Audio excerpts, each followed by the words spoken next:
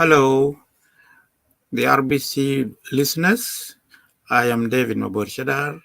We are about to broadcast a podcast of a clubhouse discussion on democracy, political pluralism, and political parties. Um, we are waiting for our guests here in the studio with Nir Gordon Motat.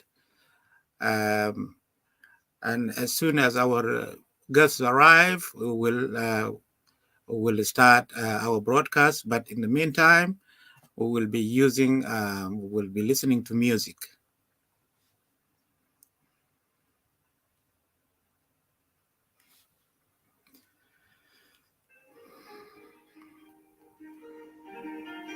Sudan, it's time to vote. Sudan, it's time to vote. Sudan, it's time to vote. Sudan, time to vote. South Sudan, time to vote. South Sudan.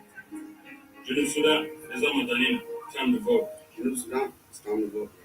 Go vote. Make sure you have vote.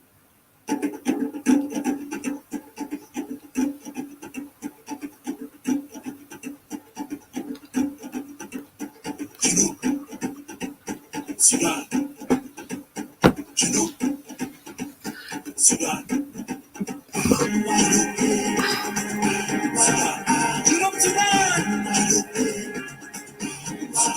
There's a one big time. Time to vote. Time to vote. Time to vote. Time to vote. Time to vote. Time to vote. Time to vote. Time to vote. Time to vote. This is the time. This is the year. This is the moment we've been waiting for. It's taking us years of civil war. We lost our heroes and we lost our homes. Now we have one chance, we have one voice. Oh, we have the power to choose our future. So come on, come on, come on, come on, my friend. Let us go and vote in this referendum. Hallelujah, keep on going. Hallelujah, keep on riding. Hallelujah, funny. Some of the running to Jaha. Start running in a bed and now. And I'll be running in a bed and now. Hallelujah, to time to go. Time to go. Time to go. Time to go. Time to go. Time to go. Time to go. Time to go. Mama Takone, Mama Takone, Alilade, Yom Tatu. Wani matakafu, wani matakafu. Mustaqbal na kibalena bila confidence. Mama Lela, oh Mama Takone, Mama Lela, matakafu ya kui. Mama Lela, oh Papa, working for me. Mama Lela, asanuri ojaki chutsuba. Hallelujah, keep on going. Hallelujah, keep on walking. Hallelujah, money. Some of the running to Jaha. Stop running in a bed and I have the time in a bed and hallelujah, you to go. Time to go. Time to go. Time to go. Time to go. Time to go. Time to go. Time to go. Time to go. I didn't have a need in the shock, I didn't have a need in the heart. I didn't have a need in school. I didn't have a need in the yard. Come see me as a woman. Come see me as a woman. Come see me as a woman. The happy with them, I said. You know my name is in the soul. You know my name is in the book. I didn't need you know. I didn't need you be. I didn't need you be down. I didn't want to be careful. I didn't want to be good. I didn't want to be good. I didn't want to be rocket. I didn't want to give up. I had to let gas. I had to do nothing. I had to let that you know. Hallelujah, keep on going. Hallelujah, keep on walking. Hallelujah, money. Some of the running to Jaha. Some of the running to Jaha.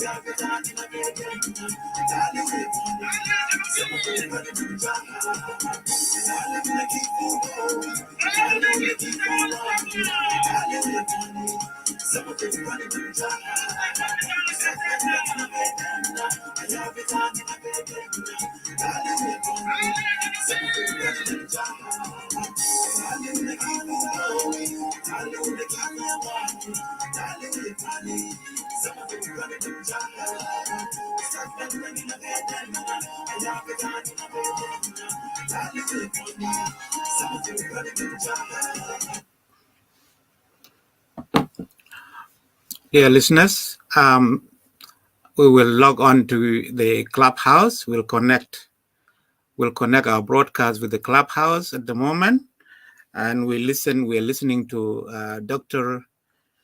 Nikki Kindersley, a historian of South Sudan. So, but the discussion hasn't started officially yet, but we'll listen to the Clubhouse. Okay. Yes, brother. Yeah, I really wanted to share a story. One of the problems that we have in South Sudan that would be an impediment to preservation of our legacy is simply because sometimes history is seen to Speaking now is Dengbol, you see, and we have so Sahatni, and we have Nyer Gordon, and we have David Durack, and a number of listeners in the Clubhouse. And the fact that people Enjoy. have themselves so much since 2013 until now is making things very, very difficult. If there are people who have been very, very, very keen about legacy preservation, it's the Red Army. You know, without mentioning what could have been done by the likes of the president or the SPLM itself and the SPLA, you know, they would have been the first people to look at these things. You know, in 2005, right from the CPA. Unfortunately, that was not the case. But let me just say that in 2001, we kind of put together a legacy preservation project, and I ran it, the Red Army in Aspra. And I just took off. At that time, I was living in Addis Ababa and went back to Peñundo, the camp we lived in for about 5 years. And when the Red Army found that I had gone to Peñundo and when I went online, it was crazy. So I told them that the reason why I'm here, and that was after 31 years after we left Peñundo, what we wanted to do was to, one, build a school in memory of the children that we had lost there. We had lost more than 5,000 children within 2 years. You are listening to Deng Bolarwai, the chairman of the Red Army Foundation. The South Sudanese Anuak and Nuez, as well as the Anuak of Ethiopia. We are still waiting for our guest speakers to start the discussion officially. To say thank you for offering your land to us for 5 years when we were here. Then we wanted also to build a monument there. And in that monument,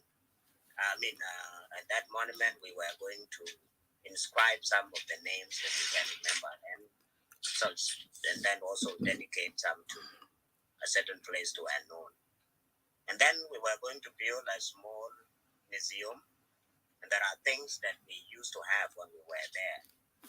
We were going to recreate, even if we don't find these things, like how we used to eat, the mortar we used to pound, maize and what we call zakira, and these are tin, the oil tin that we were using to eat.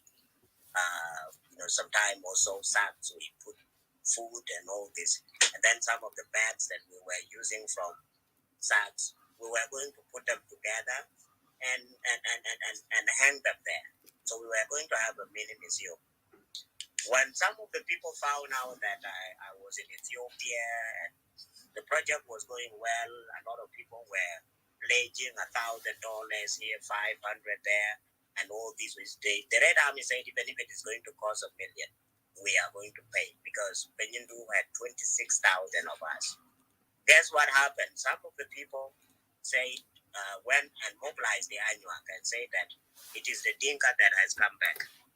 That Deng was paid by the government of South Sudan through the government of Ethiopia $1 million to go and occupy the land of the Anuak. So that is an invasion. When a Dinka wants to invade a place, they put a monument. They write their names there to say that that place belongs to them. And it became a very, very serious problem. The Anuak took Dear listeners, if and then is the volume clear?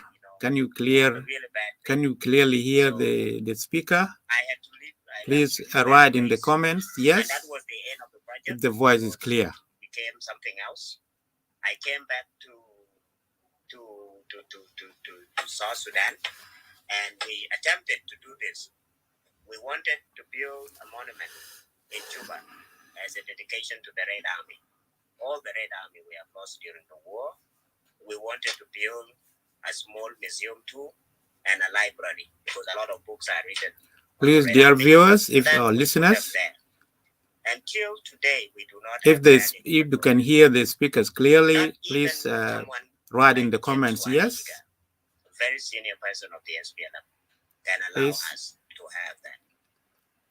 Because we have a lot of Red Army who are from Budari tribe. We went to Terekeka to a place called Jemeza. This is not the official discussion. They gave us a piece of land.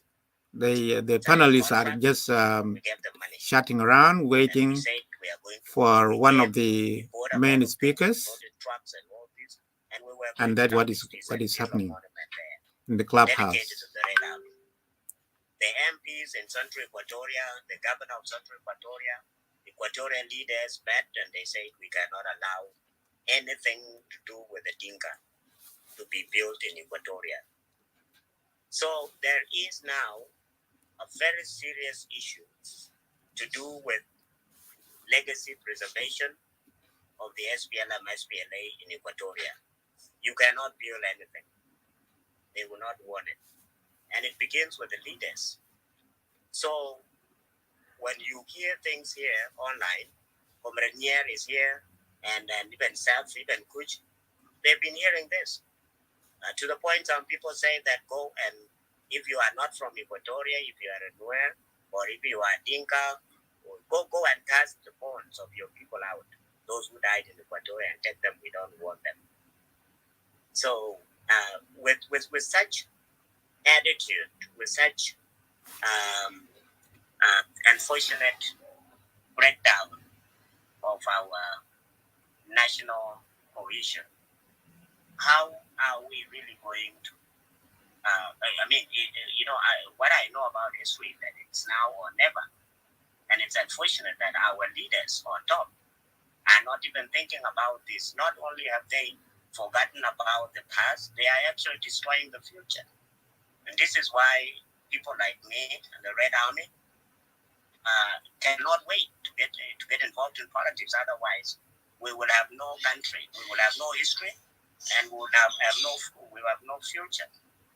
So this is what is happening. If this was in 2012, I'm sure. If this was in 2010, I'm sure there would have been no problem. We lost $50,000 just trying to do something in Equatoria, nothing. Recently, I wrote to the mayor and I said, give us one of the parks in Juba. And I said that the one that is called 7 days roundabout. Yes. And I said we will put a monument there, just like the one that is at Mobile. And then from there, that road all the way to Medan Rambo. Then you give us Medan Rambo, and then there we will turn it into a nice park. We'll have a mini museum there, and we'll have a library, and then we'll call it the Red Army Memorial Park. And then the road from that Memorial Park to the roundabout will be called the Red Army Road or something, and then the roundabout will be called Red Army Square. The mayor has refused. So when you talk about history, I mean, preservation of this legacy of the SPLM-SPLA, it's becoming very, very, very difficult, and I've been really, really frustrated. So I don't know what what you guys can advise. These are the challenges. Thank you. Thank you, Deng. Seth, do you want to come in, or can I come in? You can go ahead. Yeah, I'll come out after you. Oh, okay, wonderful. Yeah. Thank you, Deng, for raising those concerns. Obviously, we started a very good discussion, because even yesterday we kind of, the reason why many of us feel it's important to celebrate the Tory uprising and the Nyanya 1 and Nyanya 2 contributions is because at the moment everything is about the SPLM, SPLA thing. So the perception of Junubin is as if anything before 83 is forgotten or is irrelevant. I know it was necessary to fight a war, and the war was fought on a different premise from the war in the first war, in terms of the Nyanya war. But in the end, we reached the same conclusions that South Sudanese felt that there was no space for them in the Sudan. They had to break away. So now is the time really to consolidate all our effort to celebrate the very different phases of our historical contribution, and all of our communities have contributed. So at times when history, as Nikki mentioned it earlier, if history is sort of localized or defined according to our own contributions, then others feel somewhat disfranchised, feel out of the whole process. And so one of the reasons, for instance, and I think why you've been finding resistance, is because there's a perception that the SPLA thinks it's the beginning and the end, and all that has been achieved is the SPLM. Not that I agree to that view, but that's the perception. Now, it can be changed, obviously. You talk of a monument for the Red Army. We were talking yesterday, and I think it resonated with a lot of people. The need to have a monument in Tori to remember the contributions of the Nyanya Corps, and also, the Tori, the Equatorial Corps, and for that matter, all the history of the Nyanya and what many Equatorians feel is their contribution. They played a bigger role there then, and they deem it to be a continuum or continuation of what we've arrived at today. But if the SPLA took the view, and again, there are reasons, for instance, when our people came in the 70s, Southerners were very conscious, accommodating. They knew those inside were doing the same thing as those outside. So there was no conflict as such. But at the end, when Nimeri decided to remove somebody like Uncle Joseph Lago, the last leader of the Nyanya, and replace him with Abel, who was a South Sudanese inside, then that whole history and how Cochrane then came in, it was like taking Gering out of the scene when we came in after the CPA. And then, so the SPLA took a view that the Nyanya movement was hijacked, and they don't want their movement to be hijacked. So there's been a very protectionist mindset, and I don't know if you agree with that, but that protectionist mindset also, now people want to be recognized, they want their contributions to be accepted, without actually referencing the past. Even some of them were Nyanya soldiers.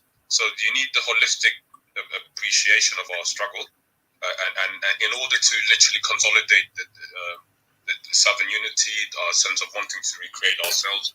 Now that we have a nation, what did we struggle for all these years? We've arrived here now. Let's celebrate all the history makers, the contributors. Let's celebrate our different phases. So that to me is the missing link at the moment, hence why there's resistance, because today's politics have subverted everything.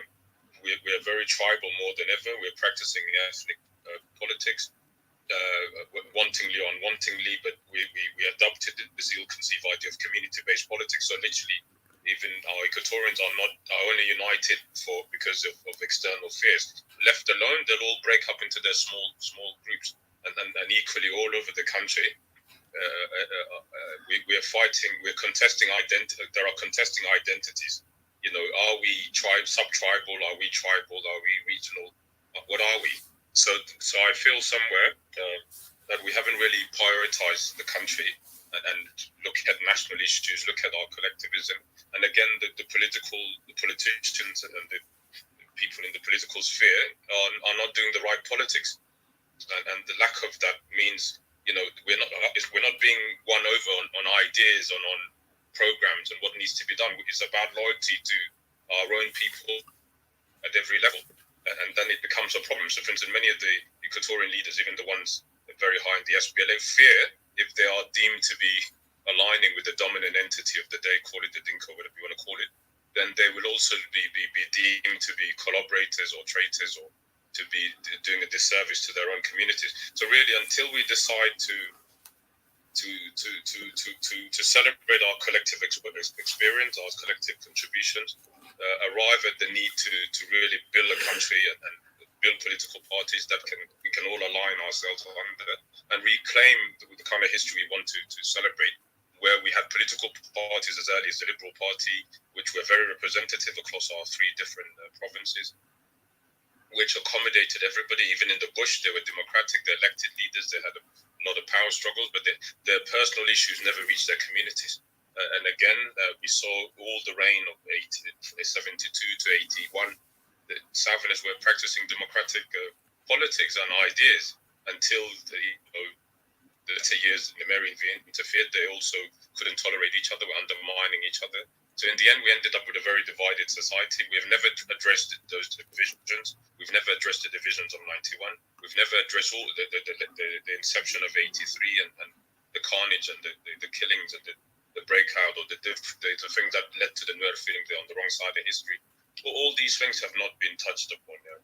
And finally, to conclude, I happen to be, I don't know if I could say this, but anyway, but my dad was deemed to be obviously a national leader, and he was buried in Rumbek Freedom Square.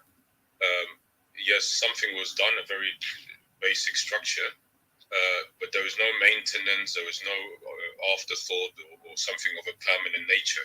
In the end, people are looking at us. Why are you not taking charge of your dad? Your dad is literally, there's a flood in this Freedom Square.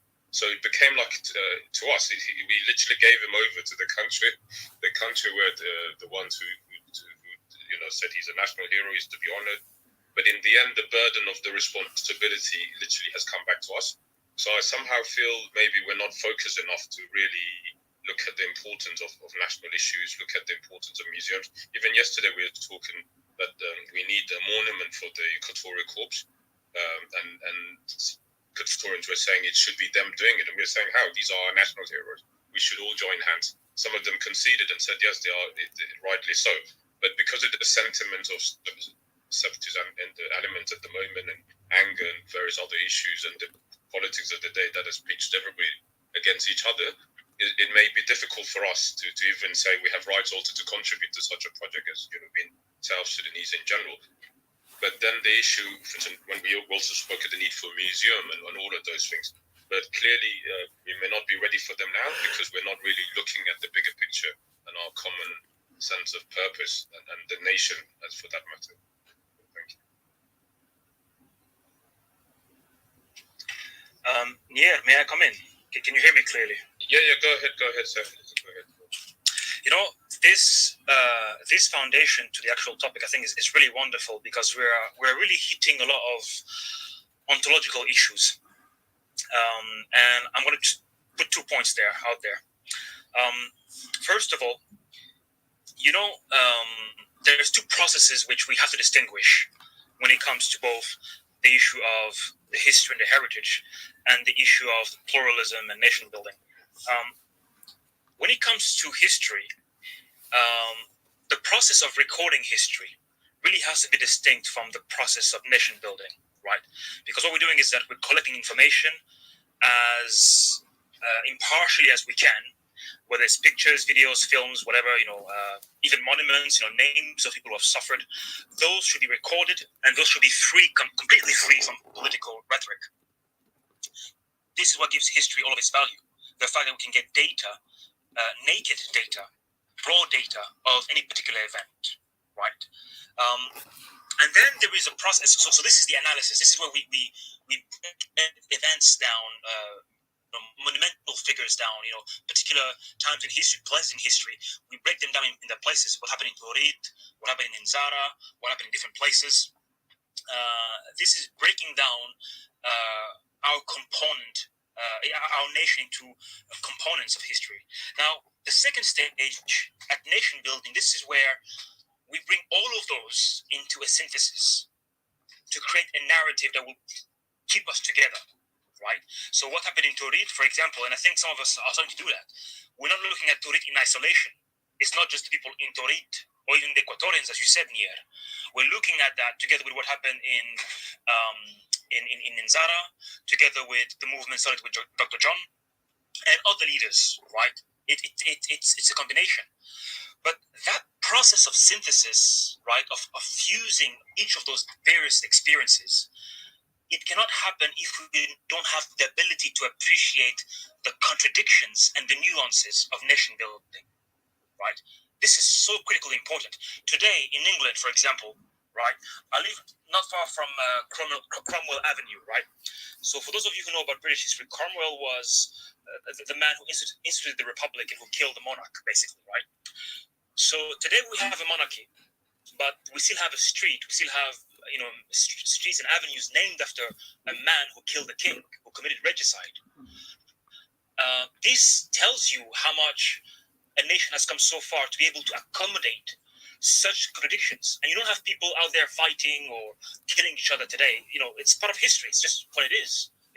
And in many places around the world, you have similar issues. In America, although that might be a good example, but between the Confederates and the Unionists and so on and so forth, it's just the fact of history. This is how nations are built. They're built out of contradictory forces that give that particular nation all of its flavors, right?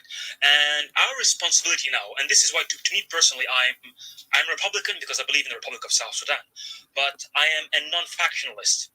I believe that factions and parties, in a sense, constrain your ability to look objectively into what the nation can be. You have to toe the party line, right? This can be debated, but it also frees me to do this exercise of analysis and synthesis without being, with taking away as much as I can my own tribal bias, class bias, professional bias, and also trying to integrate the subjective perspective of other people. So, for me, for example, taking the step to own a portion of Dinka culture, of Latuka culture, and so on and so forth, to understand the perspective of the SPLM, of the Democratic Forum, and so on and so forth. It's a step towards that. But if we allow ourselves to be completely entrenched, then we have a problem. And then, yes, we will be splitting our nation into smaller parts, which will be a failure, ultimately. And so this process of analysis and synthesis, it's so crucial. And in fact, it's not even a work of politics at this stage. It's really a work of psychology and philosophy.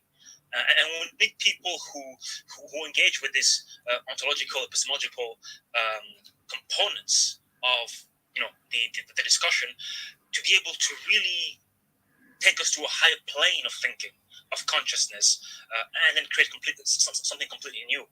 I'd love to hear any of you guys' take on that. But to me personally, I can definitely vouch both on a personal basis and on a professional basis that it is extremely empowering not to feel completely tied down by your tribe, your party, your place of origin, your profession. It is truly empowering, your language, and so many other things. And if you even observe the world, businesses do that, right? Businesses apply an eclectic approach to problem solving. They employ a diverse workforce. They want people from India, from China, from Africa, because it helps them see things that they would not otherwise be able to see. And when you look at the most dynamic economic places, most creative ones, are the ones which apply this eclectic approach and are able to break down barriers to accommodate all those diverse perspectives.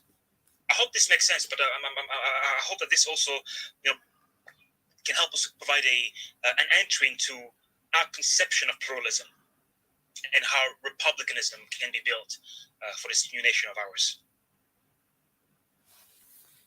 Awesome stuff, Seth. I really like what you're saying. Obviously, it may be a case of having to start somewhere, but obviously no to tribes, no to regions. We've got to start somewhere on the premise that we are political parties that believe in A or B or C, that want to provide these services, that has a history of doing this and delivering, and maybe that's the way to go. And it was done in the past. The Southern Front, Liberal Party, SANA were very successful political parties that rallied everybody along.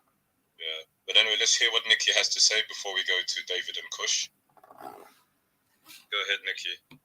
Well, I don't have too much to add on this actually, because I think what Seth's raised is really, I mean, it speaks to some of the things I've been trying to put down in the bit of writing that you've seen, obviously, Justin. But yeah, I don't have much to add. I'm just enjoying listening, so I'll pass on. All right, thank you very much. Kush and David, any of you guys ready?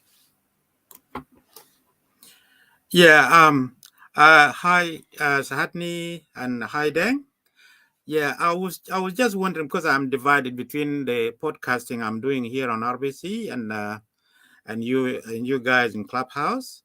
So I'm just wondering, have we started yet, or are we just still waiting? No, we're about to start. We're waiting for Uncle Eldo, Dr. Eldo Joe. He's offline at the moment. Also, Achil Malik will join us. There was some other two gentlemen that we haven't been able to get a hold of them yet, but we'll probably start shortly. But go ahead. Oh, yeah. In the next 5 minutes. Oh, okay. So no, at this stage, I have nothing to add. I will just I will pass the mic on to Kush or Deng. Thank you.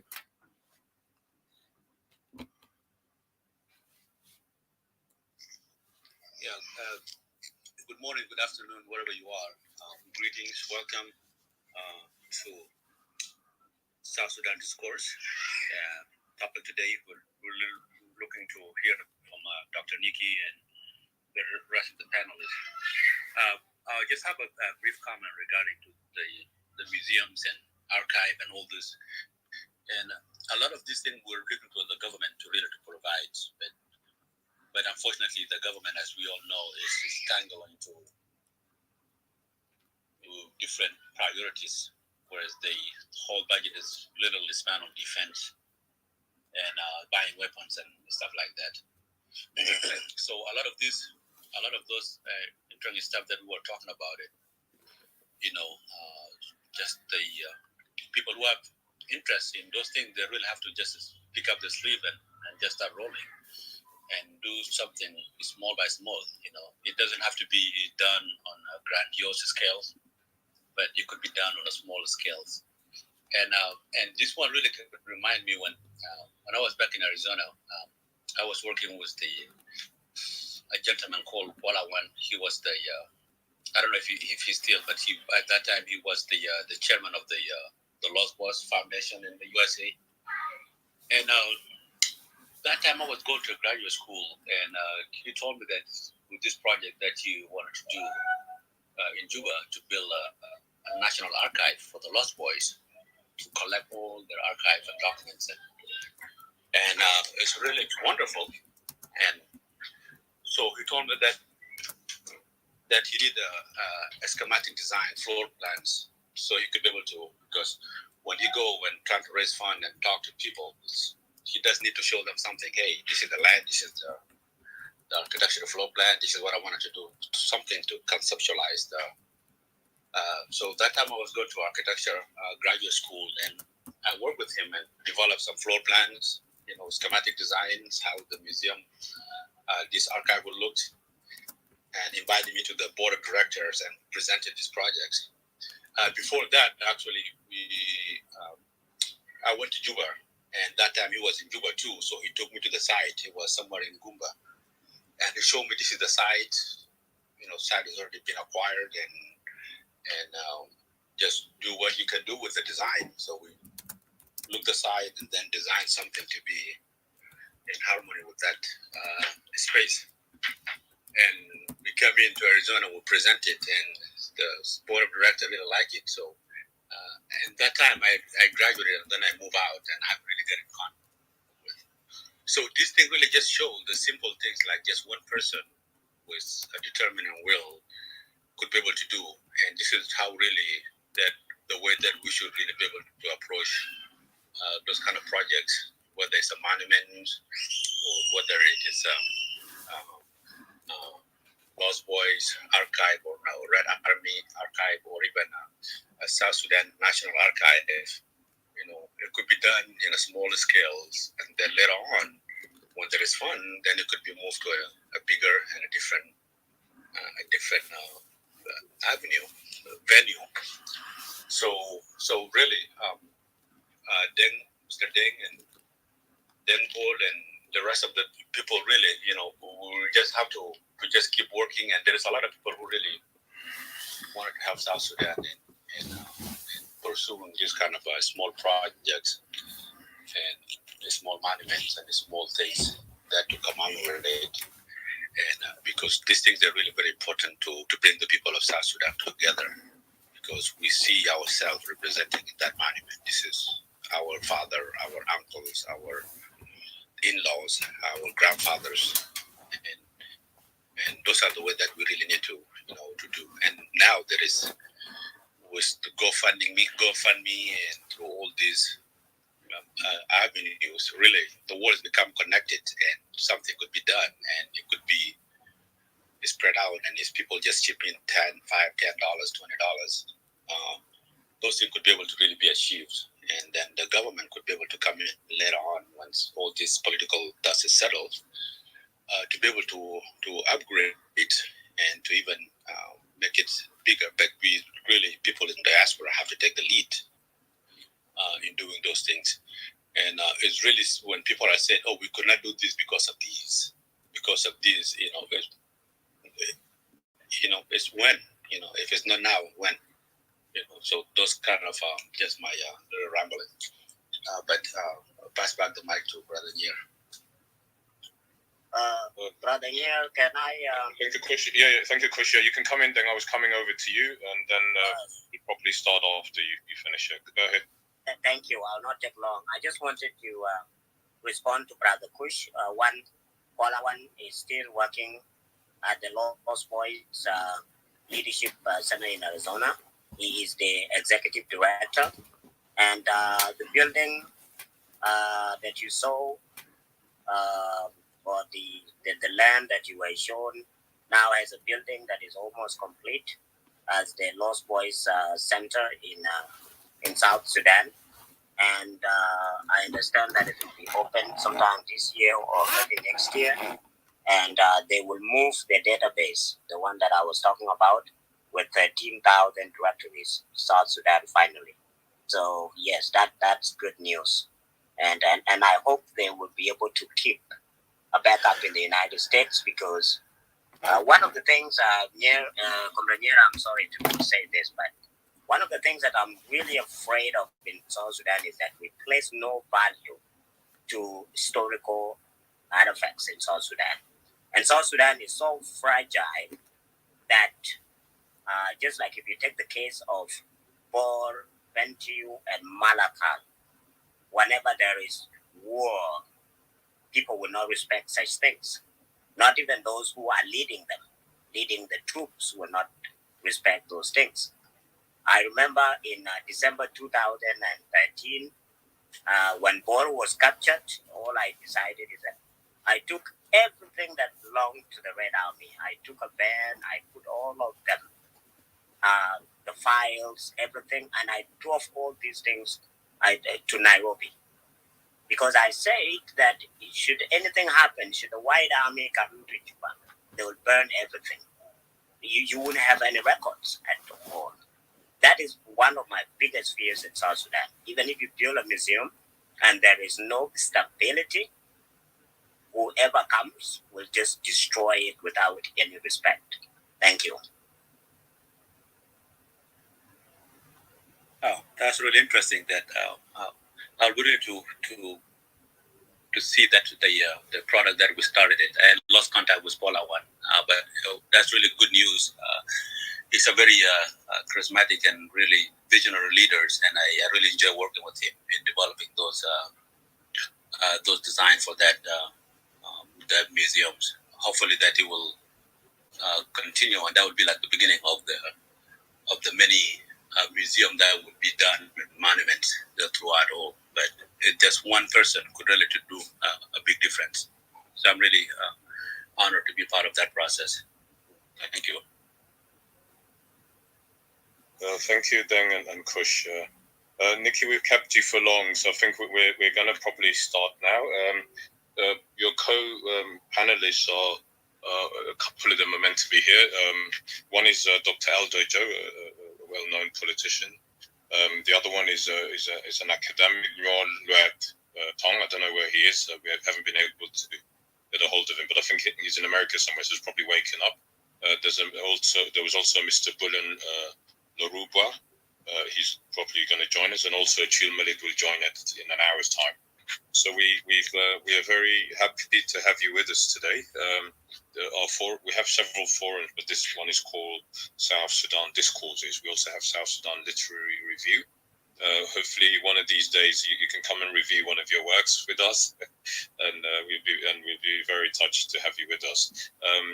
Obviously, you're a friend. You're somebody who knows South Sudan. You're friends to many of us, and you have concerns and very good intentions to South Sudan, and you've shared our pains, our struggles, and you hopefully will be here till when we pick up. But you know our people inside out, from a historical prism.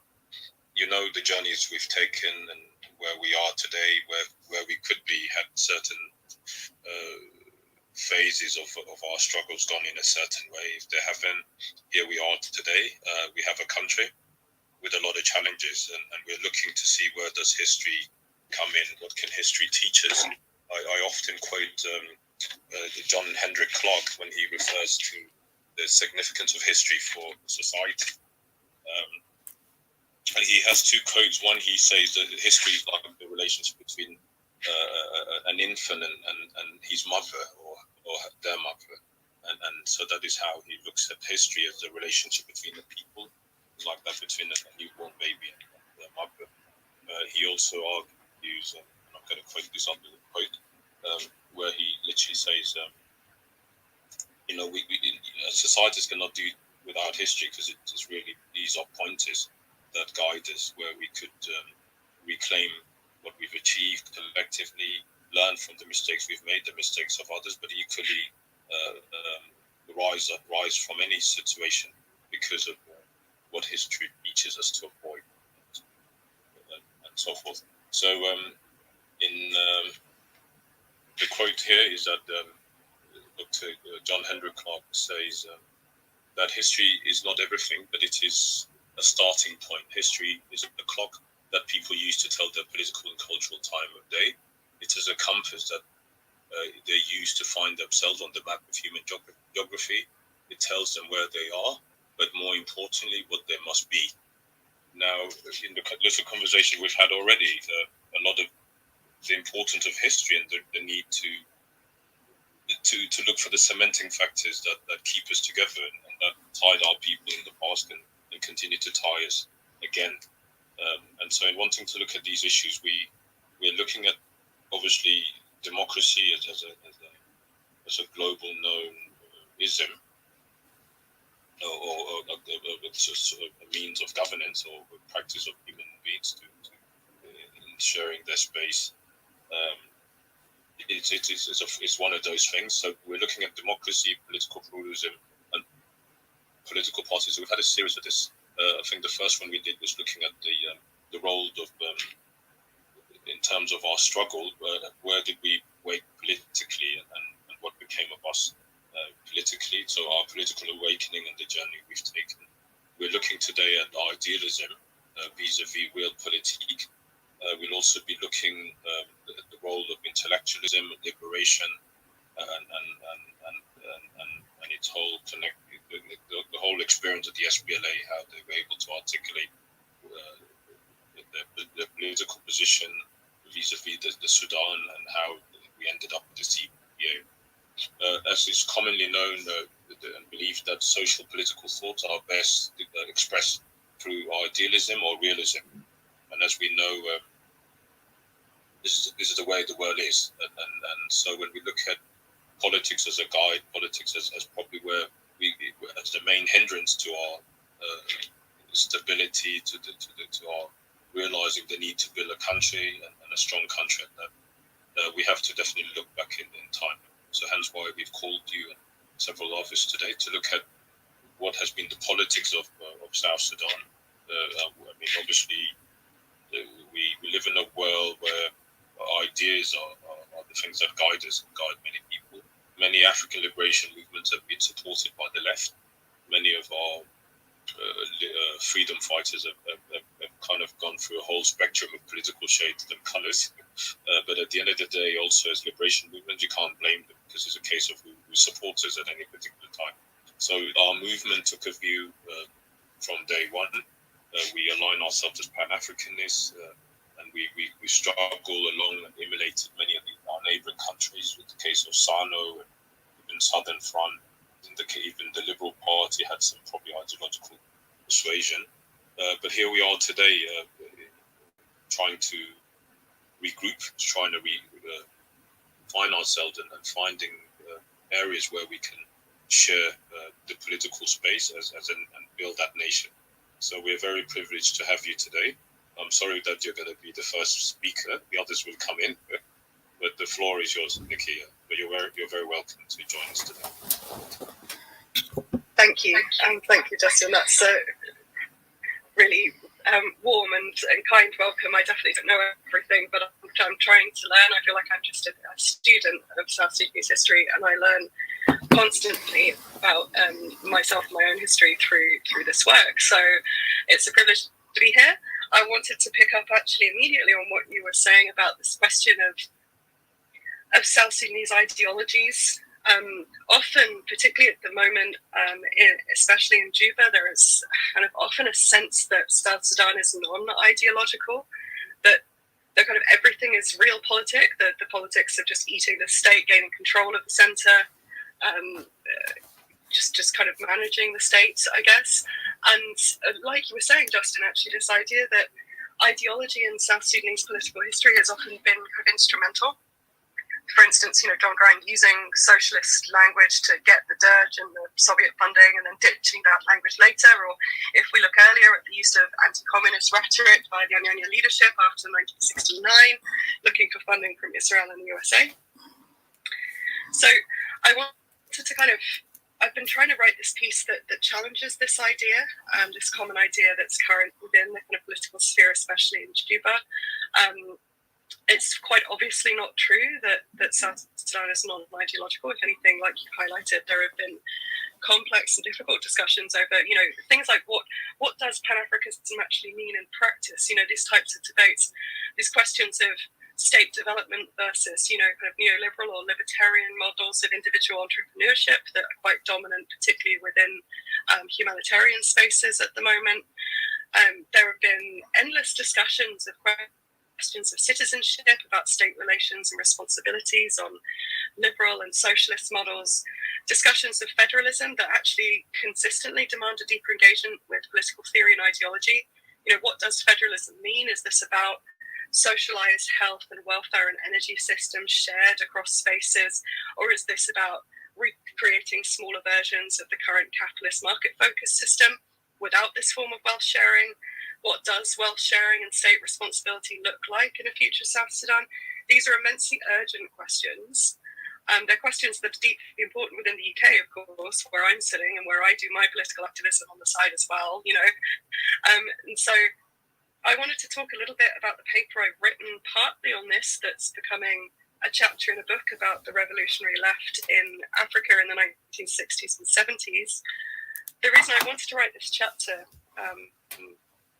is because there is a dominant focus on political thought in the Sudans that focuses on the political thought of northern Sudan, particularly, because Sudan, especially in the north, around the Gezira and around Atbara and the industrial heartlands, was the site of one of the largest communist parties in the world. until 71. So there's this dominant focus, and I wanted to actually challenge this, and I want to look at the history of political thought in South Sudan, which is my particular political, my particular academic interest. And I hope maybe one day, if I ever finish this book project, I can talk about my book launch on here with you as well. The reason I wanted to write this chapter is to highlight political theorizing in South Sudan, particularly in the 60s and 70s, and the complexities of doing history on this discourse, and what it tells us also about political debate now. And I just wanted to kind of highlight 3 reasons why there's not very much research on this so far. Firstly, that Southern Sudan's specific historical trajectory has encouraged political activists and historians to focus on Southern struggles against colonization and slavery. And so there hasn't been quite so much focus on political rhetoric and theory of South Sudanese people. There's a history of resistance, but not necessarily a history that's written about the internal intellectual debates. Secondly, historians also look for most kind of radical political theory within organized parties, student movements, unions, and actually within the South and other Sudanese peripheries, there's a long history of limited wage labor, limited party politics, political repression of education systems. So of course, there's very few kind of spaces where historians can look for kind of existing ideas of where, radical politics sits, right, in parties and labor movements, in education organizing and so on. And then thirdly, South Sudanese political theorizing seems to have been understood by quite a lot of historians as generally quite elite. A discussion generally focuses on very elite persons and individuals, particularly elite men with considerably high education, usually with PhDs. And outside elite educated spheres, however, there is a small student and teacher and civil service and industrial worker class that emerged, as we know, unevenly across the South, depending on your location over the 1930s to the 1970s. But education for South Sudanese people more generally only really expanded beyond a few thousand men during the Second Civil War in the 1980s. And then otherwise, the only space where collective organization on this kind of historical model was possible was the military. And of course, this is where revolutionary action has repeatedly come from in Sudan's wider peripheries, so not just the South, but elsewhere, in mutinies and uprisings and rebel movements. So this has limited our kind of historical view, and I think actually we really need to challenge this limited view of political thought across the South. So my paper is trying to, and I'm very happy to share this if anyone wants to read the full version. It's still draft, but it should be published in a few months. My paper is trying to detail some of these spaces, including, for instance, the wall newspapers produced in primary schools up to universities, the diaries, the conversations of migrant workers that I've managed to find. It draws on research also with Anyanya veterans and school teachers and organisers in the movements in the 60s and 70s that I've been doing with Professor Yosawawa at the University of Juba. There are obviously quite a lot of problems with researching this history of political thought. Of course, many of these things, for instance, the wall newspapers were ephemeral. They were for 1 or 2 days, and they appear not to have survived. There are a few notes on them in the South Sudan National Archive security files in Juba, which I've managed to find, but they're very, very ephemeral. And then a lot of political discourse, of course, is primarily oral and discussion-based. So this is why I've been focusing on kind of oral histories of political thought for the last 10 years or so. And so by doing this type of work, by trying to uncover histories of political thought that have been overlooked by historians for the reasons I've just detailed, looking outside these kind of formal areas of workplace union organizing and school organizing and so on, from conversations with old rebels and school-age scouts, supporters from when they were in their teens, I've uncovered this history of Anyanya rebel political officers organizing enlightenment, political campaigns, history, writing, and teaching.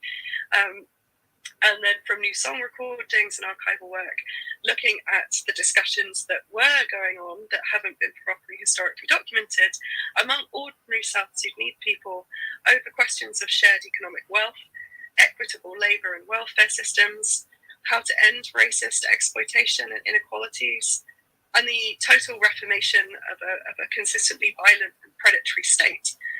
These are all conversations that are going on still in South Sudan, of course, and are still hugely important. And so you can also see through other histories for instance, the Black Sunday protests on 6 December 1964 in northern cities. We can see these histories of South Sudanese everyday people who are supposedly politically unconscious, but clearly are not at all. You can see people taking actions in demonstrations and protests that are not coordinated by a small political elite. Outside of major political parties like the Communists, there were also other short-lived but localized groups that were not just the preserve of educated students and graduates, but were popularly organized, like the Pan-African Socialist Society Khartoum, the Democratic Front, the African Thought and Cultural Society, whose papers are scattered but who are around. And these groups were organizing social solidarity as well as political theory. I quote from one of the documents, they paid the poll tax of an impoverished member, they helped at times to bereavement, they arranged mourning parties and so on, they financed poetry and songwriting that criticized political and economic injustices and proposed ideas for the future. But there is still very little historical record of these radical projects and imaginaries. And I would really encourage us, what I'm trying to do in this piece is to encourage us to think about the ways that we can uncover this popular history of critical political thought. So of course there are problems here. I'm almost finished. I just wanted to highlight a few more things. There are some problems here, of course, that any kind of political education or radical intellectual projects in the South ran up against a series of problems, not least, that there are everyday economic and personal issues that people have to contend with, so the limits of people's everyday time and energy. Locals, smallholders and communities who didn't necessarily frame their political theory through class and imperialism, but in the discourse of racial oppression and slavery. And the immediate necessities of organising practical funding and fighting, meaning that often the leadership of South Sudan's armed groups and political movements moved into the hands of military leaders because they were looking for organising, funding and fighting as the primary object. And then the second key problem is the question of whether the struggle is framed as Southern or not. And I know this sounds a bit strange, but by the 1960s, the literate classes, the educated classes of the Southern Sudan were essentially trapped into representing themselves as the leaders of a coherent Southern community in representative politics in the North, in Khartoum, but also generally to the outside world, in collective opposition against the Arab North. And in the 1940s and 50s, presenting as this group of Southern politicians was a way of gaining access to political space in Sudan, so justifying their role and their position in national and international politics. But in asserting this Southern political community, these spokesmen then fought against the multiplication of Southern parties and factions, trying to keep everyone united, basically trying to stop the breakup of this bloc because it had to stay united because it was so small. And so this actually kind of fought against political pluralism and debate, and this is noted in a lot of the paperwork actually of these movements, including the Southern Front. For instance, the creation by Joseph Garang of the Southern Democratic Party, so a wing of the Sudan Communist Party in 1966, which called for regional autonomy, so he was in support of regional autonomy, but also greater democracy and less isolation of the Southern political movement as purely only Southern. And he was deeply criticised as divisive, but he was trying to argue that there needed to be a greater democratic and collective movement. And so I just wanted to highlight these kind of constraints on debate and these questions and tensions over organising debate that are also raised in this paper. So I will end here, but in summary, I kind of wanted to say that there are large numbers of historical spaces where political theories and possible political models for more equitable, just societies in the South, but also across Sudan, have been discussed and thought through over the 60s and 70s and 80s, and obviously to present. Military spaces, schools, mutual aid societies, collective work parties, migrant work camps like Jongo work camps, urban neighbourhood organising, arts groups, songwriters, and so on. And we haven't, as historians, but also I think within the public space, really tapped into these histories of political thought among the South in a way that we really need to do, because we need to reinvigorate critical political discussion, not just of kind of stalemates and negotiations over elections and presidencies, but more fundamental political questions. I know that Seth raised the question of, political ontologies, ways of thinking, ways of working earlier on, and I think this is critical because the people in my histories that I've been trying to reconstruct and try to find documentation and listen to oral histories about over the last few years were not just discussing immediate political organising, but they were discussing what the state is for and what it should provide people and how it should provide for people. They were discussing questions of how we should relate to each other and look after ourselves, how we should control markets to support people, how we should manage healthcare and welfare and create equity and joy and diversity and so on. These are live debates in the South Sudanese political community over generations. And I think attempting to kind of build a history of this intellectual work is really important for kind of supporting the efforts of everyone now to try and re-energize these conversations and to find some discussion of what next, basically, and what the state should look like, what the community should look like, and how we create an equitable and safe society.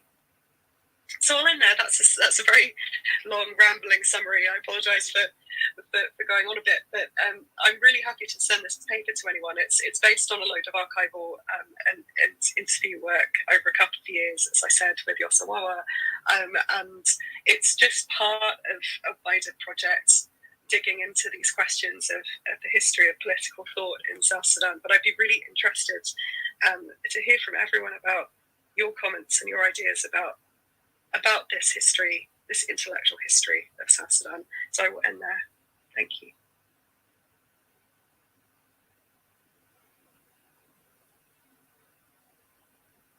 Thank you so much, Nikki. Your presentation was lovely, rather short for Sudanese. We thought you'd go on for 15 minutes, but it's okay. But it's understandable. But you have no time constraint, really. You can continue. I think you kind of touched in on this, and again, we're probably victims because from the genesis of the Sudanese state, we were left behind politically. We look at our experiences with colonialism itself. We were never really a part of the decision making, and so we ended up really inviting ourselves and imposing our sense of presence within the Sudanese state. So to a great extent, a lot of our leaders were new to politics and they gave it their best shot. But again, it was we were disadvantaged from day one. But it doesn't mean now that we've arrived to where we are that we can't really take stock of what we've achieved or done or stood for. And also, like you said, to build what do we want for our state? What is the overall combination of our thinking as the 64 plus communities? The promised land is here now. What kind of society do we want? Do we want to be a society that is modern but very African in its outlook and takes care of each and everybody, and we are known to be socialists at every village and look after our people. But then it's a case of really wanting to own the state and be different from everybody else.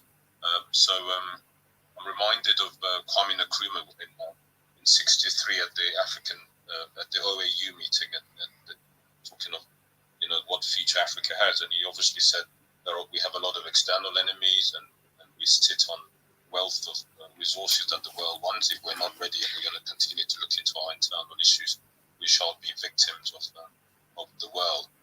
And to a great extent, 60 odd years later, this is a reality. We as a new nation obviously have all the failures, pitfalls, and lessons to learn from all our neighbors, including the developing world. But how much are we really learning from them? And our own realities as well. We've kind of looked internal. We have all these hangovers from the War of Liberation, but we hope to some extent we could, establish strong political parties and start to win over these and champion these ideas. And if we are neoliberalists or whichever ideological persuasion, as long as we have stability is what our people want. As long as we have basic services and we could see the resources of the land being used for the common good of everybody, and in particular to build our human capacity and to strengthen our institutions. So all these are concerns that we have, and clearly I'm sure many will ask you questions, because some of us look at the 50s, 60s, 70s, even the 80s as the golden years of our political awakening, as the golden years of our democratic practices, as the golden years of our coming together along ideological persuasion, along views of that this is how we want, this is what we want for our country. And as you know, the resonating ideological, what the resonating national interest of the South has been achieved now. We got our land, but what next, as you rightly said. So that's the debate really. So I'll pass to my fellow moderators, including Deng, who is also here as a guest. To probably we'll go to Deng first to reflect, and then Kush, Deng, and Kush, David, and Seth, and then we will hopefully by then have one or two others. But feel free to ask Nikki to contribute. Deng, ask Nikki some questions, and all the moderators go ahead and ask questions. We'll also probably open the room in a few minutes and get everybody else to engage with Nikki while we wait for the other speakers. So go ahead, Deng. Hi, Dr. Nikki. As a researcher, I'm really not much into reading or doing research and all that, but I kind of learn from observing and basically being in something. And what I've observed in South Sudan, just like we had mentioned, is that I've been very, very curious, and I've been asking a lot of questions. And I think I shared it before with Brother Denier that I have met with all our leaders, past leaders and present, from the president, I think, to anyone who has ever held a position in South Sudan, a constitutional post, ministers, top generals, and all that. And I actually confessed that, having talked to them, I don't think anything good will come out of South Sudan under them, because no one really told me what it is that can be done that will make South Sudan a better place. We all agreed in 2005 all the way to 2011 that we were going to go through the stages of state and nation building. And after 2013, I don't think we have a state. I don't think we have succeeded in building the nation. We have a state, yes. I think we have the Republic of South Sudan. But after 2013, it's more like a land that has been bought. There's a title deed, fenced, but with no infrastructure in it, because all the systems we had in 2011 and 2012 were destroyed in 2013. What we have now in South Sudan is political maneuvering. Therefore, there's no ideology. And I remember during the crisis management in December of 2013, I met with General Awit Akut, who was actually the chairman of the crisis management. I asked him that what is the ideology of the SPLM, because it's a high-ranking member of the fourth person or the third person, depending on whether the app is there or not. And he basically said that at this particular time we'll have to sit and decide. And that was 2013. From 2005 until 2013, SPLM had not yet crafted an ideology other than calling themselves a socialist movement, and not knowing whether they were going to be leaning to the west or to the east, and that became a problem. The kind of ideology that is let me not even call it an ideology. It does not exist. It is political maneuvering, where a state is run, using tribes. From tribe to tribe, a tribe is developed. Then later on, when it is seen to be powerful, it is destroyed. Then you move to the next tribe. And I can tell you exactly where the power was in 2013, where it went to in 14, and where it was in 15, and even tell you where it is today. And it won't be long before it's taken to another community. It is the same thing, military units, like commando, like military police, going to Tiger Division, going to national security. Now the police is being developed more like a state military. So this is how it has always been. So my question is, in this kind of political situation, is there really a hope for an ideology in a government that is just trying to survive by what do you call this? You call it moving goalpost every now and then. Thank you. Thank you. I think that's an excellent question. Shall I respond now, Justin? Yes, go ahead, Nikki. Go, please. Fantastic. Yeah. No, thank you, Doug. I think it's actually a really important question. I agree with you about the question of the limitation of the current South Sudanese state. I might actually push back against you and say that it's not that the current state has no ideology, although it does appear that way. It appears that, like you say, it's creating kind of constant small crises and confusions and constantly rebalancing itself to maintain power with the current kind of state monopoly. But I would say that this is ideology. There is a collective agreement among the current political leadership that this is how the state should work. That is ideology. That is the ideology of the current settled leadership, is that if we look at what they want out of the state, that hasn't changed for the last 10 years. The state controls national resources. It sells them. It dispenses some of the proceeds of profit and taxation downwards slightly. Otherwise, it leaves social welfare to private agencies and communities to organise self-support. We've heard President Kiir talk about the resilience of the people in the face of this grinding economic crisis for 10 years. This is a manufactured economic crisis. There is a way to stop this, but there is no interest, and this is fundamentally ideological.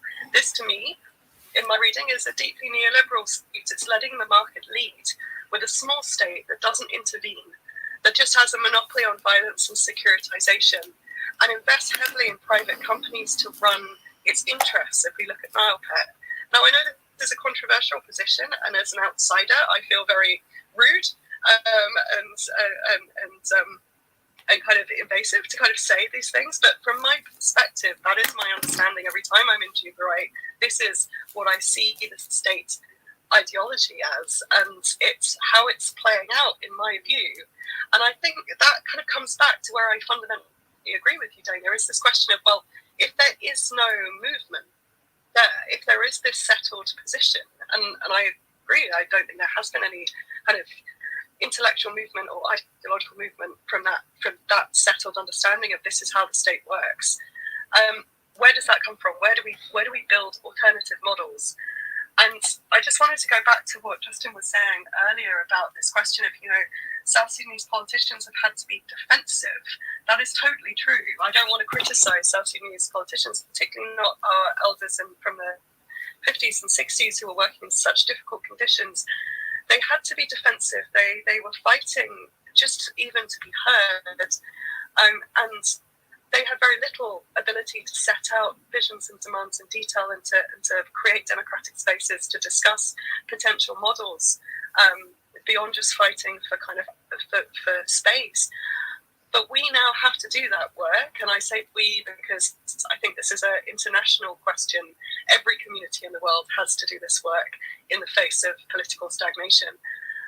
But we need to ask, how can we share resources while not selling them out of our communities? What education system is going to bring children from very divided communities back together? What political systems that are truly South Sudanese, rooted in democratic experience and knowledge of all 64 communities across South Sudan? Like, how can we build on that?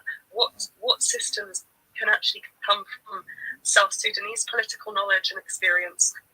Not just kind of incorporating things from outside, adopting the Carter Center's ideas of what a good election is, but what can we build in the face of this political stagnation?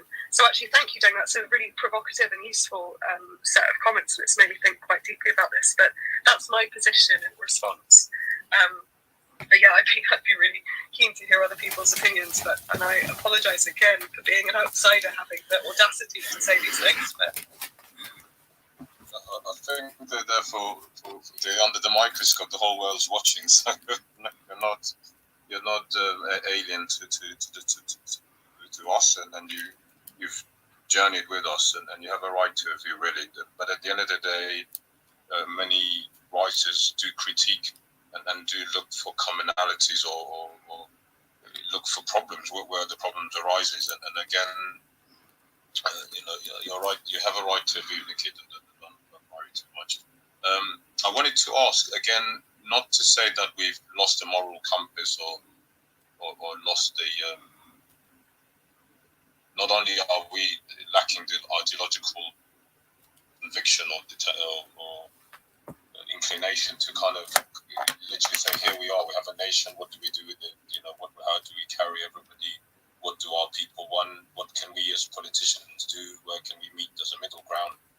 In terms of lacking all these things or not being able to see them happening, where would you say South Sudan went wrong? I mean, what happened to us compared to, say, the leaders of the 60s movement, the 70s, 80s, and there was a lot of uprightness among leaders and lots of tolerance and coexistence and teamwork. So what would you say has been the issue, or what went wrong as a historian?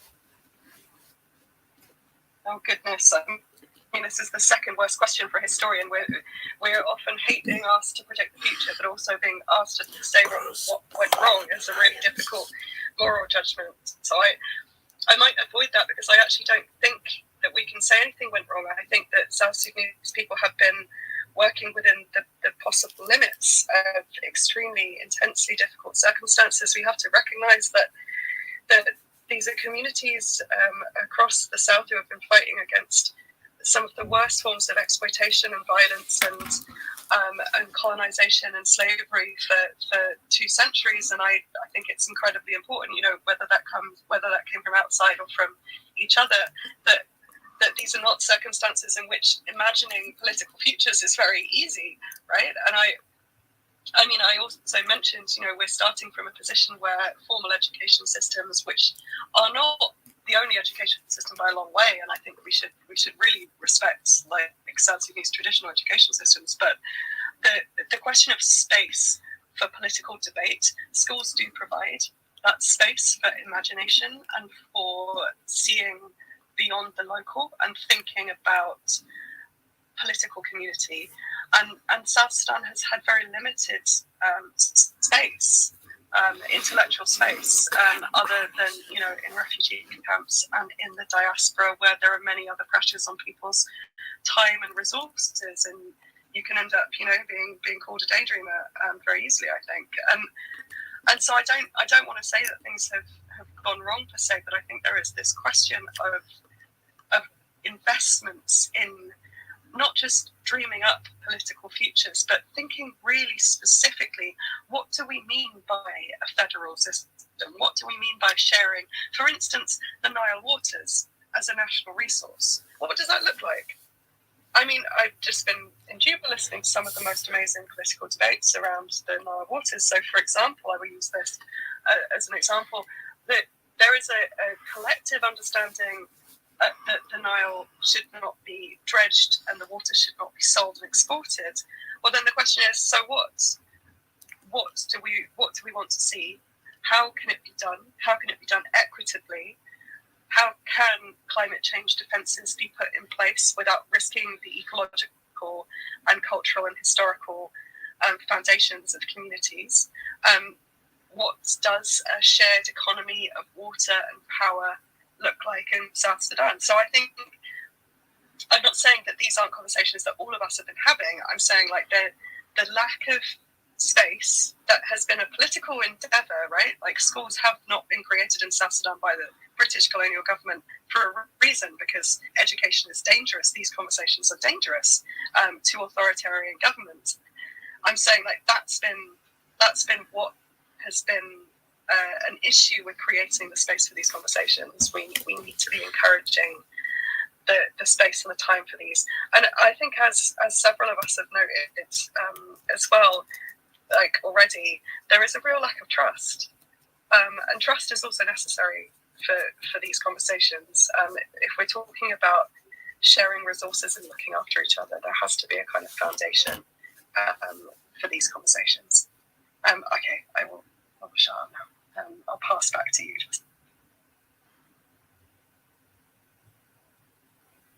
Thank you, Nikki. I just want to welcome everybody again before I pass to my co-moderators.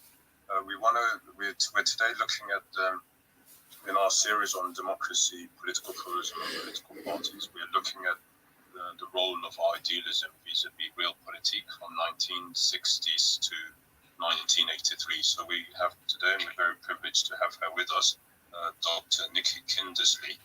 She's a contemporary historian and lecturer at Cardiff University. She works on histories of political education, intellectual cultures, and working lives in South Sudan in its borderland. She's a well-accomplished academic. She's worked at Cambridge. She got a PhD from Durham.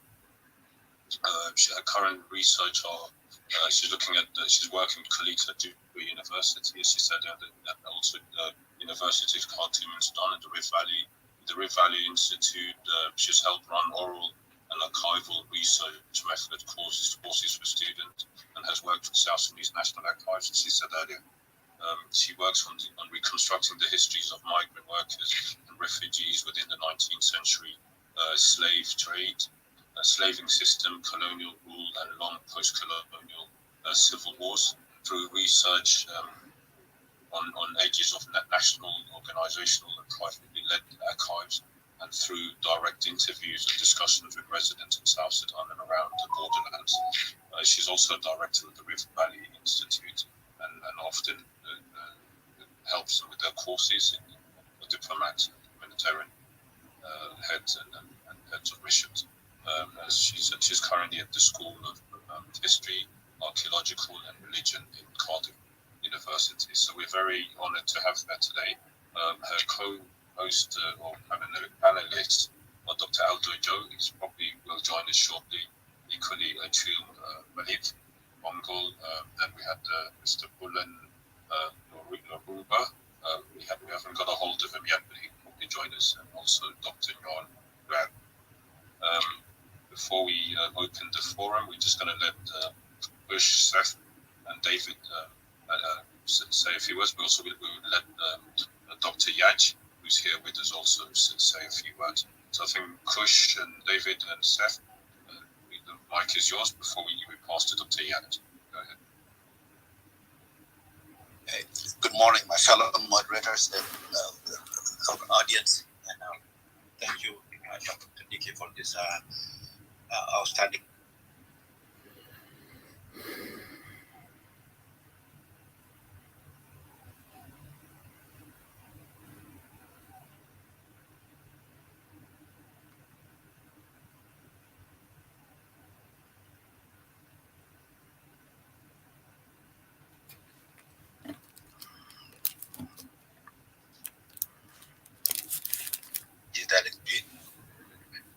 politicians been having all these various ideological that they've been imported from outside, and they're all just clashing with each other.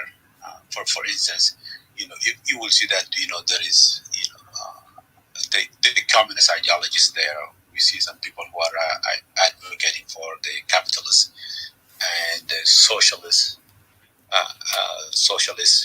So I just wanted to wonder: this is really a bad thing for the country to be having all these ideological clashing with each other? Because if you see like a country like US, they're embraced the capitalists, and you say anything about communists, there's no way for you to be in any political arena. The same thing with China; they embrace the communists. Know anything about any socialism? All this same thing with those Scandinavian countries who are embracing the socialists. So with South Sudan, there is all this different, and they're just clashing with each other, and people don't know what direction are we really leaning towards. So my question is it really good for the country to just be able to pick up one and stick to it, and all these political parties will be revolving within the parameter of that ideology that the country have picked, whether it's the communist or a capitalist, or let just these ideological clashes and take us to wherever we could go. That's my first question. My second question is just wanted to see that how other countries like the UK or some other countries that really manage to make a party as more like a national, as opposed to some of the parties that have been established in South Sudan, and the founder of the party is like you take the ownership. It's like this is your party, and there is not even a democracy within the party. So all these parties are literally owned by individuals, and everything revolves around them. So I just wanted to see that how really to be able to transition and make those parties nationals, as opposed to just run by individuals as a dictatorship within that party. Those are my two questions. I would love to listen to your answers. But thank you for your presentation.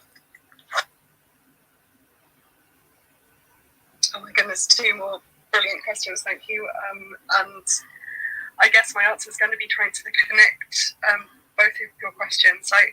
I wonder, continuing my response to Deng, I'm not entirely certain there is an ideological clash in South Sudan. I agree with you that South Sudan is not a settled capitalist system, but it is increasingly a capitalist market system. If we look at South Sudan's changing economy over the last 30 years or so, we're seeing the extension of market forces and marketization down into villages, into communities where money was not necessarily used on a regular basis by 2005, but it's now being used regularly to supply food to households. Families are increasingly mixing market trading with self-production, and this is a fundamental economic shift to capitalist market economy.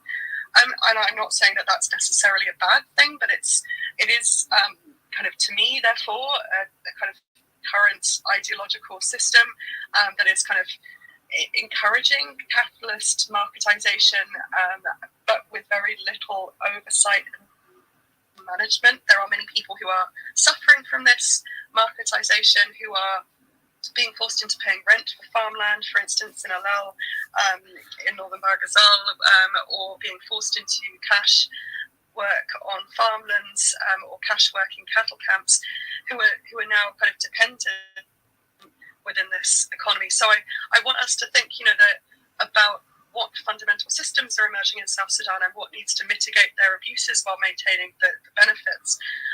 So there is a kind of nominally democratic capitalist system in South Sudan, but we need to be thinking about what is actually shifting within it.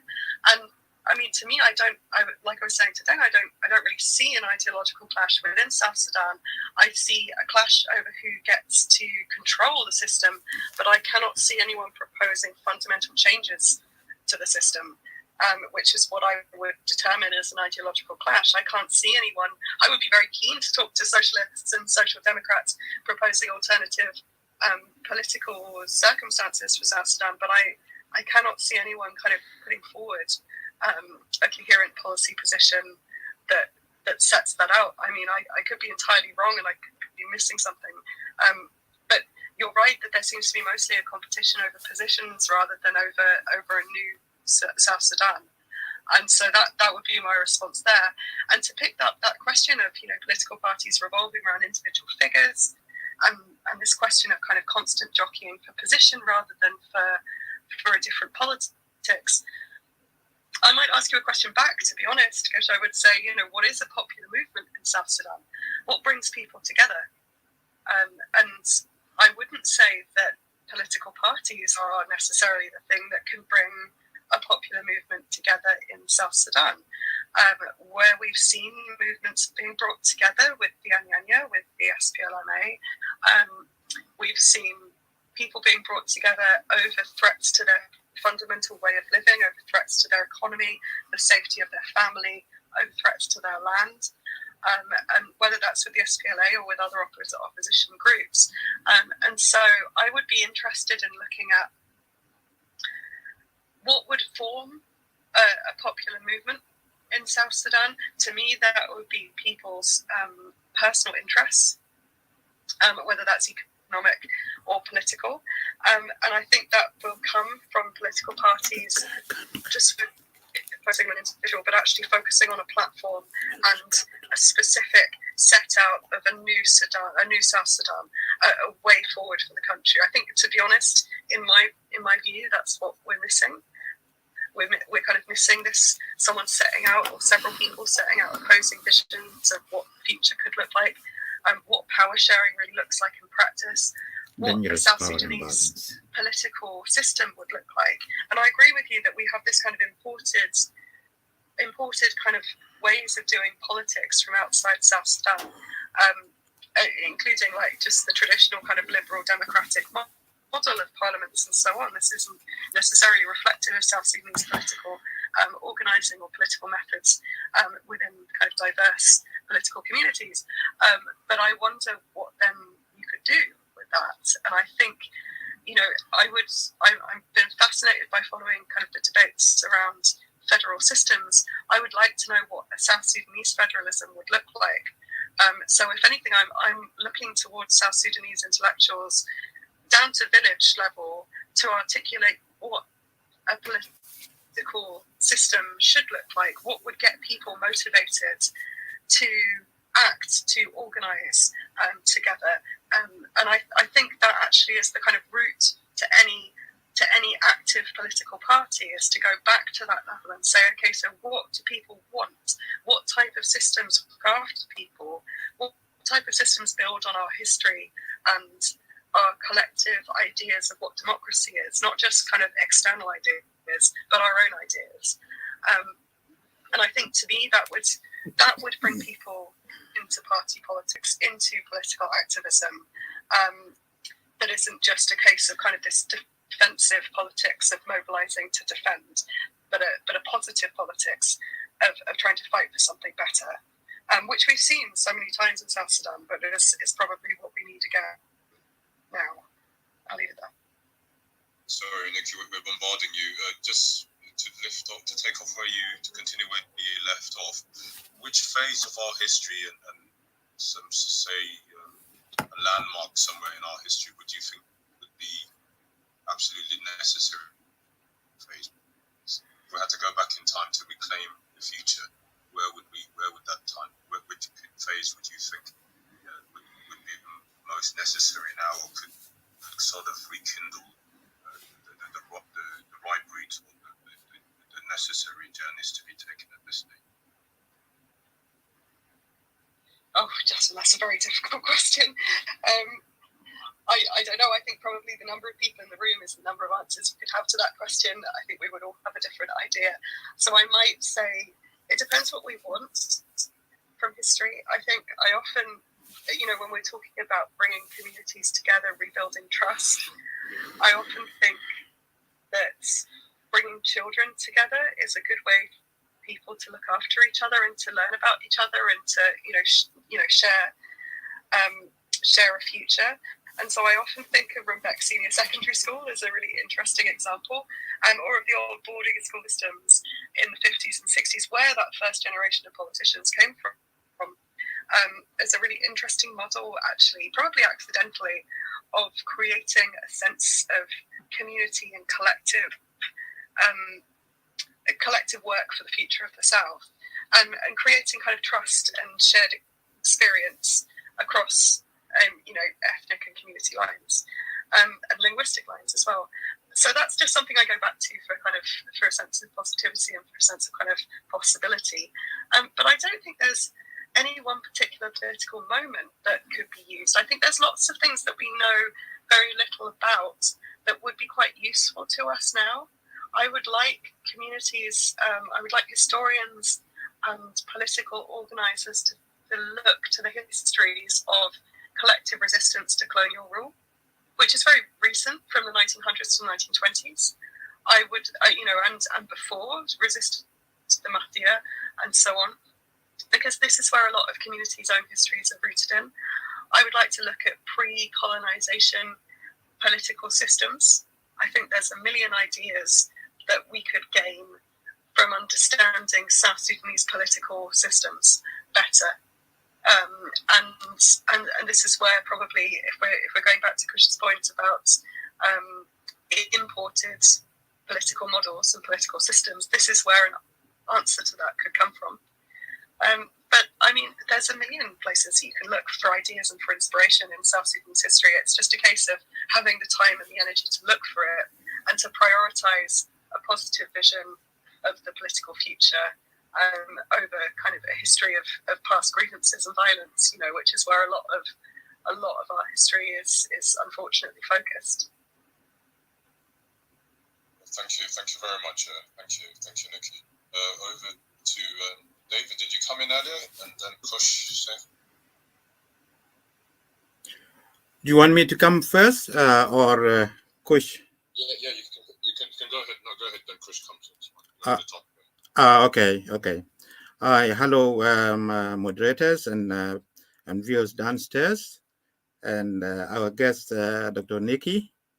Dr. Nikki, I don't want you to be shy and think that you are an outsider, and I think you have a slight advantage by the fact that you are a researcher. You're someone who has done the job. You have done your research on South Sudan, so I think you have clearer.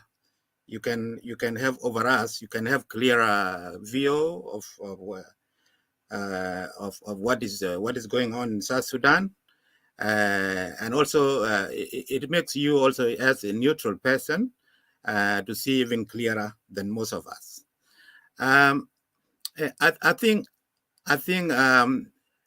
what we are facing now is what I can call a tyranny of the stage, because politicians in the 60s or 50s and 60s and 70s,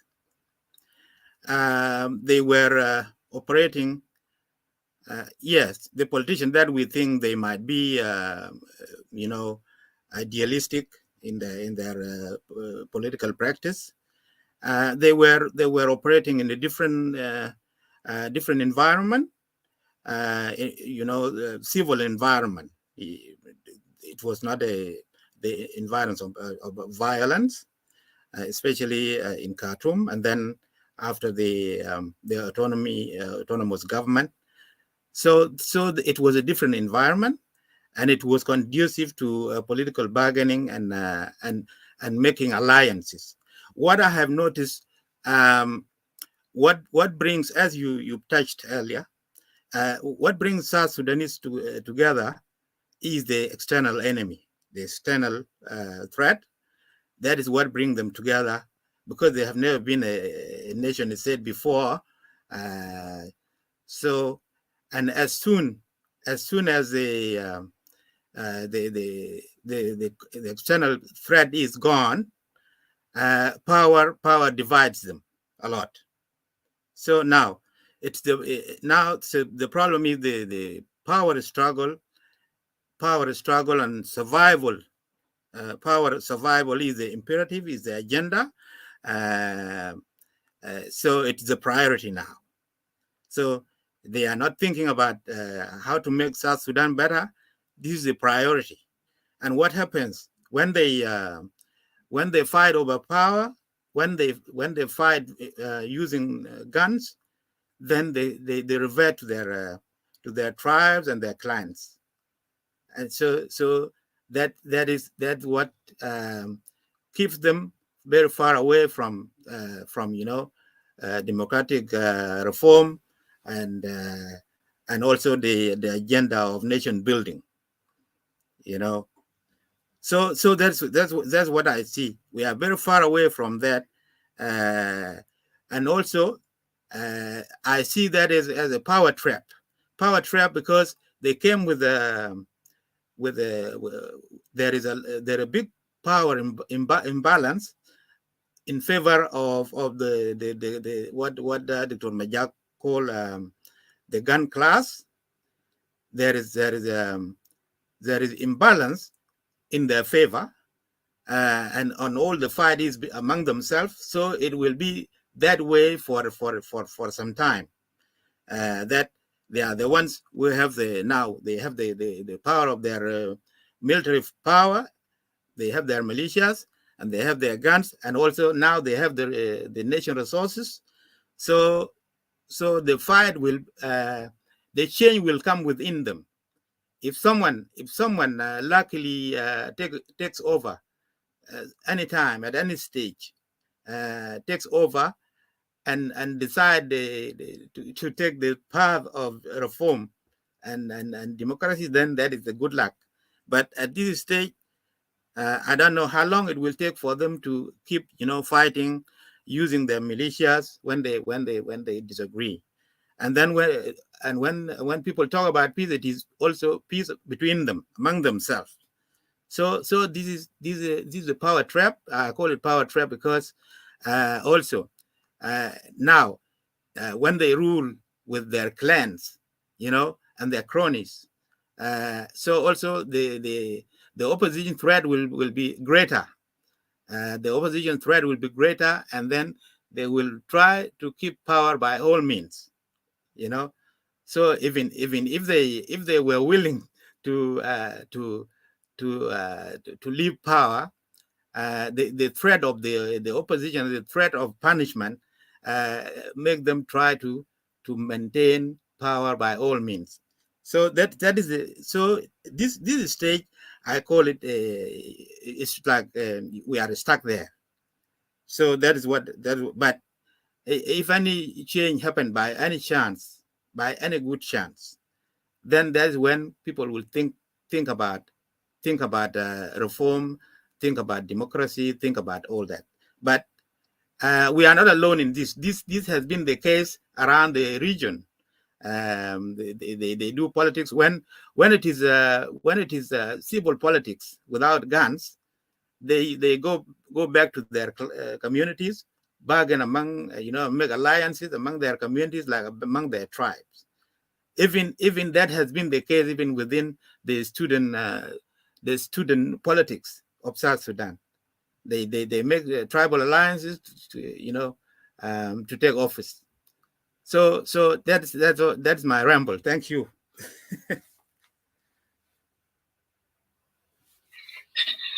It's not really a ramble. A series of very sensible comments. I was thinking of your point.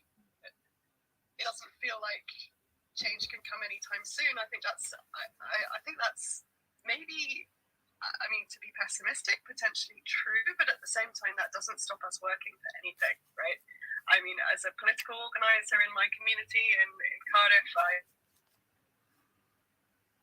organising for myself, I'm organising also for the next generation. The famous science fiction writer who was imagining future worlds, she said, we live in capitalism, its power seems inescapable, but then so did the divine right of kings. Any human power can be resisted and changed by human beings. And I remember that, you know, it must have felt like you could never challenge a king, but we don't live under that anymore. So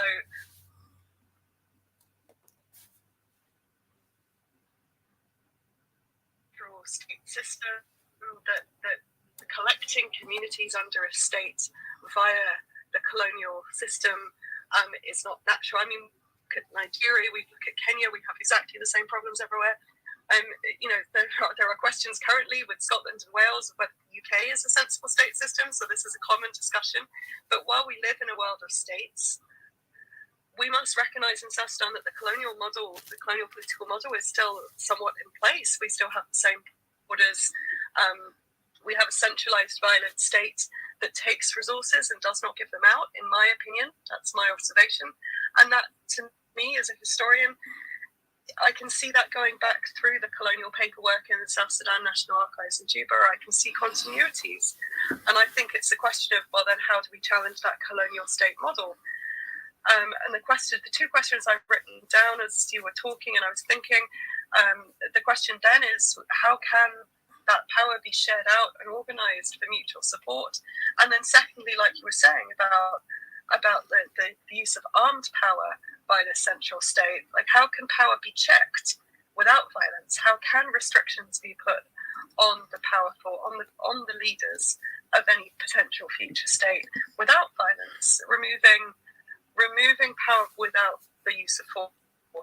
And I wonder about this. This relies, obviously, of course, on mutual understanding and on a sense of political community that everyone needs to work together for a better system.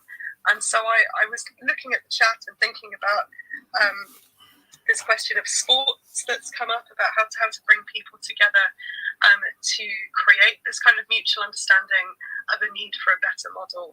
And I'm definitely with you on those discussions as well. But I don't think it's possible. But I think it takes two things. It takes recognising the state system that we have currently is not working for people. It's not working for its citizens. And then the two questions that are then raised is then, so how do we share power and how do we check power safely without violence? And to me, this is a long-term project. It's not a problem that it's long-term to me. But it's an urgent thing that we need to start. So. Thank you very much, Nikki. Those questions are very powerful. You've also put pressure on us to answer some of those, but we will come later. Thank you, Seth. Your turn before we go to Honourable Paul and Ms. Dimples. Thank you, Nier. Thank you, Nikki, again for your presentation and your wonderful response. Thank you, Brother David, for highlighting something also that really struck me deep when you said that some of the powers that be basically are looking to manage peace among themselves rather than peace for the nation. At least, I think to me this is a worthy point to be debated over. And it also makes me think that ultimately there's always only two tribes in this world. Those who are governing and those who are governed. Regardless of where you are, you find that some of our leaders, like for example, we could take Donald Trump and the whole anti-Muslim ban. It affected some Muslim nations, but some other nations it did not affect them, because when you're Muslim and you have oil reserves, for example, that exempts you, right?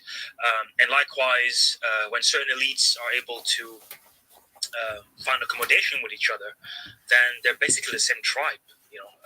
Tribes that are forged along pure material interest, nothing more. There's nothing called tradition, culture, identity, and this perhaps can also make us rethink how we think about our republic. I do agree that I do agree with Dr. Nikki that we cannot say that there is not ideology in South Sudan. There is an ideology. There definitely is at least a method of governing, which we might not agree with. I think what Dr. Deng was, what the Chairman Deng was probably alluding to was a coherent set of values that are creating a path to the nation. And he refers probably to the types of ideologies, like, for better or worse, maybe, Chairman Mao's China, or, Reaganomics, for example, those types of political doctrines that have profound, deep civilizational echoes. And you'll correct me, Chairman Deng, if I'm wrong in that interpretation of the term ideology. And also agree with Dr. David that with Brother David, that Dr. Nikki can definitely not beat herself up by saying that because she's a foreigner, she cannot contribute. I think part of the whole conceptualizing of New Way Forward is balancing the external objective truth of South Sudan, having someone who has no direct relationship, and balancing that with the pluralism of our subjective views, according to, again, our tribal biases, political, class, profession, and so on. So it's actually quite healthy. And we probably need not only to have that with people from the outside of South Sudan, just because of, they're foreigners, quote unquote, but also to have a variety of experts from different skills sets, psychologists, journalists, historians, as we are having now, strategists, and so on and so forth. The last thing I would say is, I think that in terms of values, there is, and I really like what Dr. Nikki said about, greater systems have fallen in the past. She spoke about the powers of kings, the divine right of kings, and how it has fallen, and it was synthesized with other things. I mean, we still have a queen, or a monarchy in the UK, but a very different one than we had 500 years ago, 1,000 years ago. Many things have happened over time, and I think it's getting ready to, this project of nation building. It takes centuries. The pyramids took centuries to be built, and I think we really have to be sober-minded. Today we are conditioned to expect everything to happen extremely rapidly in this day and age. But the truth is that, nation building can take centuries, and nations continue to be built and rebuilt over time. Coronavirus, I think, has been a perfect example of how it has deconstructed everything we knew about work, family, relationship, love, and everything had to be adapted. But to probably drill back to something that, and I think I'll end on this, is, political parties need to become, or political discourses in South Sudan, not just parties, because the government is only one area where society is materialized.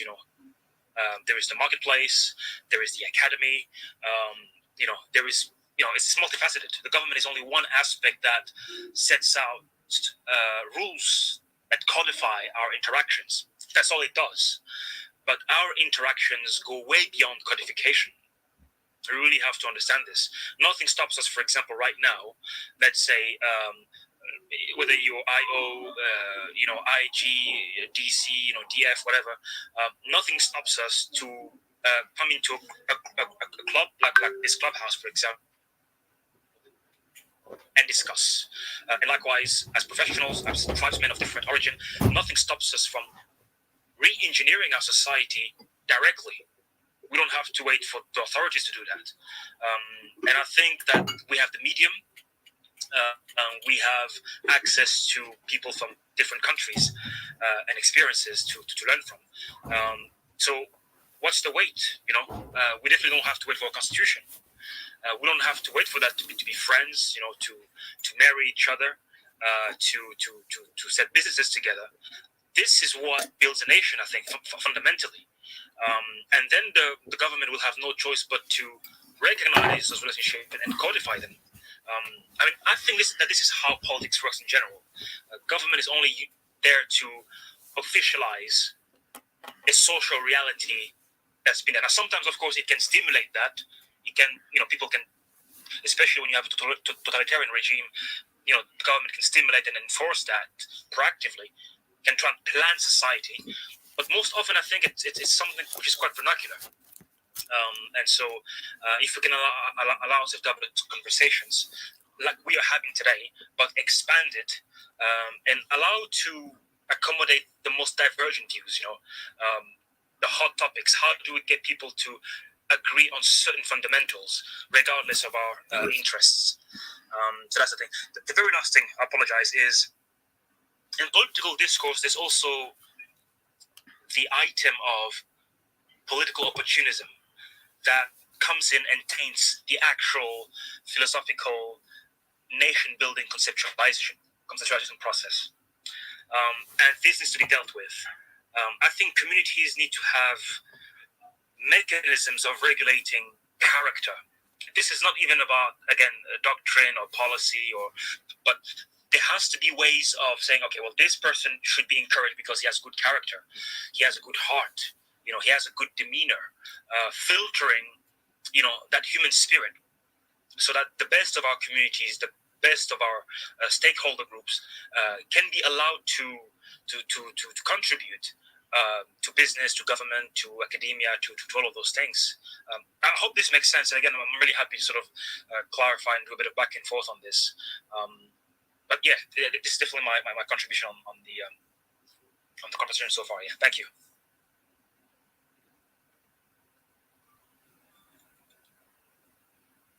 Hi, thank you, Seth. Thank you. Nikki, do you want to respond to any of that before I move to the next person?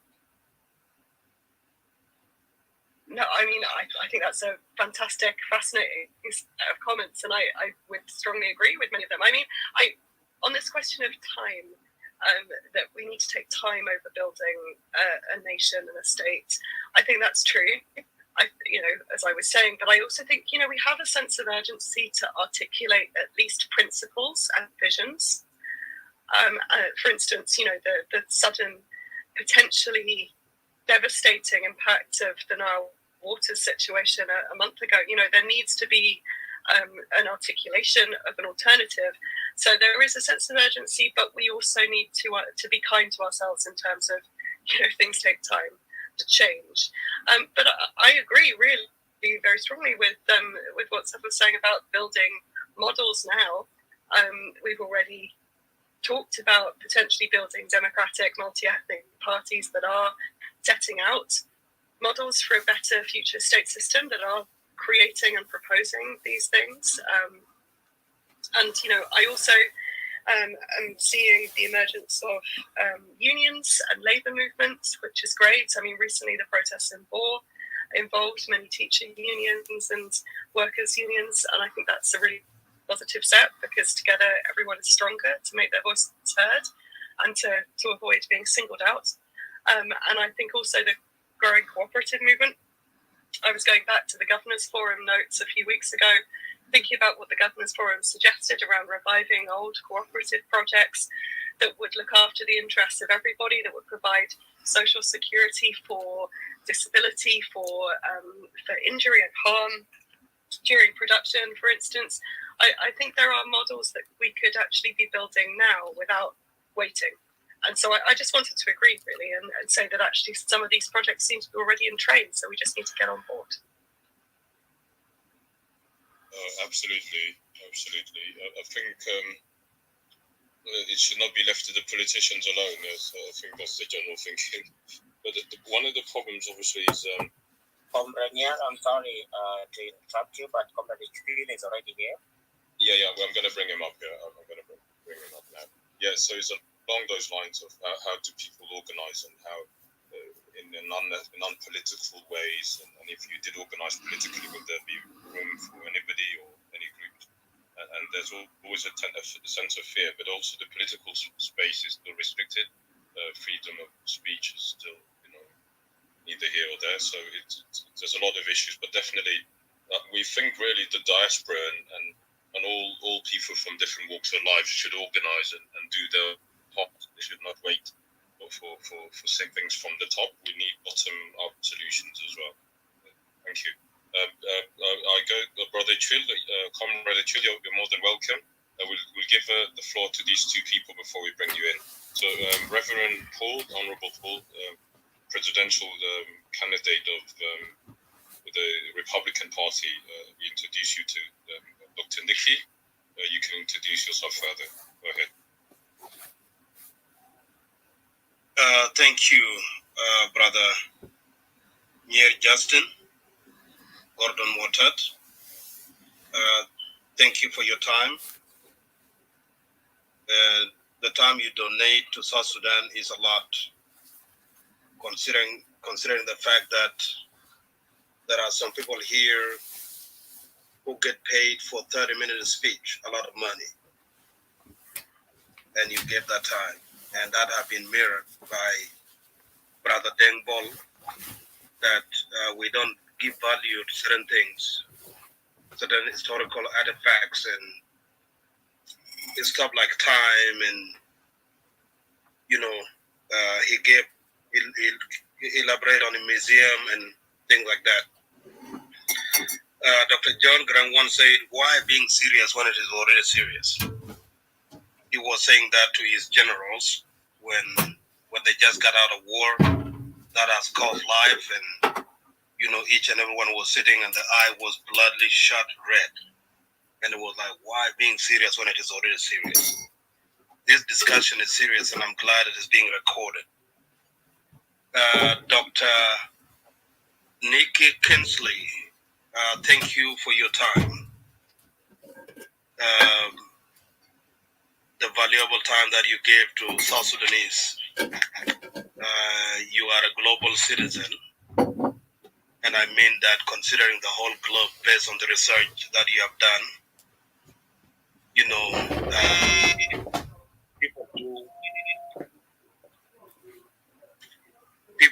People do certain things.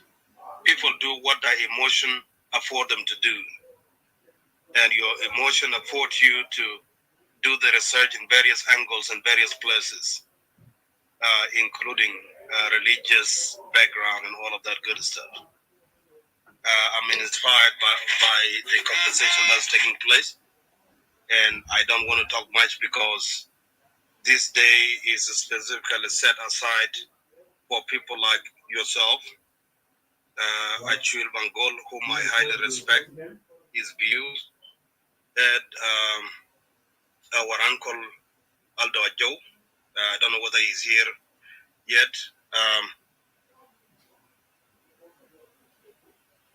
I think South Sudanese, based on the way you respond and directing people gently to the right direction, I think there's a song that's running in their mind, and you can play that at your leisure time. The song may not necessarily say Nikki, but they say Neely. You see, but we can just inject Nikki in there. It's like Nikki, yo, love you. I don't know what year that song came out. I was tempted to sing that. I'm inspired by all of your conversation as citizen, and Neely Kinsley, thank you. Look, you are being followed by you have been followed by 8 people, and 0 follow. You are following 0. So you can follow me, and then we'll pick it up from there. Before I was on Presidential Advisory Board, I call myself self-appointed diplomat, and I want to request each and every one of you to appoint yourself to any position that you think, and God will bless that. So appoint yourself as self-appointed advisor, self-appointed historian, self-appointed spokesperson, and all this is being done for the Republic of South Sudan and for the world, because there's no person or country that is an island. So thank you for your time and for your input. Dr. Nier, thanks for putting this together. Let this discussion continue.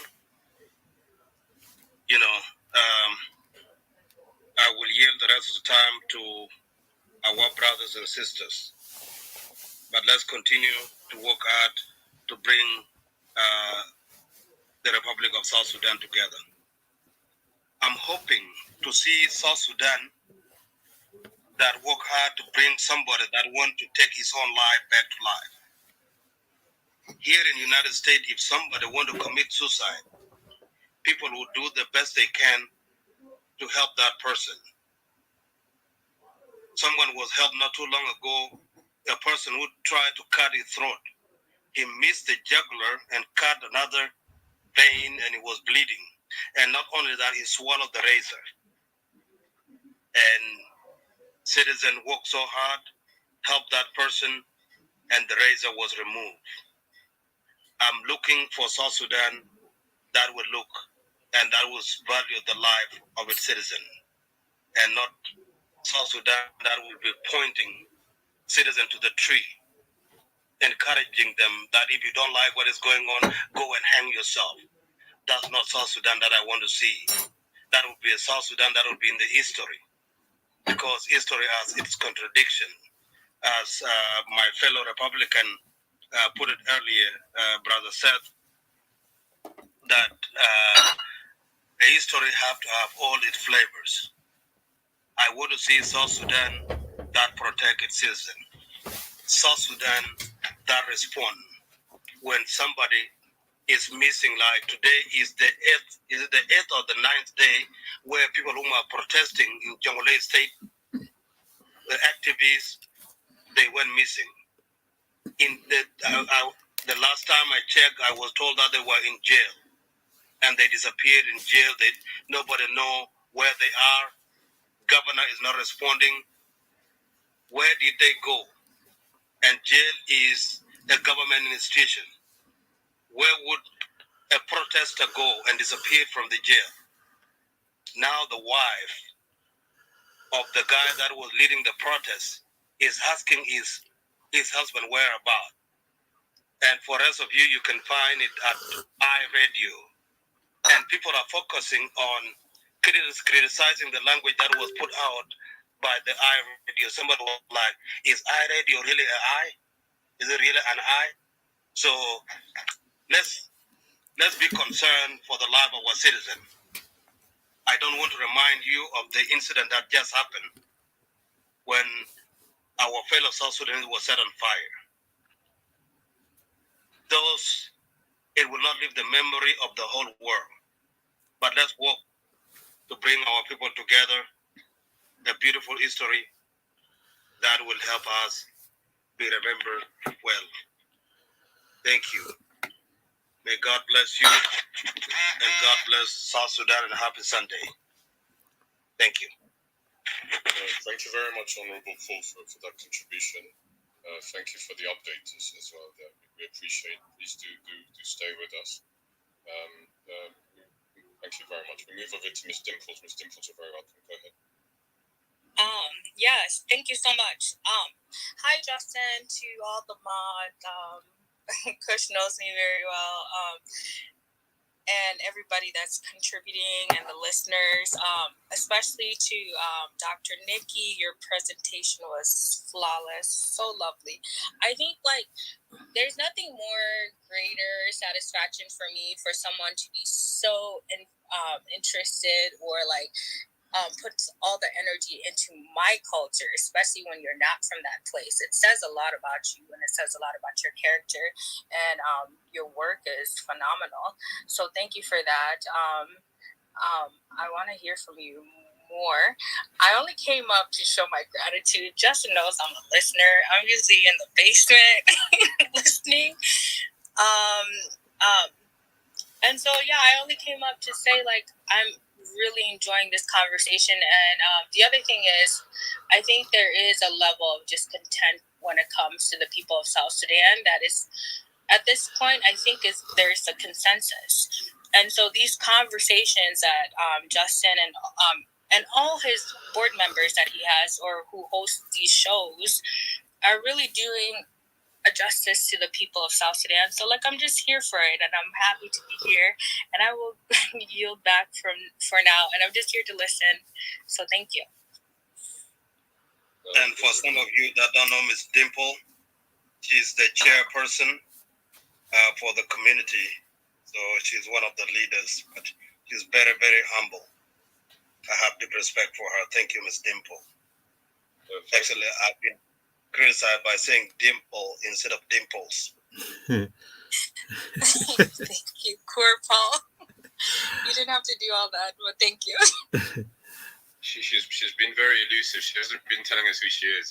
And there's no basement, Miss Dimples. We've removed the basement, so you have to surface a bit more. But thank you very much as always. Thank you for the support, and we really want to hear your ideas and your views. And as Paul just said, you're a leader in your own making. So please do come through, and we'll bring you on the podium real soon. So that's a commitment from us. But thank you for the support. It's actually a leader of Leech community, and anybody that is speaking Nuer, there's something called Tarjaz Liye. That's like where the Nuer were created. It's like one of those historical places that's highly respected. Thank you. Thank you very much for that, sir. Thank you very much. Thank you, Ms. Dimples. Brother Achille, over to you. Today's topic, as you and I have discussed, we're looking at the role or the present or our experience with idealism and vis-a-vis real politics. And we're looking at realpolitik, look from the 1960s to 83. Next week or the week after, we'll be looking at the era of the SPLM in terms of intellectualism, in terms of liberation, and the phenomenal intellectualism that was in the SPLM. So we will look at that in a few weeks' time, next week. But you're here today, and you did show interest in the subject matter. Today we're very privileged to have a friend who's also an academic and a historian, Nikki Kindersley. She's joined us, and she's really illuminated our space today, and we're so excited to have her. She don't want to express her views about South Sudan, but she's guiding us along the way in a very nice historical way, and she is really somebody, a lovely human being who has concerns in the heart for Sudan. So I think you might have come across her. If you haven't, you can introduce yourself, and then you can join in as well. Go ahead and present your piece.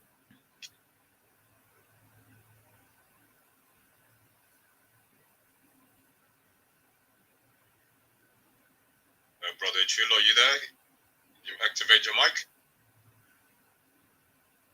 You can exit quickly, leave the room, and come back. Sometimes you have to do that to reactivate your mic.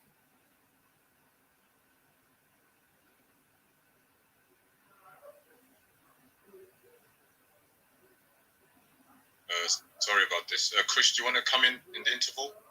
Go ahead.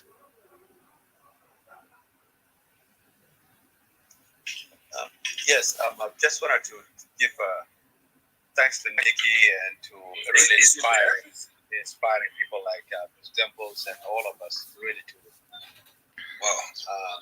be really hold on, have a gratitude. Am I being heard? Just hold on 1 second. Somebody's talking, but we'll let you in now. We can hear you. Yeah. Just hold on 1 second. Just hold on. Okay. Go ahead, Kush. Go ahead, Kush. Yes, I would just say thank you really to Dr. Nikki, really to be inspiring all of us and inspiring somebody like Ms. Dimples, to really look into all the issues that we have in terms of the history and political history and trying to bring this depth of knowledge and just to try to bring to us. A lot of us know that we are a very oral societies where things are being passed orally from generation to generations. And with your work, this is like a really new additions, and make sure that these historical artifacts are really preserved through generation to come. So your work is really great and inspiring, and hopefully to be able to inspire more people to be able to go to the same field and study and walk into your footprints to be able to be the next generation of leaders. So temples, you know where to go now. Thank you. I think she's done a few things, but she could add on being a historian on top. Hopefully.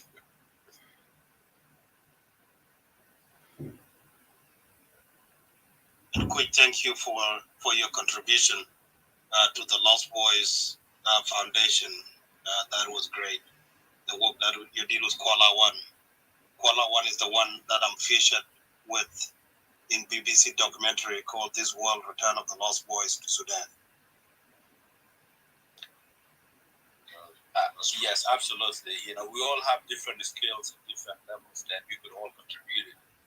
It's just finding the right people that to work with, and it's really it's my honor to see that building. It's coming up to life, and all of us have a work to do towards the future of the South Sudan.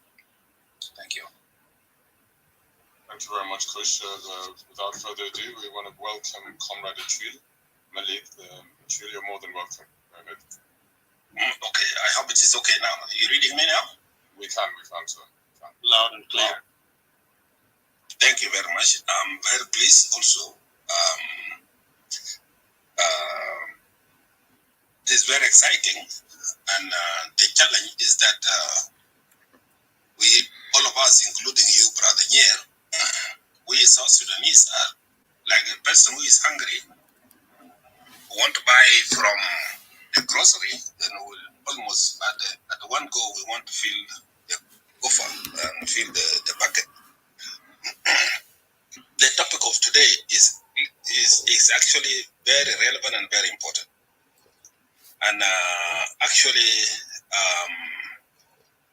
it should be mentioned, it should be described as redefining our political ideology, as the perceptions for us to move from the past, which has been identified with resistance against slavery, liberation from the Arabs, and then also having a spillover of those mentality and the tools we used then and perceptions to now. They are associated with a lot of sentimental things about me, you, and others. We need to actually, it is high time for us to adopt new perceptions as South Sudanese who are aspiring to prosper. It happened in history when Germany was defeated. Sorry, did you hear me? After the defeat of Germany, yes, everything was in a ruin. Social fabrics and buildings, everything. But they opted, the elderly, women and children, who became now the prominent sector in the society, they opted for new slogans, inspirational slogans. And this is we should not be defeating ourselves, being trapped into the past. And I'm very pleased to be in this forum now with the great personalities and people who are contributing greatly. Nikki, I know Nikki. Here, when you say, do you know Nikki? Yes, I know Nikki. She has both, to me, I respect her for her moral authority and intellectual authority. And at some point, when she was working for Rip Valley Institute on customary authorities, she bear a lot with us, people like me, who want to swallow everything beautiful that is coming, including what we envision in our head is possible. And one of the things is actually the customary authority, because Nikki did a lot of documentation and very, very relevant documentations. The challenge is to take them beyond being customary authorities to be indigenous authorities now, which are supposed to be leading the customary institutions or customary authority vis-a-vis the statutory nation state. Well, the modern nation state, as people would like to have it, it has a lot of spillover from the Berlin Conference mentality, which has turned out to be extractive nation state. And with our war mentality, liberation mentality, it is tend to be predatory, predacious politicking, and it's no centric violent politicking and violent civic engagement. We need to liberate ourselves from this. We did a lot of harm to ourselves. That is, when you want to talk about now and future, people think that you are actually condoning the mistakes of the past. But a business person, a person with a business mind like me, will always go to the principle we call cut losses. If we don't cut losses, there will be no time that we become sorry about ourselves and being sorry about enough as possible. The only thing is to get courage and start talking about future, now and future. And it is now rich. I didn't attend from the beginning, but when I came on, Nikki was talking about possibility of doing good things, and this is the thing. Therefore, for me, Brother Paul and my sister Miss, and please, may we have the official the full writing of Miss. But okay, will be good to know, because this is a great time for us to know ourselves, and also for Nikki. We have a lot of crude ideas that need to be seen, and instead of somebody coming out, they want to show what we can show, we cannot show. During OLS, I was criticizing Kwashikwara and international community because they were having cultural orientation. And the cultural orientation they were doing the cultural orientation to the international humanitarian relief workers. They were calling us to Lokshokyo, and then they were bringing in chiefs to Lokshokyo to give some cultural orientation. So I loved that. But one day I asked, and the person I asked was Kwashikwara and Jorail. And I asked him, when are you people going to give us cultural orientation so that we know how to talk to you? Because I remember in Nasser, I was with John Ryle, and every time he says something good, instead of appreciating, that I see, oh, okay, so I accept. I would take, okay. So I was using the word I know, as if I was pretending to know everything, but I was betrayed by language. I didn't know how to communicate. And that is the challenge, because I didn't pretend to know everything. I want to say I see, I accept, I want to appreciate, yeah, right. So this communication for itself is one thing. We, the people of South Sudan, the well from Berlin Conference and the Cold War, communism East and capitalism West, and the antagonism, the predatory engagement of the nature of the global, the new world order is predatory. I'm agriculturist. There is a way we can have a new world order based on symbiotic relationship. Because I'm talking about botany. You know, there are some plants which coexist without which none of them will survive. And this is possible. South Sudan could become the heart of the world. And I saw it in El Salvador with the leftists, very extreme leftist entities. They were tamed in a way that some progressive elements were going for democracy, some middle, some not extreme to left or extreme to right, were encouraged to make other elements to appreciate. So the world now with new world order or setting new pillars to the world, we have something which is helping us not to have the third world war, the nuclear bombs. Nobody will accept. But also, instead of being scared of the nuclear bombs, we want to have a world that all of us have a stake on it. So coming back to South Sudan, the 64 nationalities need to be given a chance through the process like UNLID peace agreement, the UNLID process, people-to-people dialogue. We need to have perceptions of going back to the constitution, because the constitution actually, what we have is bicameral national legislature is supposed to be tricameral, because the element of customary authority needs to be involved at all levels. And this is not my creation. It is not my initiative. It is also mandated in the article of the Constitution, Article 33, 166. I don't want to bore you about this. I'm releasing a document in a week time.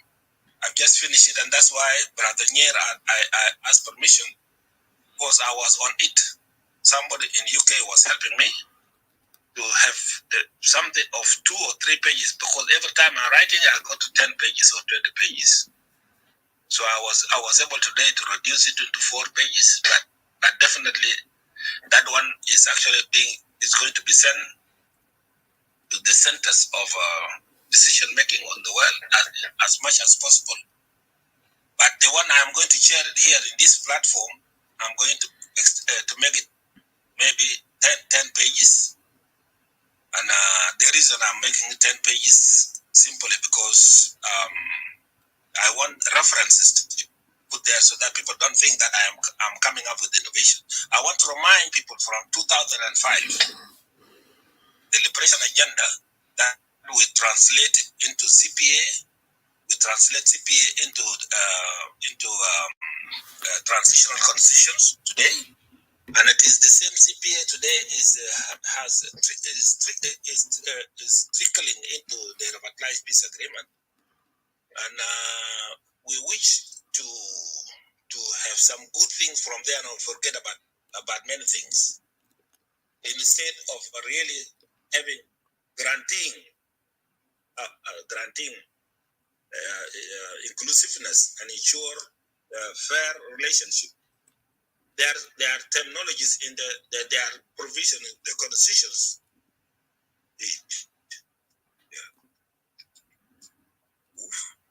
Did I go away?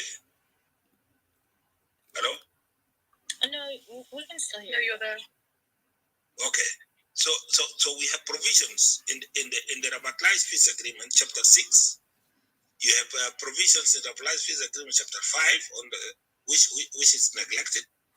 You have provisions in the constitution, article 33 and article 36.4, which are explicitly mandating how we should be together, how to guarantee. So we need new principles, and what we need actually is to reconcile on our goals and the way forward, where we want to go before reconciling our differences.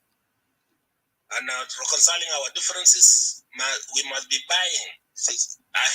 There's no way I could accept that I have been wrong until I have a new outlook, a new mentality that actually I feel shame of what I have done, and I have to apologize, and I have to pay for that, and I have to account for that. But now it is belligerence. Everybody is armed with guns or armed with bad words. The traditional authorities, the customary authorities, and our values It's mandated in the constitution that we have to establish the federation within South Sudan context. So what is it that South Sudan context? Who has that South Sudan context? South Sudan context is to bring our people together to discuss it, and everybody, the 64 or 72 nationalities. We are multinational.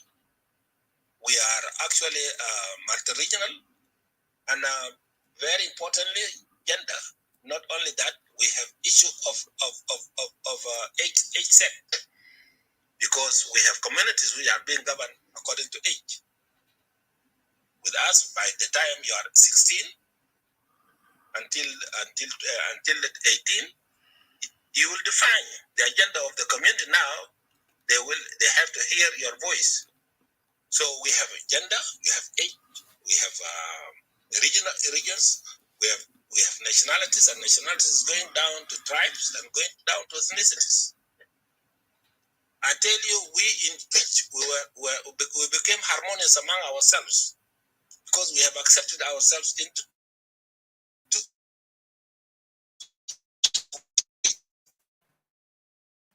people,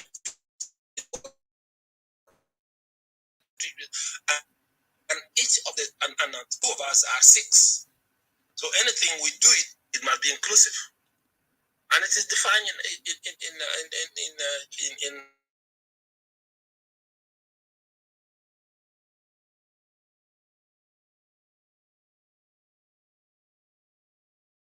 in South Sudan. This government because putting in mind is necessary, cultural, and regional. Those are words in the constitution. So it is high time that we come and we have and we try to engage other people. How did they do it? And it is true the whole world have done it in that way, because there is no anywhere in the world there are no two identical federations. There is no two identical kingdoms. There are no two identical democracies in the world. The reason, because the modern nation state, the statutory nation state since the start of French Revolution, has been contextualized to custom of the people.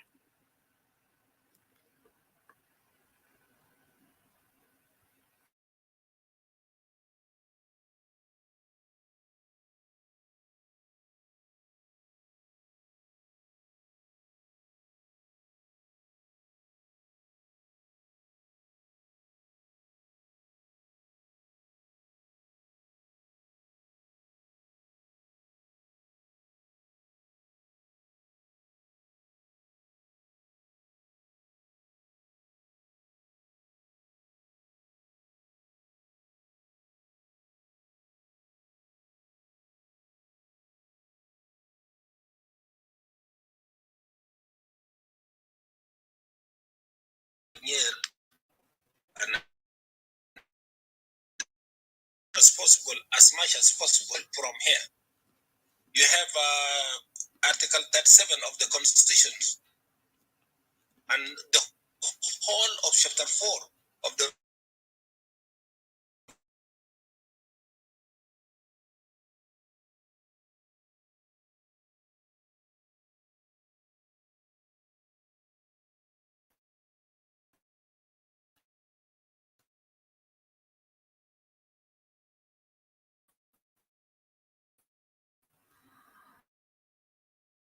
Bank of International, some money in Bank of International Settlement to use for letter of credit. And understand the word letter of credit. We need to understand it. Article 37. You see the minister coming and he's talking about collecting of non-oil revenue, and he's not talking about investing in the private sector, helping the private sector to employ themselves, create jobs. And by creating jobs, then you will have a lot of non-oil revenue being collected. So this mentality is what we should do. We should go for it. Therefore, you can see people have mentioned today. I'm a civil society activist. I'm not doing civil society activism now. I'm doing lobby, and I'm not starting it now. I started even during the war, so 1994. With people who were talking to arm. I'm a soldier myself, and opt to talk outside the military. There was a time where to be taken to court martial because it was defined as defection or looking for a greener pasture.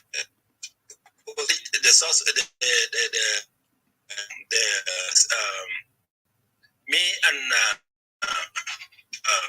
Susanna Jambo, and I hope Susanna Jambo can be brought here also, and other colleagues. A group like SWAN, South Sudan Women Association in Nairobi, which was groomed and brought up by Honorable Mama Dr. Riyad.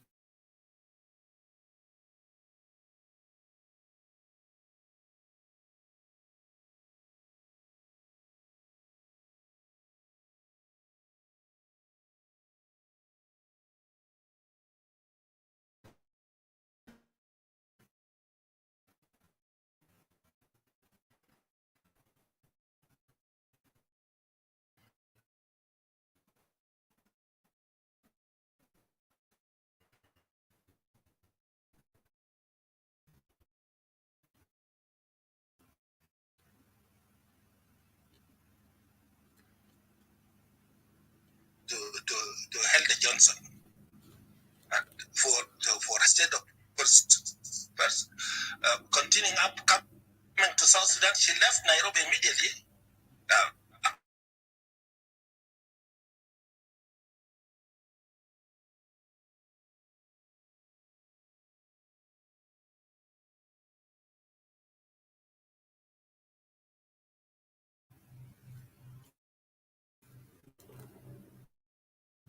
It is being abused. You have research centers. I don't want to accuse anybody, but I have been mentioning it everywhere. I was very much excited about that institute, the way they were incorporated and the way they were recognized. Then suddenly you get the leaders of it doing starting to make political statement because the self-regulatory is not there. Because the said institute should have actually dismissed the executive director who started talking about the leadership change or going for this is a think tank. And then when you lobby, yeah, there is a right of a citizen. But you cannot be a think tank and being a lobbyist and being a civic engagement doing politics. Civic engagement is tools. It doesn't. When you say pressure, actually it gives psychological pressure. You make people ashamed not to do it, but you don't enforce. And civil society, well, it is their right to do whatever they want to do. But the most influential civic movement are the civic movement who do research, policy design, lobby for enactment, and then also for lobby for legal framework and regulatory framework institution and adherence to law. Make everybody ashamed. Okay, so this is the civil society.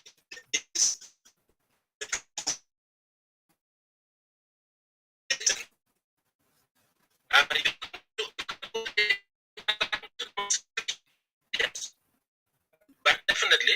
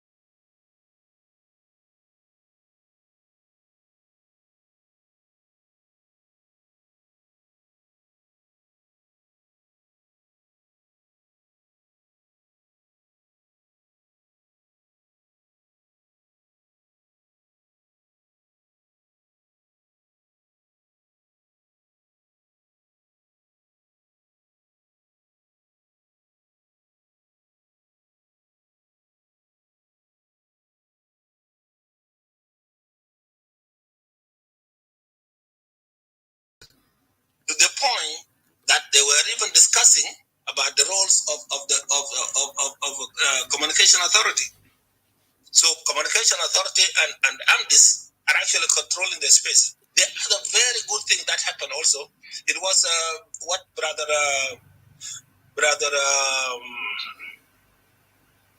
the guy, what is his name? He picked one provisions in the chapter 4 about youth economic empower fund. Okay, and he did the research and he made a presentation, and the paper now is accumulating dust because what? He jam out with those of other brothers calling for a strike. You can go for a strike. You can change the government. By the way, it is a capacity.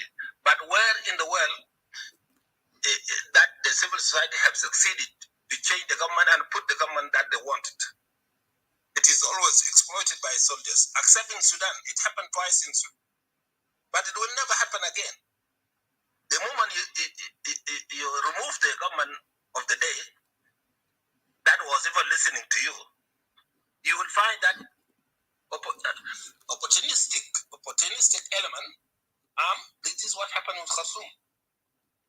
The last October is not the October 1964, because the last October was hijacked after you destroy the authority. Instead of you taming the authority and discussing with authority, which is listening to you, you try to change. So I don't know, but it happened actually with the Arab Spring. What happened in the Arab Spring? Except in Egypt, something happened by chance. Maybe something happened by chance that we have now a Sisi. But otherwise, before a Sisi could come, any other elements of the armed group could have come up. And this is what's happening in Khartoum today. So we have also to be careful about we have to be responsible. Freedom is a responsibility. And therefore, we need to educate. There's a document that I have written to the Minister of Justice to enter into discussion with the civil society, so that the civil society could have some self-regulatory identity and status, so that their civic engagement is protected by law. So that those who will go out from it, the association of the federation, the civil society could ask the member, no, you are endangering the space. Please stick to your regulation. The declaration of intent that upon which your internal rules and regulation have been approved. And then also, definitely, when somebody interfere, you can go to High Court and you say, this is our area. Or you can ask national security, you can ask the police, you can to sit, because you have a legitimacy now to ask, because the Constitution gives you a right to discuss about your relationship with other elements. But it is left to assumption, and anybody can interfere, and you can be accused without evidence, and the accusation of other elements is a law. And then also, when you have a misguided rights to freedom, you become abusive. So, sorry, I have taken a lot of time. Wow, guys, should I stop here? I think you can. We'll get people to ask you questions, so if that's okay.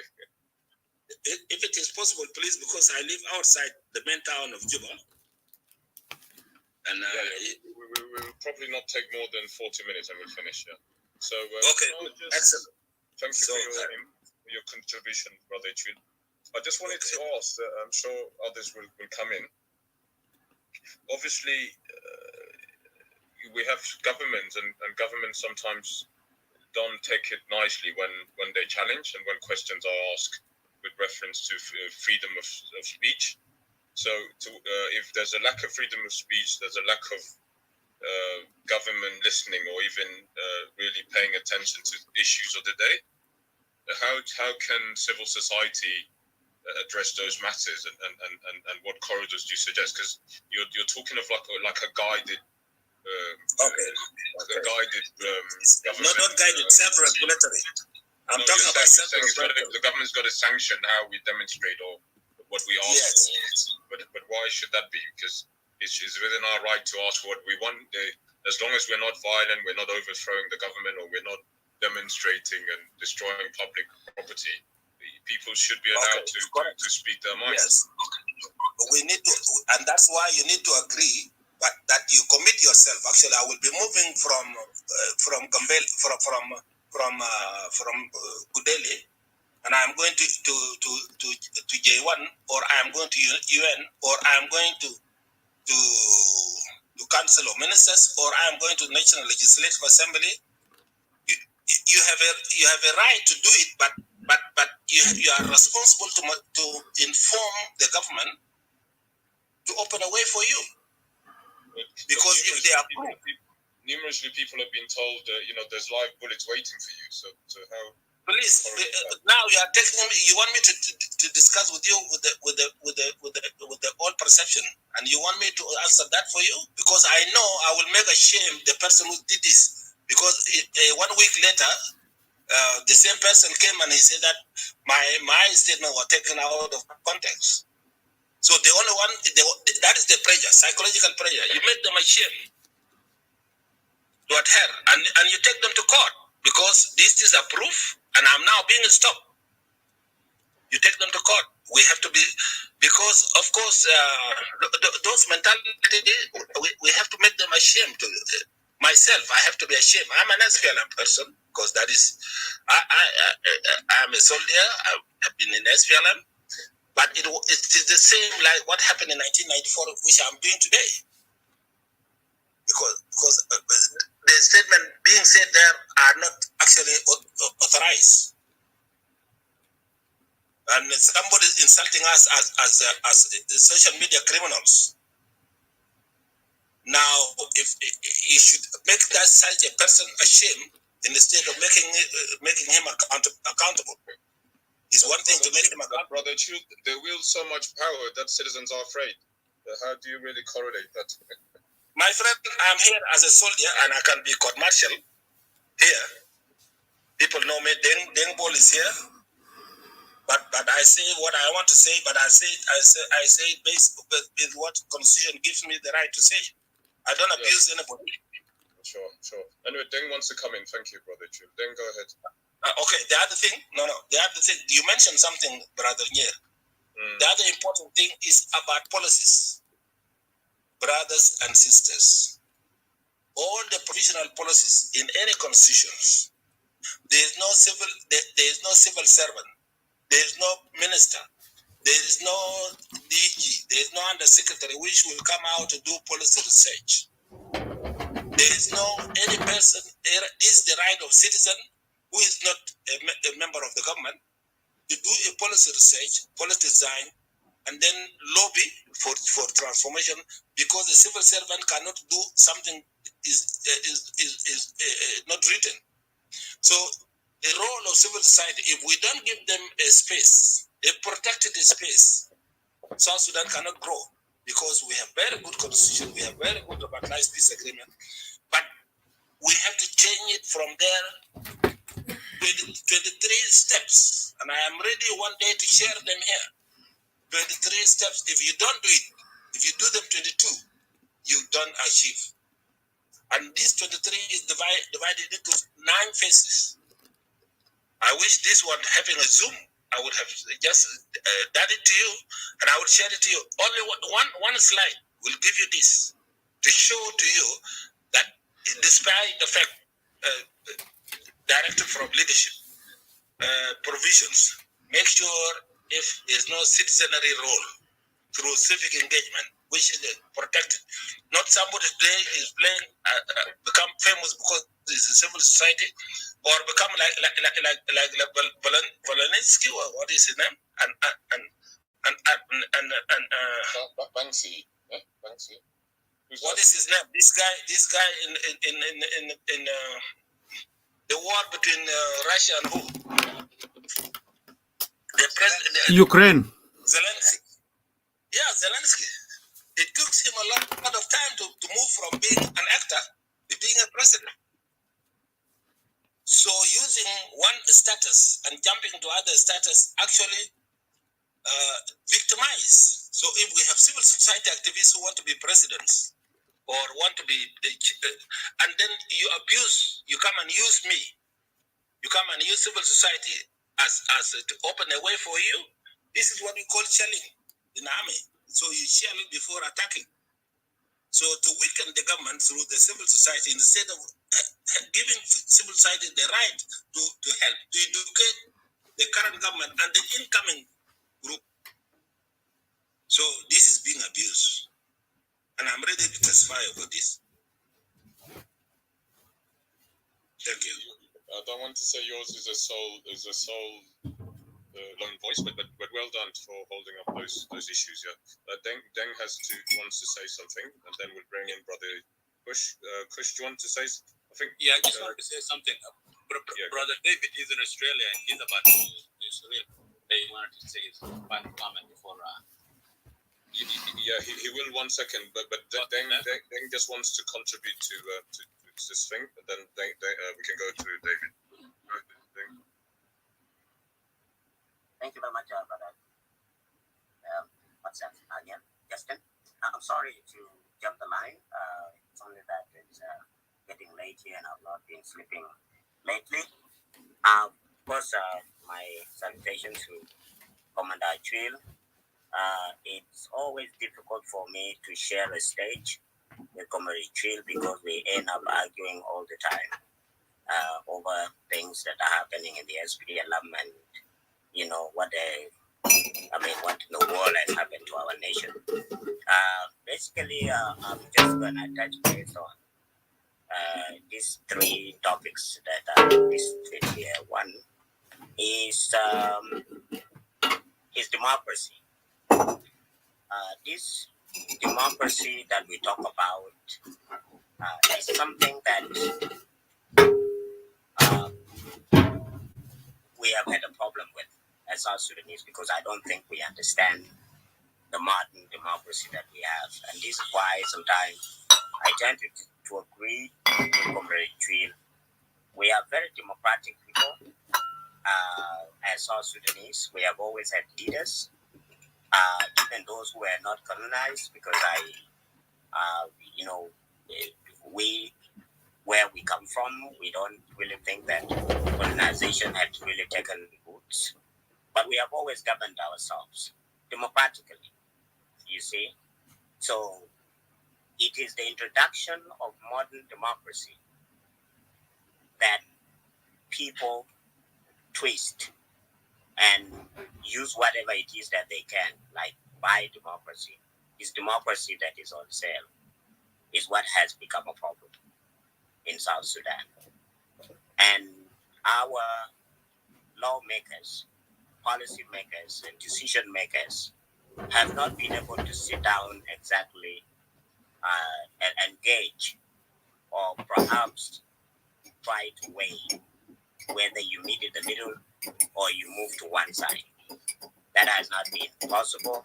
The bridge has not been built between the traditional democracy and the modern democracy. And that's why we still seem to have a problem. Democracy in South Sudan, in my opinion, the modern democracy we talk about is only written in books, but does not exist in the state. Otherwise, it is something that would be taking place every now and then. Number two is the issue of political parties. There is this notion of fear that even forming a political party is a serious threat, and it seems to be selective. An idiot can form a political party, and people have no problem with that because my party, the SPLM, is willing to buy even 1,000 idiot,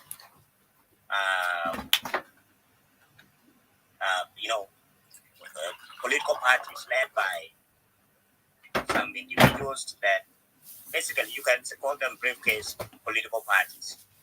And this is what is happening now with SAWA, and this is what is happening now with OPP, you see, and it is actually encouraged. But when somebody who has a potential of challenging the government comes up with an idea of forming a political party, that person is actually threatened.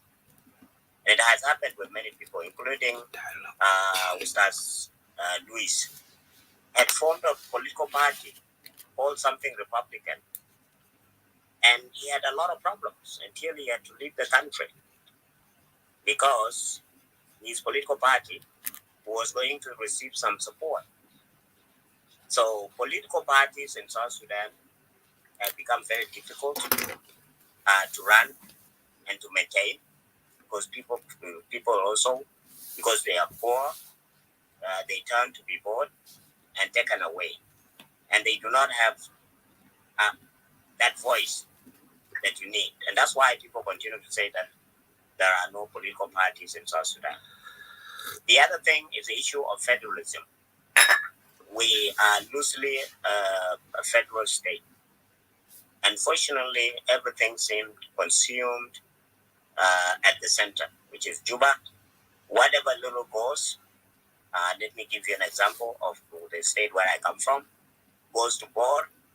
Majority of it is left there, and there is either less or none that goes to the county level. Sometimes maybe only salaries, and that's all. A little bit of maintenance. It doesn't make sense. And all this goes to the SPLM itself. SPLM is supposed to be a socialist party. So what is actually social about the SPLM? And where are those social services going all the way to the society, to the grassroots, including the ideology that was crafted by the SPLM, okay, taking towns to the people, a very good slogan that could have actually, improved the living conditions of the people there, and that did not work. So my question would be, Dr. Nikki and Corporate Tree, what kind of federalism would a person interested in coming up with a political ideology that would be enshrined in a political party will be appropriate for South Sudan given the current situation?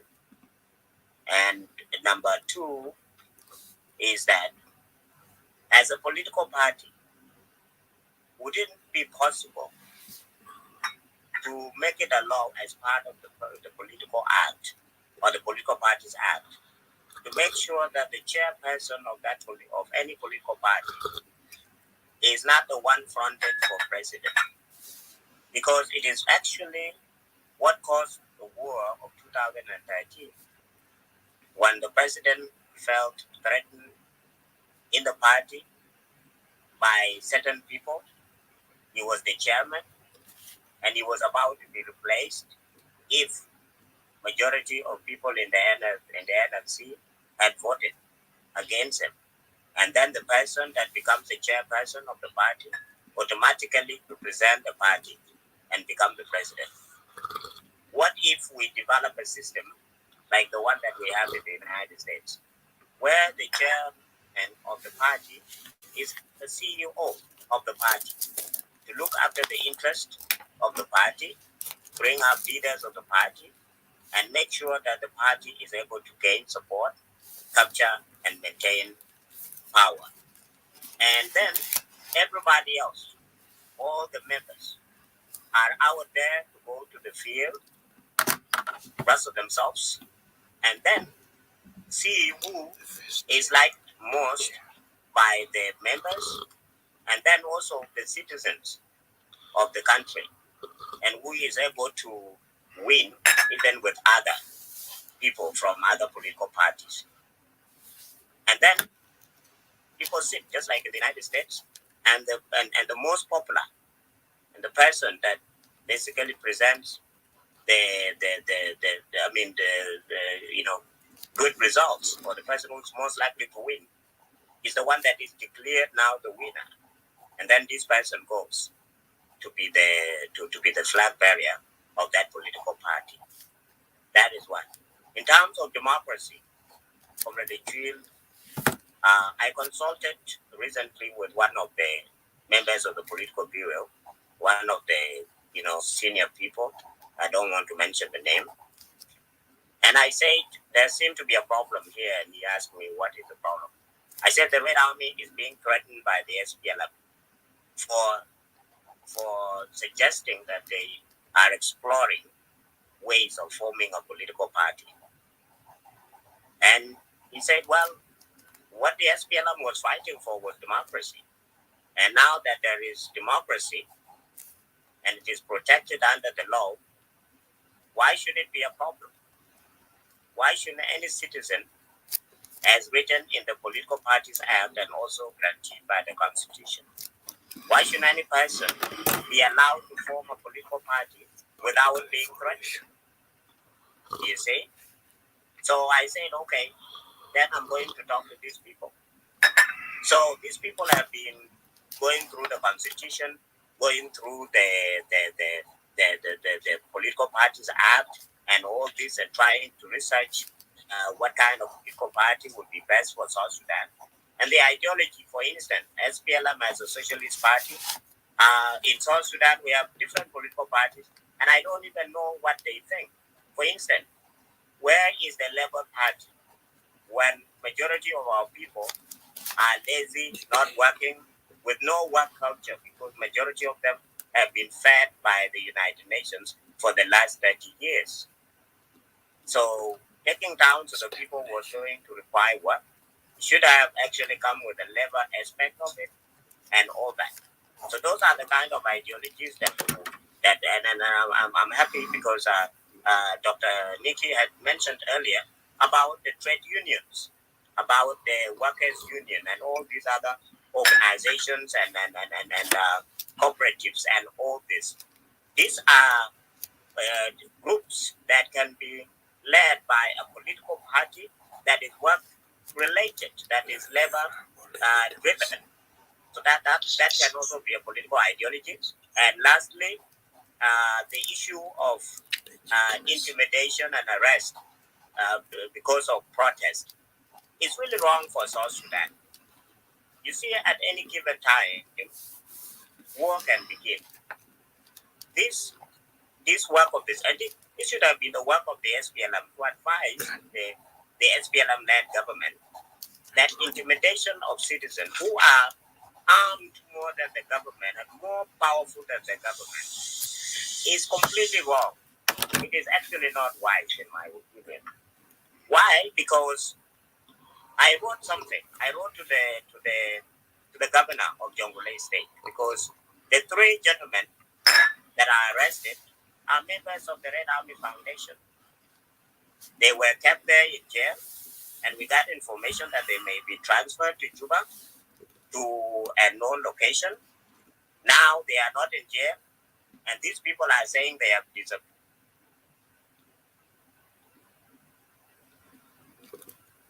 By saying people were in their custody, and they're saying they are not there. I mean, it's just crazy. So I just decided to keep quiet, because what if now I organize the Red Army and say respond? The Red Army responds, and then they begin to shoot the Red Army. And then with all our tanks that we the Red Army have in our possessions, and all our guns all over South Sudan, and we fight with the police or with the army, I mean, who do you guys think will win? We'll definitely win, because the citizens of South Sudan will also sympathize with us, because people are sick and tired of the government threatening people when they ask for their rights. And I think this should be the work of the SPLM. So I would like to end there, and Comrade Chill, later on, you can respond to some of this.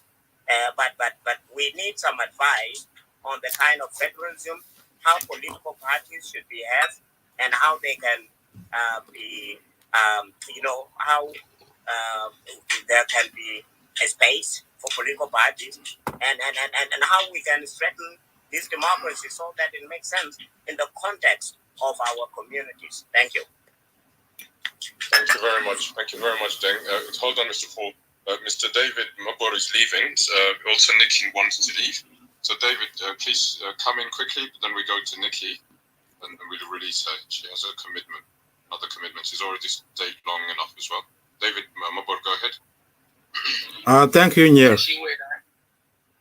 I have a question for you. Thanks. Oh, okay, James. Okay, I remember. Yeah.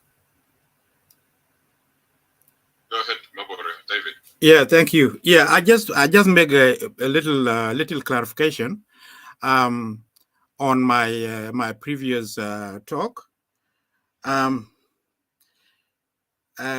What I said earlier was kind of seen by a few commentators as being too pessimistic, but I think I have different understanding of our role here. What is it that we were doing here? What my understanding of what we were doing here is that we were raising our own awareness, and also maybe we were advising our nation, including the government, on the best ways, you know, for our political progress or political evolution. That is how that is why I outline what I see as challenges. Challenges as, you know, the liberators think, what the liberators do, what have they been doing throughout the history. The liberators, even now, if you look at Eritrea, look at the history of Ethiopia, look at the Southern Africa. What did they do? How long did they take since they took over power? How long did they take before they hand over power to different organizations? So my point was, we have an immense challenge. Liberators came with too much power, and also they came and fought over the power. So the priorities have changed. Instead of the vision of the movement, it is the survival in power and the struggle against each other. Forget about any other party or any other organization. So this is likely to go on for a long time. Look at Eritrea. Since 1991, the same man is still ruling there. And I was not expecting us to talk about, because this is like an academic or intellectual arena, where I was not expecting us to talk about change of government or something like that. Because Dr. Nikki was saying, what I said looked like I was saying it's impossible to change the king. But that is not what was on my mind. What was on my mind is just our own awareness and advice to the government. And I was just outlining the challenges. So now they have their revolutionary legitimacy. They have their guns. They have their money and resources. So they are not trying to persuade anybody to support them. They only buy. They only deal. You know, they deal it. They're not dialoguing. They are dealing, and so on. So when it is democracy, it's going to be about money and buying people.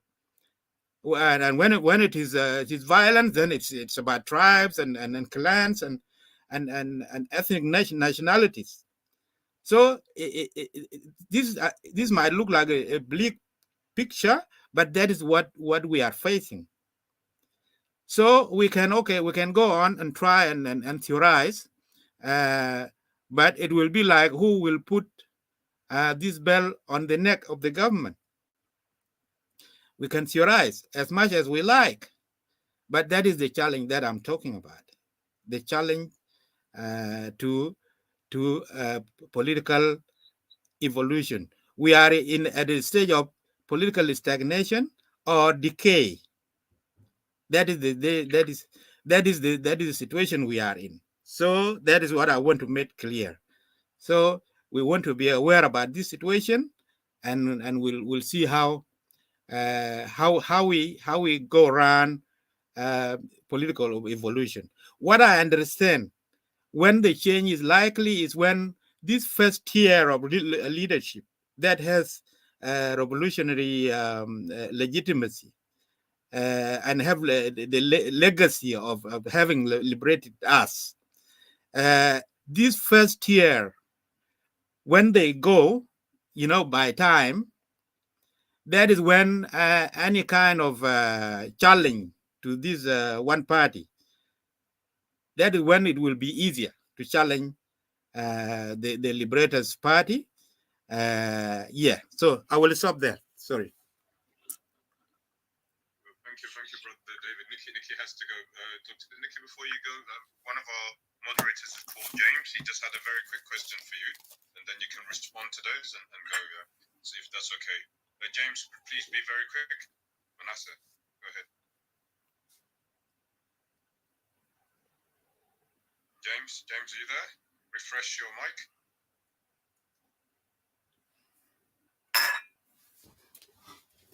Can you hear me now? Yes, we can, Brother James. Yeah, go ahead. Please be very quick because Nikki has to go. Okay. Hello, everybody. Hello, our audience. I'll try to be as quick as possible. Paul Cooley spoke about $1 billion, why the poorest countries are failing, and what can be done about it. He discussed the 4 traps, and the traps are the conflict trap, the natural resources trap, landlocked with bad neighbors, and bad governance.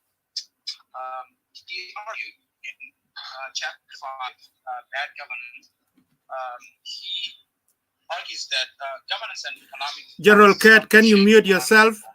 Your mic is open. General Kurt. Yeah, he argues that governance and economic policies help shape economic performance, but there is an asymmetry in consequences of getting them right and getting them wrong. Excellent governance and economic policies can help the growth process. And he continues to argue that, by contrast, terrible governance and policies can destroy an economy with alarming speed. For example, President Mugabe must take responsibility for the economic collapse in Zimbabwe since 1998, culminating in inflation over 1,000%. And then he says in the 2005 Transparency International ratings of corruption, 2 societies tied for global bottom place, Bangladesh and Chad. There is no doubting that both of these countries suffer from bad governance. The amazing thing is that being the most corrupt country on earth has not prevented Bangladesh from adopting fairly responsible economic policies and from growth. Lastly, bad policies and governance need not be a trap. Societies can learn from failure, and many do. The most dramatic era correction of modern times has occurred in China. In the 1960s, Mao hurled China into ruin to an adoring chorus from the Western media. But in response to failure, the Chinese political elite swung policy 100 degrees and generated the biggest economic success in history. Mao made his own invaluable contribution by dropping dead. So I agree with you, Dr. Nikki, and thank you very much for being here, that things take time to formulate and develop organically. In the context of what Paul Clear argued in his book regarding the repercussions of bad governance, we all know that South Sudan is facing numerous and tremendous challenges, among which is the topic of today's discussion: democracy, political pluralism, and political parties. So here's my question to you, Dr. How much role can good governance, that is geared toward the economic development of the South Sudanese not only the elites, expedite the process of democracy, political pluralism, and political parties, nation building, and social cohesion that we are all longing for. Thank you. Thank you very much. Thank you very much, Brother James. Sorry, Nikki, you No. respond and then go. Okay, thank you. I'm sorry I have to run, but thank you, James. That's very interesting.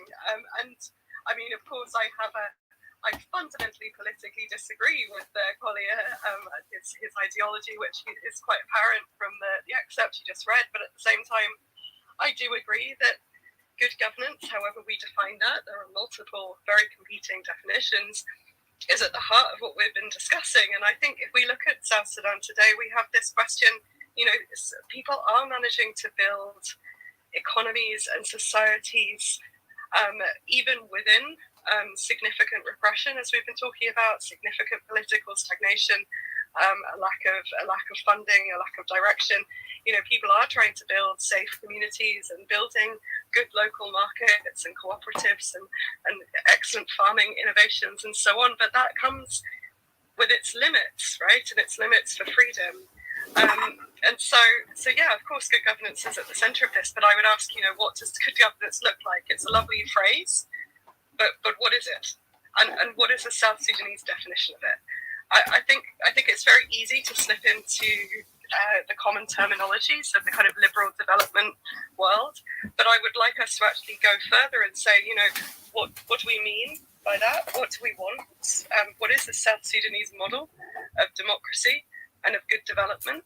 What is good development for South Sudan, facing some of the most extreme impacts of climate change that you are not responsible for as a country, but that you are going to have to face? I think these are the questions that I would ask, kind of in response, basically, and I would ask for definitions, and I think that's what I've been trying to say today. I think, just to summarize, and to say my last words, and let this fascinating conversation roll on without me, but my research is really about, when I've been looking at the history of political thought in South Sudan, I've been looking at this history of the debates we're having, and I think it should be reassuring to us that we're not the first to engage in these stressful conversations, and that there is a wide field of South Sudanese organic intellectuals, if we take Gramsci, who are not necessarily even speaking English with us, or who aren't literate, but who are having the same conversations and who are thinking the same things, and that is a good grounding, right? And I just wanted to pick up on Chairman Deng's points about there are other spaces other than political parties where we can have these conversations, where we can build for the future, and where we can potentially do it slightly more safely. And I really do want to take safety seriously, particularly in light of the situation in Jonglei. But the question is, how do we do that? And I wanted to point us towards schools and teachers and unions and agricultural cooperatives as all spaces where this isn't something we need to start. These are places where this work of asking, what is good governance? How do we live together? What is communities of democracy? What is a good economy? These debates are already happening in these spaces. And that's where we can start to build. If we're talking about where the political constituency is, intellectual basis is, it's already there, and I think that should be hopeful, and I think I wanted to also add, this question of democracy applies to our conversations. I think it's really, this conversation has given me real hope about the democratic nature and the polite nature of conversations that are very tense and difficult. I think what upsets me sometimes is when I see on social media that we have a kind of deference for authority in the UK and in South Sudan that can be limiting. And I think it's incredibly healthy to have open discussions where we recognise each other's experience, but it's also, open. And I wanted to echo, I can't remember who said it, but, we are all historians, we are all intellectuals, we can all contribute. I think this goes for the women among us as well. It is so important to recognise our own expertise and our own intellectual powers here in producing models and ideas for the future. So I will leave it there. I did want to say I popped my email in the chat, and I would absolutely love to hear from anyone who wants to read this draft paper, or who would like to continue this conversation. But thanks again for the absolute privilege of letting me speak today. Thank you. It's actually us to thank you, Nikki. Thank you for your time. Thank you for your love for South Sudan, and also giving us a historical account of what you know and what your research. So we're really grateful for that. We wish you a good afternoon, and hopefully you'll come again. Don't be a stranger.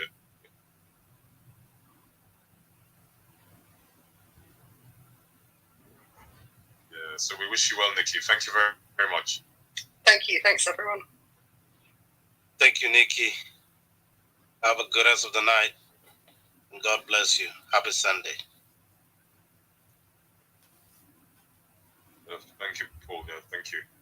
So we can continue. I think David, do you have any final words? Yeah, Julius, you can answer the question. I just want to release David because he might just want to have a last word. David, my boy. Brother David, do you want to say anything before you go? Just your final ideas and thoughts about the discussion. Yeah, thank you, Nyer. Yeah, it's just to say goodbye to you all, and thank you, actually. Thank you for the room, Nyer, and moderators.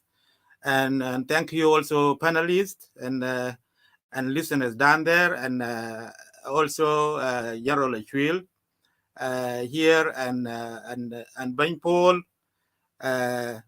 You are all recognized, and I will say goodbye. We'll meet again. Yeah, thank you, David Mabori Chadar. If you won't mind, can you introduce the TV that you talked about briefly to the audience before you leave? Thank you. Yeah, it's we run the Rumbek TV, which is RBC TV. Maybe some of you know about it, some of you don't know.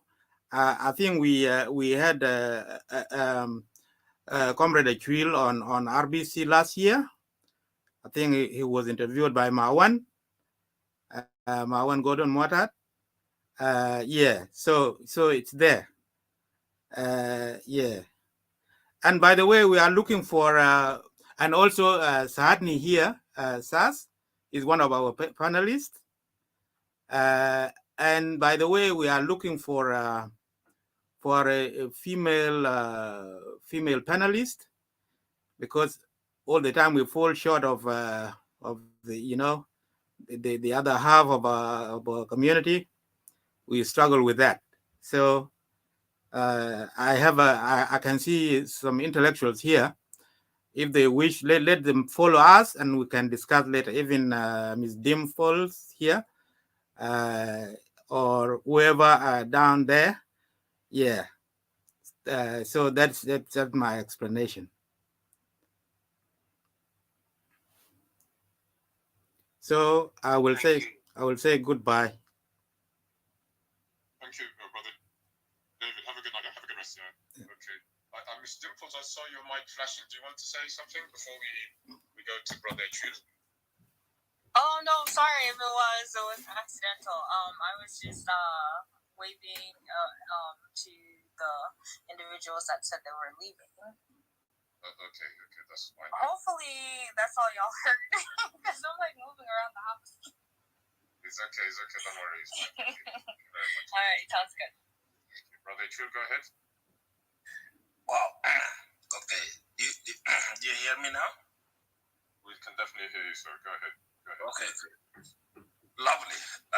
I'm very pleased, also very much. I didn't mean to interrupt.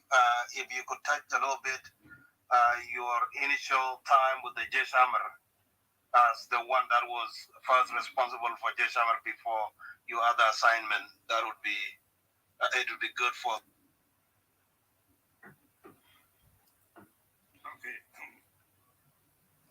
Okay, thank you, brother Paul. I will come to that. President in waiting, or President-elect Inshallah Garib. Yes, I will come to that, and maybe Dengbor could help a lot. So let me focus first of all on the questions. I appreciate very much what Brother General. General is a rank or a name or a nickname. So General has actually touched on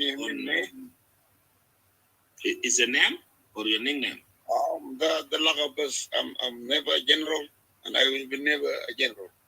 So the lack of best is your Red Army. Okay. Oh, yeah, okay. The non-general general. The non-general general. Okay. You are welcome, brother. Now, you put it correctly, and it is very, it is methodical the way you define it. Yes, that is the situation. Early on, I touched on the challenges with the civil society, but also the challenges with us. So this a success that we achieved has its own negative impact.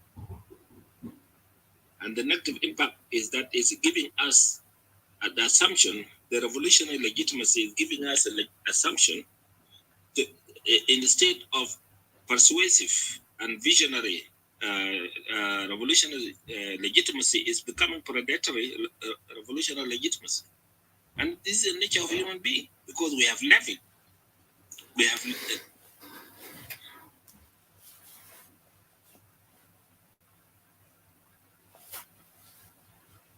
explored the sentence that 2004, then until 2011, who were the darling child of South Sudan,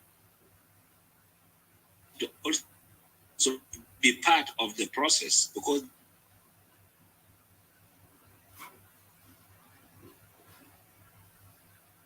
the next process, the modernity, but it is actually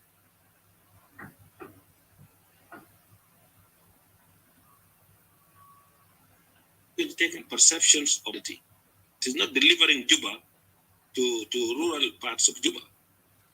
And this is the perception. So SPLM in any way was thinking of this.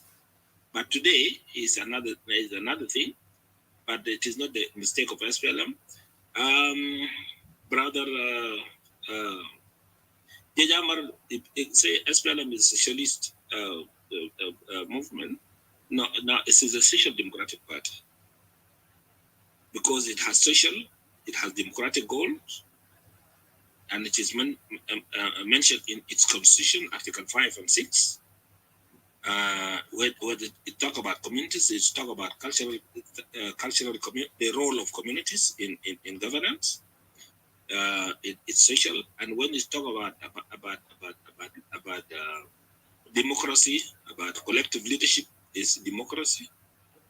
But what is mentioned in a manifesto and constitution is something different.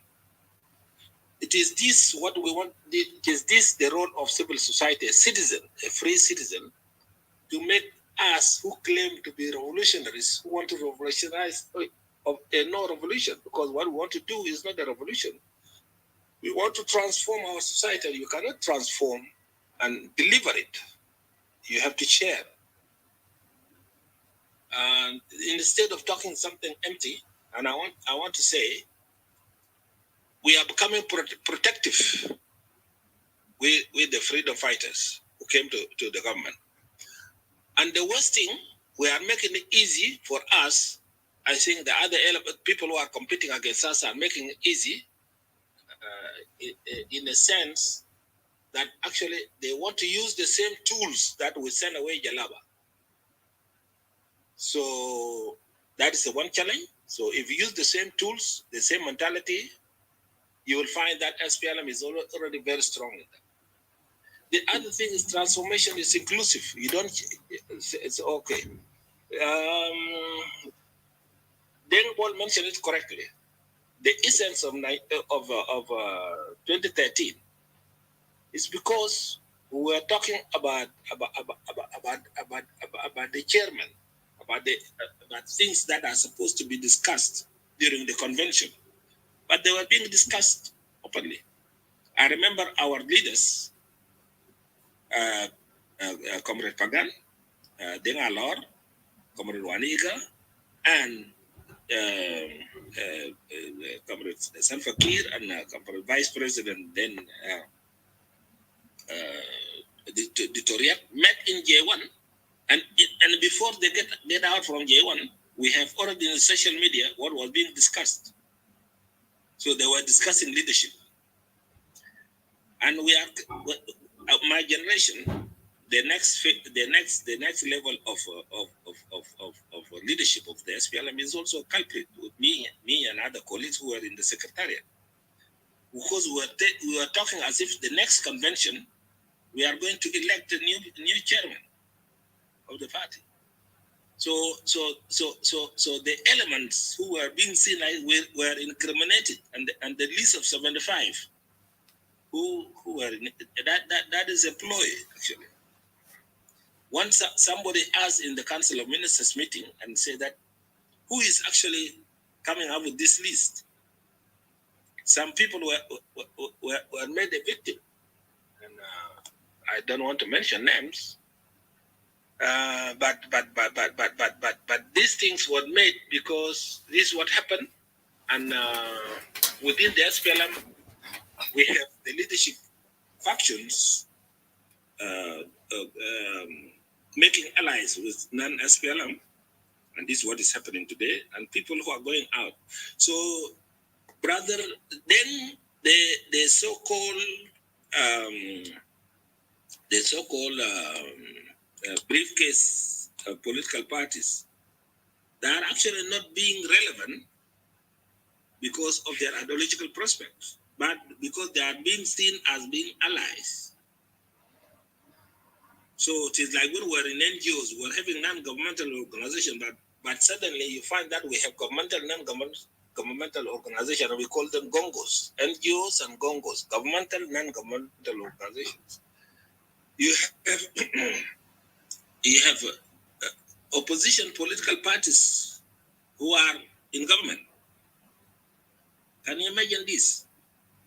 Opposition political parties in the government.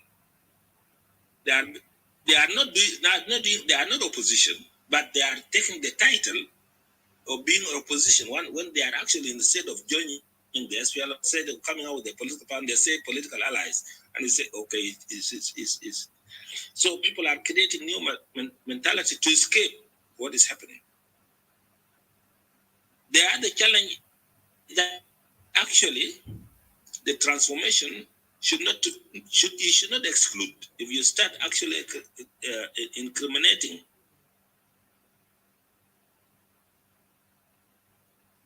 and behave like Gorbachev, because it was only Gorbachev who Gorbachev himself out of in history, accepting to dismantle the Soviet Union. Who else in history would have done that? Maybe there are other people. I have not read history a lot, but in the present, in the modern time, you will not get another Gorbachev, and there will be no Gorbachev in South Sudan. So the people who are in leadership now, we need to define, reconcile on where we want to go.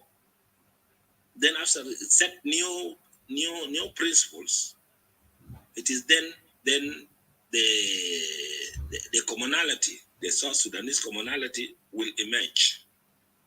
So the revolutionary legitimacy is becoming predatory revolutionary legitimacy. It is exclusive. And those who want to make change, they want to be exclusive. So you have two exclusive and who are fighting themselves. It's not the way forward. So it's not the way forward. During the split, and many people, maybe you people, some of you are very young, we were having two camps in Logoshogo. If people could remember well, there were camp for Nasser faction, and there was a camp for Torit faction. People like James Cook, myself, and Philip Agüero in Logoshogo were the only people who were moving between two camps. There was one day, somebody met me in Muzungu met me in Logoshogo town, and I was coming to Camp A. There was Camp A for SPLM to read and Camp B for SPLM Nasser. And Muzungus were very happy, and they want to keep us separated as much as possible. So I was coming, I was coming from town, walking back to Camp A, and then somebody picked me. It happened that we discussed things, and he defined me to be almost like a Nasser faction. And imagine I was coming from Kapoita, so he didn't want to take me. He dropped me. The same thing happened to me in Nairobi. I was a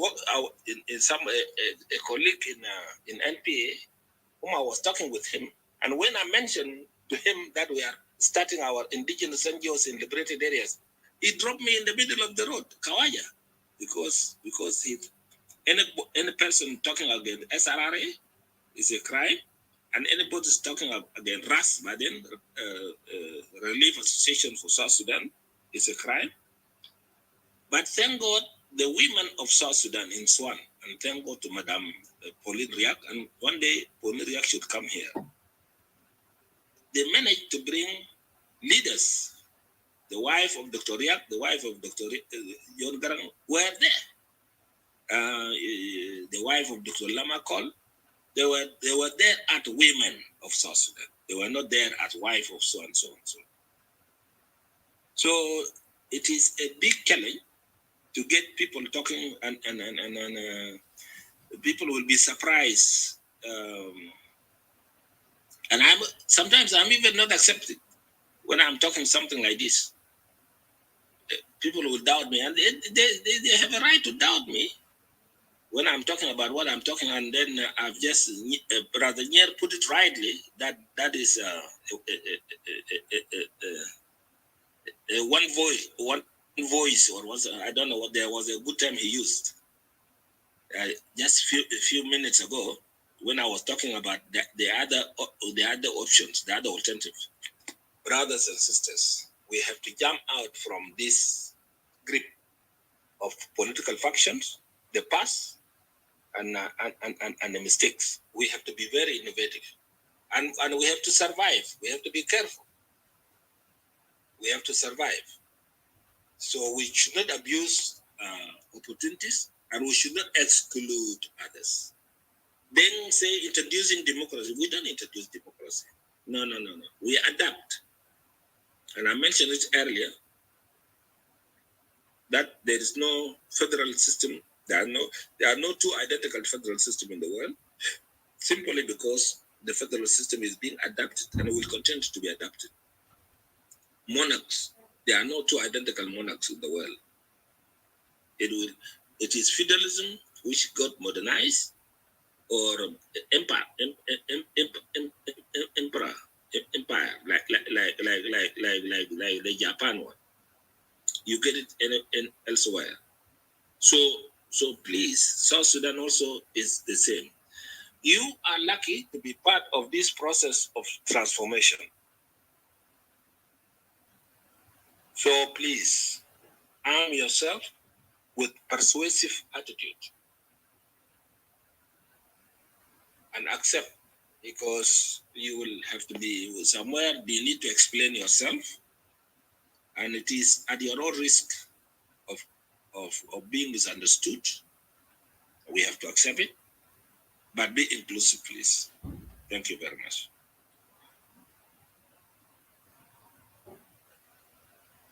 Thank you very much, Brother Achil. Again, that you've always been very open and democratic about issues. The issue, obviously, is what kind of system can be established, or what kind of coordination can be put together to put enough pressure on the system and to make our leaders do the right thing, and also to listen to the populace. All the populace wants are services. They want to a government that engages, a government that listens, a government they deserve, that is building a country, not fractured, not myopic, not redundant in terms of ideas. So all of that, how do you address those issues if there's no democratic space or freedom or space to express their freedoms and their rights? And hence the classic example now is what's happening in Jonglei. These are employees, government civil servants, just demanding fair pay and pay on time. They have not threatened anybody. They have not really been a cause of. They're even part and parcel of the society, and they are even the Red Army, as Deng said, Paul said before, Honourable Paul.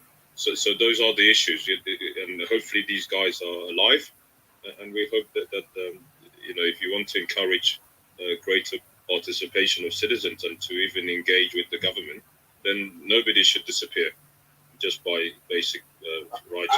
I don't condone. I don't condone this ruthlessness. Likewise, also I don't condone unprincipled.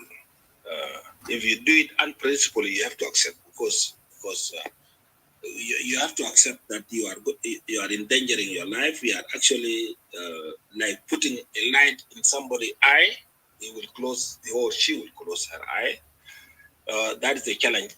So I don't accept this for sure, and that's why I'm asking activists to be as much as careful and they work within the permissible opportunity. There's no justification of taking somebody's life, or there's no justification of using force to stop people talking and people demonstrating. But how do we get out from this?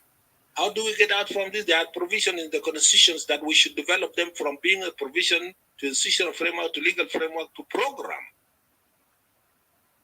And it has happened. I have just mentioned to you some examples before.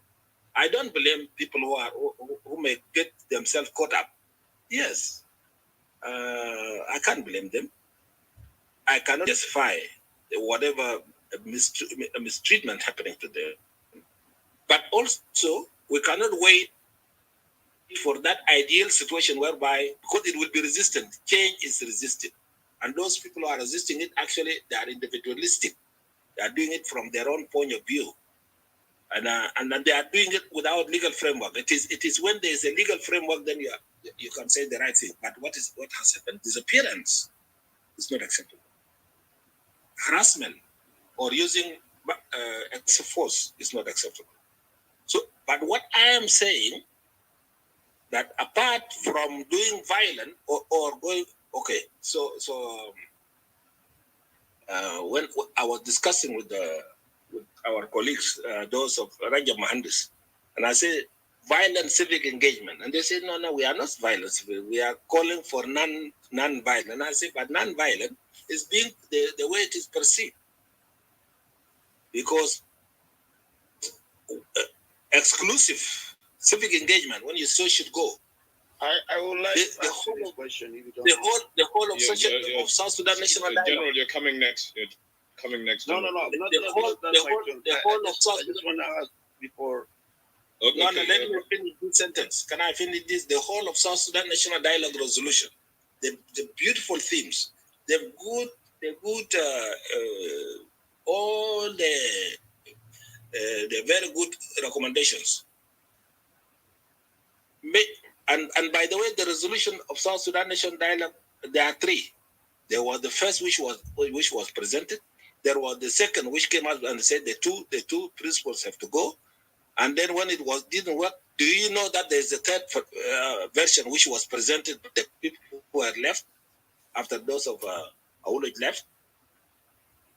So it is this. Yeah, we have three versions of the resolutions. And none of them is being used because of the extreme way something was dramatized. Yes, you cannot have all the resolution accepted, but if you focus on one and you say that, okay, please implement the South Sudan National Dialogue resolution by you getting out from J1. I think you are talking to Gorbachev. If I don't know whether I will be there, and I'm being told implement so that you leave the place. It is up to you people to continue doing it. Yeah, go ahead, Gerald. Okay, go ahead, General. Thank you, Brother. Sorry for cut you off. Sorry. My question to you, government recently spoke of them not having fake bullets. That is warning to people who may try to demonstrate peacefully across the land. Now, in this case, you are saying that people should not try a violent way. In this case, don't you see that government is the one very violent toward people because they were very sensitive? Good question, but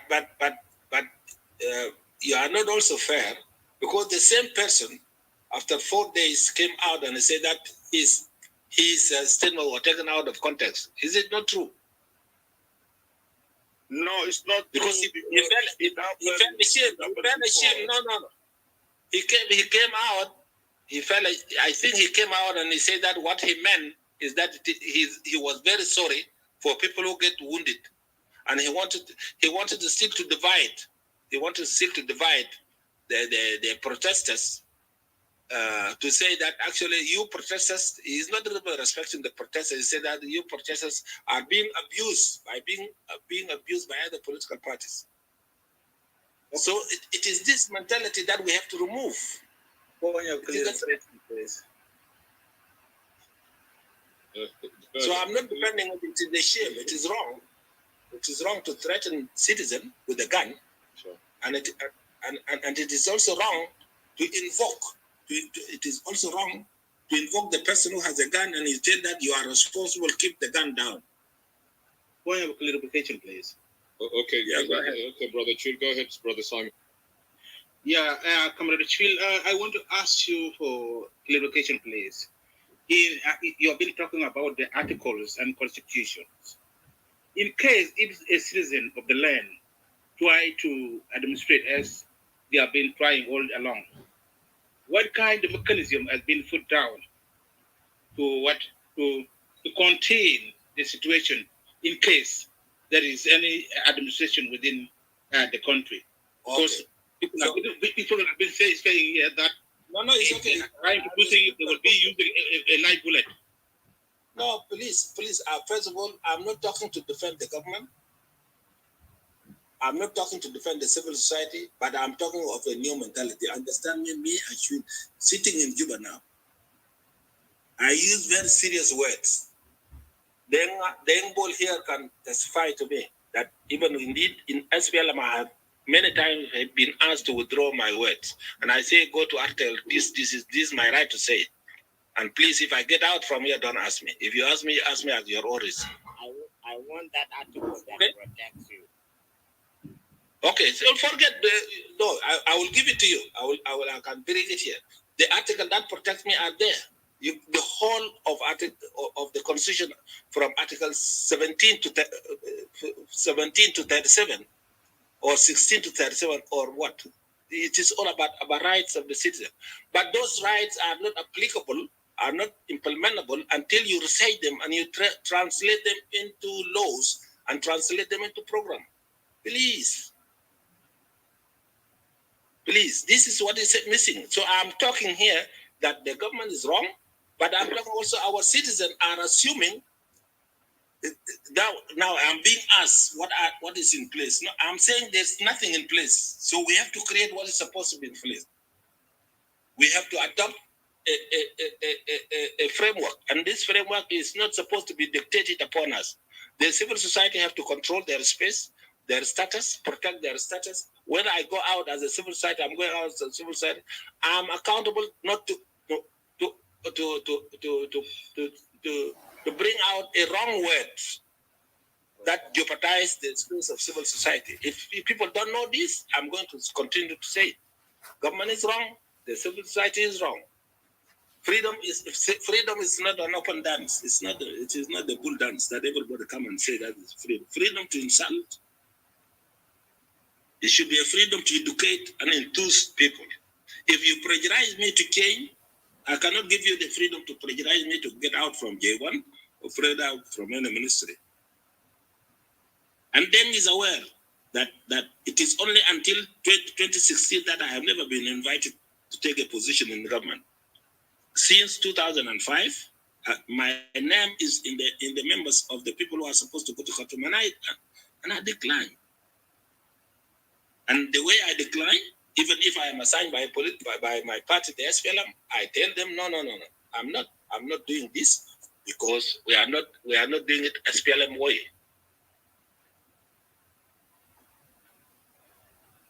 Yes. Then am I wrong? No, we are all the time. Thank you. Yeah, all the time. So that's why, and even brother, then I challenge them and I tell them, seeds of the nation is not to be on the receiving end. Seeds of the nation is to take us from the constitutional provisions, take us to research, take us to policy design, take us to lobby. So the person I was talking before, Brother Wani, Wani did a very good thing. He picked the used economic power.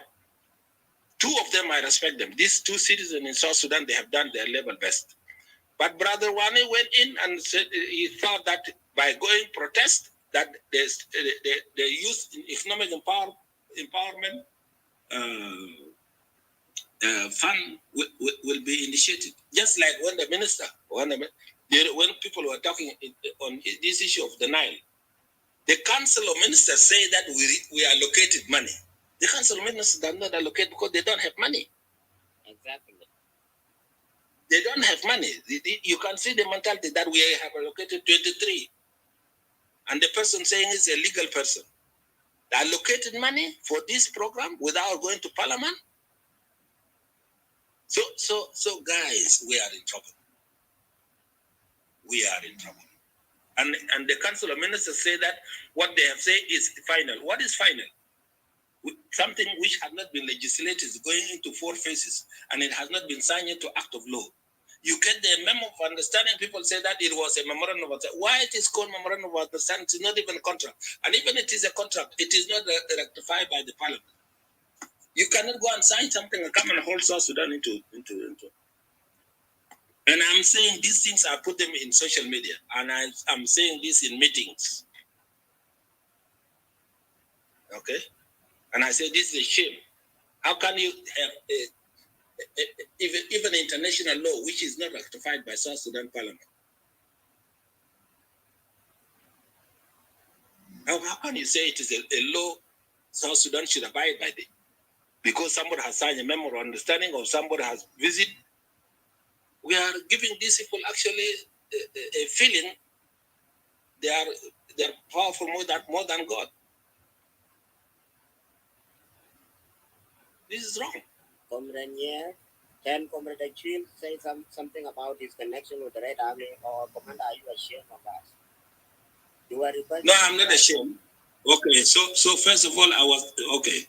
Initially, I was lucky to be the first officer to be given the martial, the order of march from Vilfarm to Abolo. So me and Ringakwe, then Comrade Manyang, another bodyguard from the office from the headquarters of the chairman. So we were given the order of march. So we went to Abola, and Abola was almost becoming very successful. But we were given the Abola premises which were abandoned by the Chipian villagization program, and the reason they are abandoned it because it is a swampy area. So King Agada sent me an envoy that I am very pleased to hear this. Can you send a message to John Garang that I want children to be taken away before floods come, because you people are in the middle of a river. Take them to Pinyudu, the highland of wood, the highland of ostrich, whereby the ostrich stay in the whole of Anuag land during flooding season. That is the only place that does not get flooding. And by the way, people, they don't go and hunt there, and they don't the way even they hunt fish, the fish is different. So in Pinyudu, nobody go there to kill wood. It is then after breeding, when they come out, then people cook them. So the king accepted asked. So I sent the message, and the message was received. So the person who came to replace me was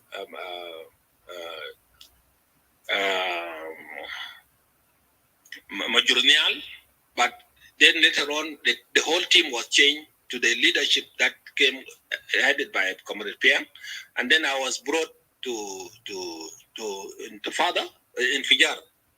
So I was taken to front line. So I came with the Equatorial Sons and political commissar and commander of first Koi of Ali Guatala. So I was in charge of the sons of Mundri and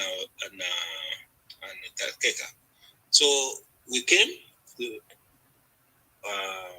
then there later on were called from front line 15 members to go and establish, take away SRRA from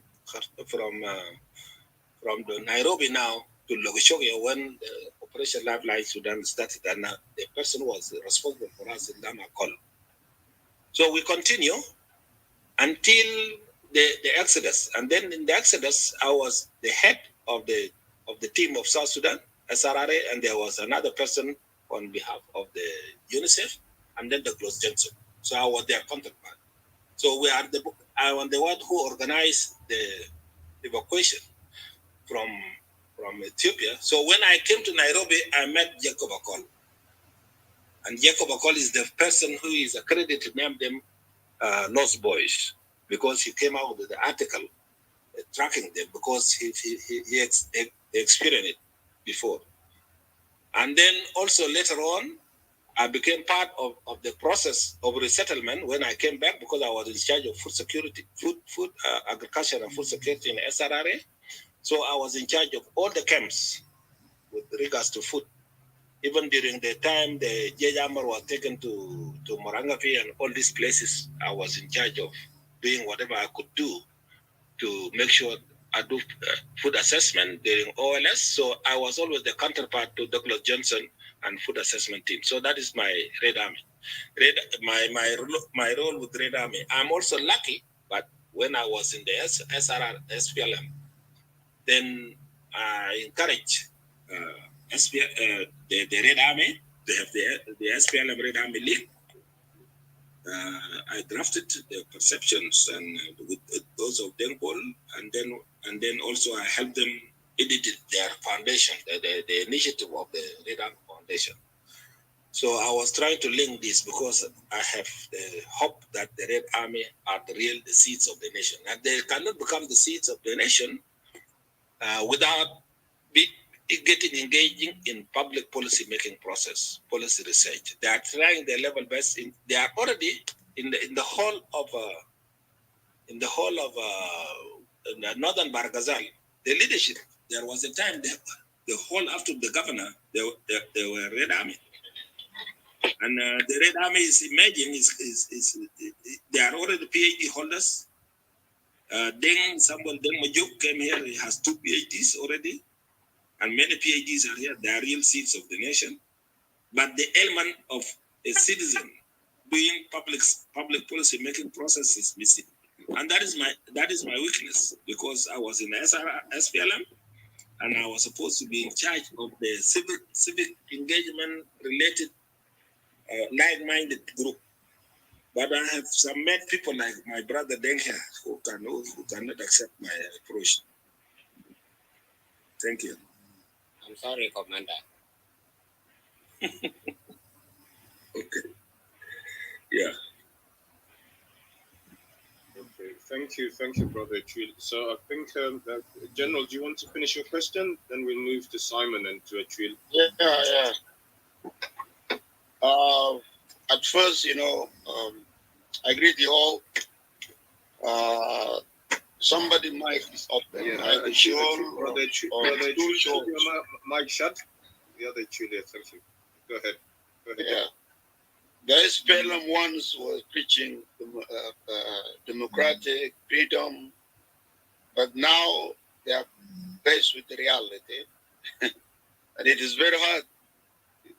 It's now they can't accept if they revisit their words during the liberation time, some of them will surprise.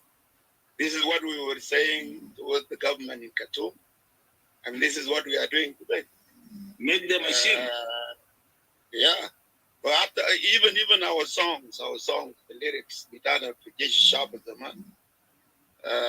they cannot sing because they will be ashamed of what they did in the past.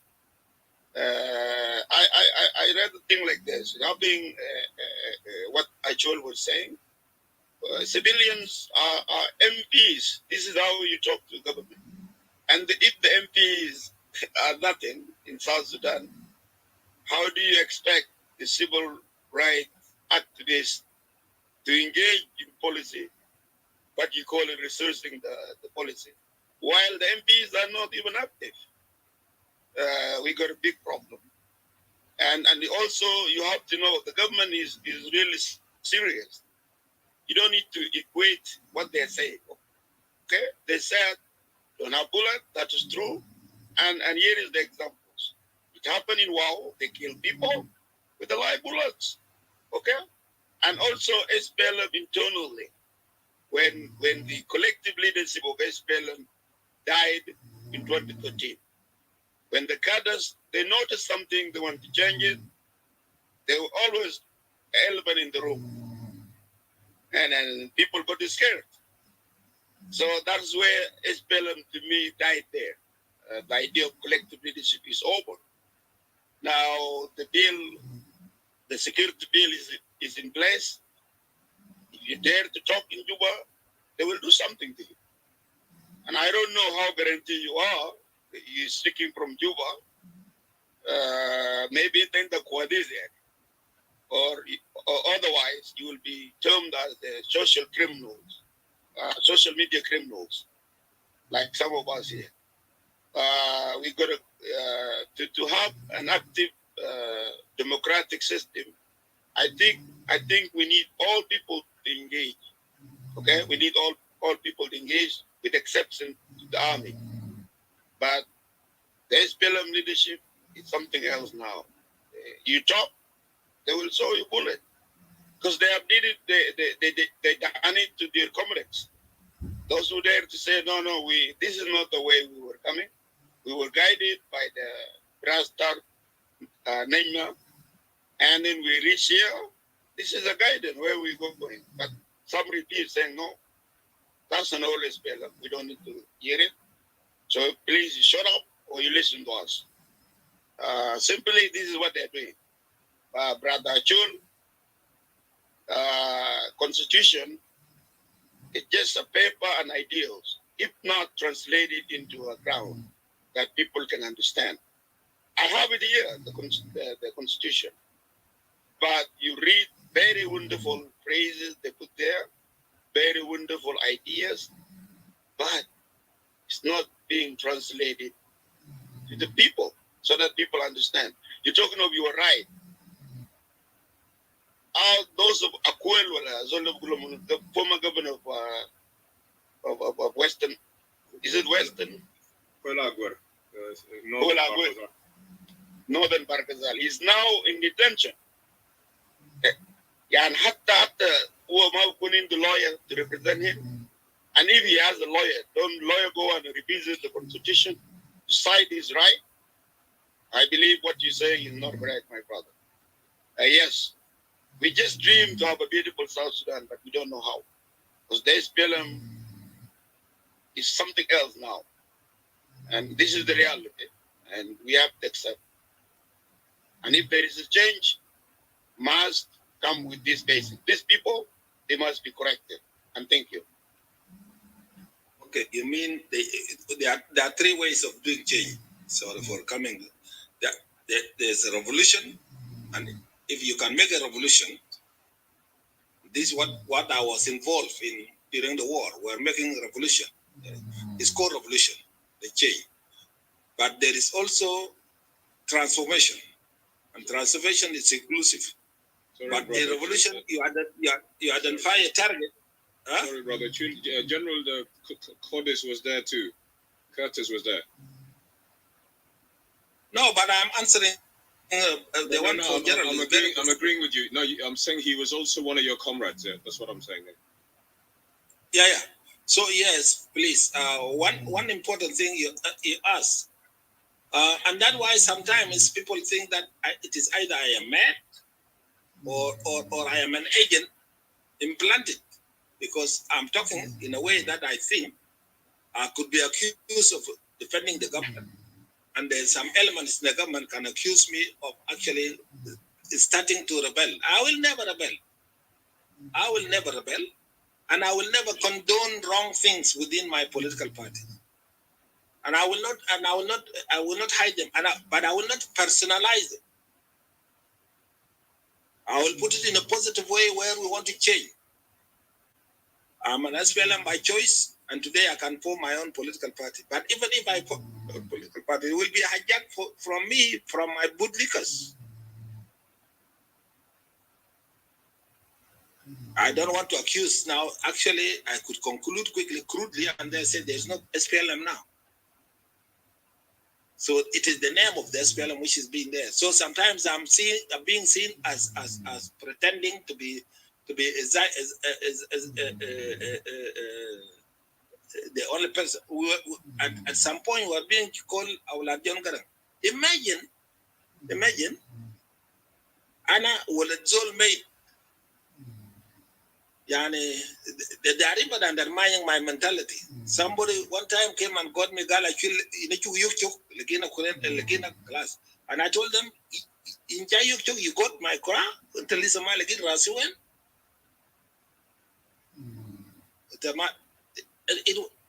Then one should remember, I think then is not here now. But I said this publicly, somebody coming ask me, when you with knowing what you are talking about, that I am not agreeing with them.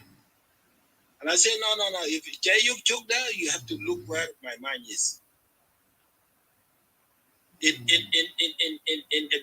the convention, yes, during the convention, I was arrested twice, 3 times inside the hall, because I came out with a circular that I circulated because I didn't want election to be done. This is what I'm doing now. I'm releasing a document next week. Releasing a document asking for partial election for the parliament, but not the principles. And I want this presidency I'm suggesting the presidents to add another one from the non-signatories. I have radical views, but I don't personalize them. See my document next week. I'm going to share with you today some of the documents that I have written about the status of civil society. But I don't boast about it. It is also a threat that even the government, if it doesn't eliminate me, people who want to embarrass the government could come and kill me, and they claim that actually it is the government to embarrass the government. So it is already a danger. But I cannot live anywhere. Forget. I cannot live anywhere. I cannot run away, and I cannot mobilize my tribe or my soldiers to go and shoot another body's headquarters. People were fighting in J1, and I'm saying it every time. People fought in J1. And the president gave escort to Riek Machar. And the following day, they organized themselves to fight themselves through other people. And you people you sit outside and you want other people to go on a strike, and you are happy. I don't want. And that's why I left my professional basketball. I don't want to boast now. I left my professional basketball and came to war. My own shoes were brought to me in Itang, and I was about to be taken back to Ethiopia, and I refused. I was brought to Gambela. I came and refused in front of Salva Kiir and Makir Dengmalo.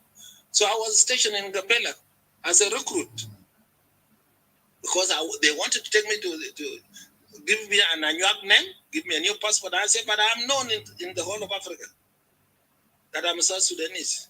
And I don't want to sing song of freedom, of national anthem. I was doing it for Egyptian, and I will not, because I was playing for their club. But I will not do it to any other country representing any other country. So I was meant to sit in Gambela with Makir Dengmalo. So please, this country, we have everybody has chosen their own way. Brother Paul was saying self-assigned. I'm a special envoy. I'm a special envoy to you. I'm a special envoy from civil society to the government. I'm a special envoy from government to civil society. I'm a special envoy from political. I want them to become relevant, because even SPLM, if we go continue like this, it will soon vanish. And if it vanishes, and or leave things like what is happening in Khartoum to entities who do not even have a manifesto, you think South Sudan will be one? So today we change the leadership, and then new group come. You will not have South Sudan. South Sudan will be a smaller faction, and it will be hard, because those factions, those warlords, you have to defeat them one by one to unite. There is no country that you call warlords for a meeting. You have to go and fight them and defeat them to bring them. This is how the nations were formed.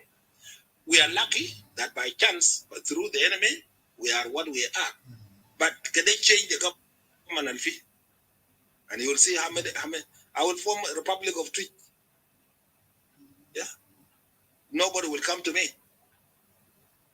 So that is the thing. So don't throw away a baby with the bathing water. But we should not condone, we should not accept, we should not feel. Brother Gerald was saying it correctly. He was quoting their very good provisions. Why are we not quoting them? Thank you.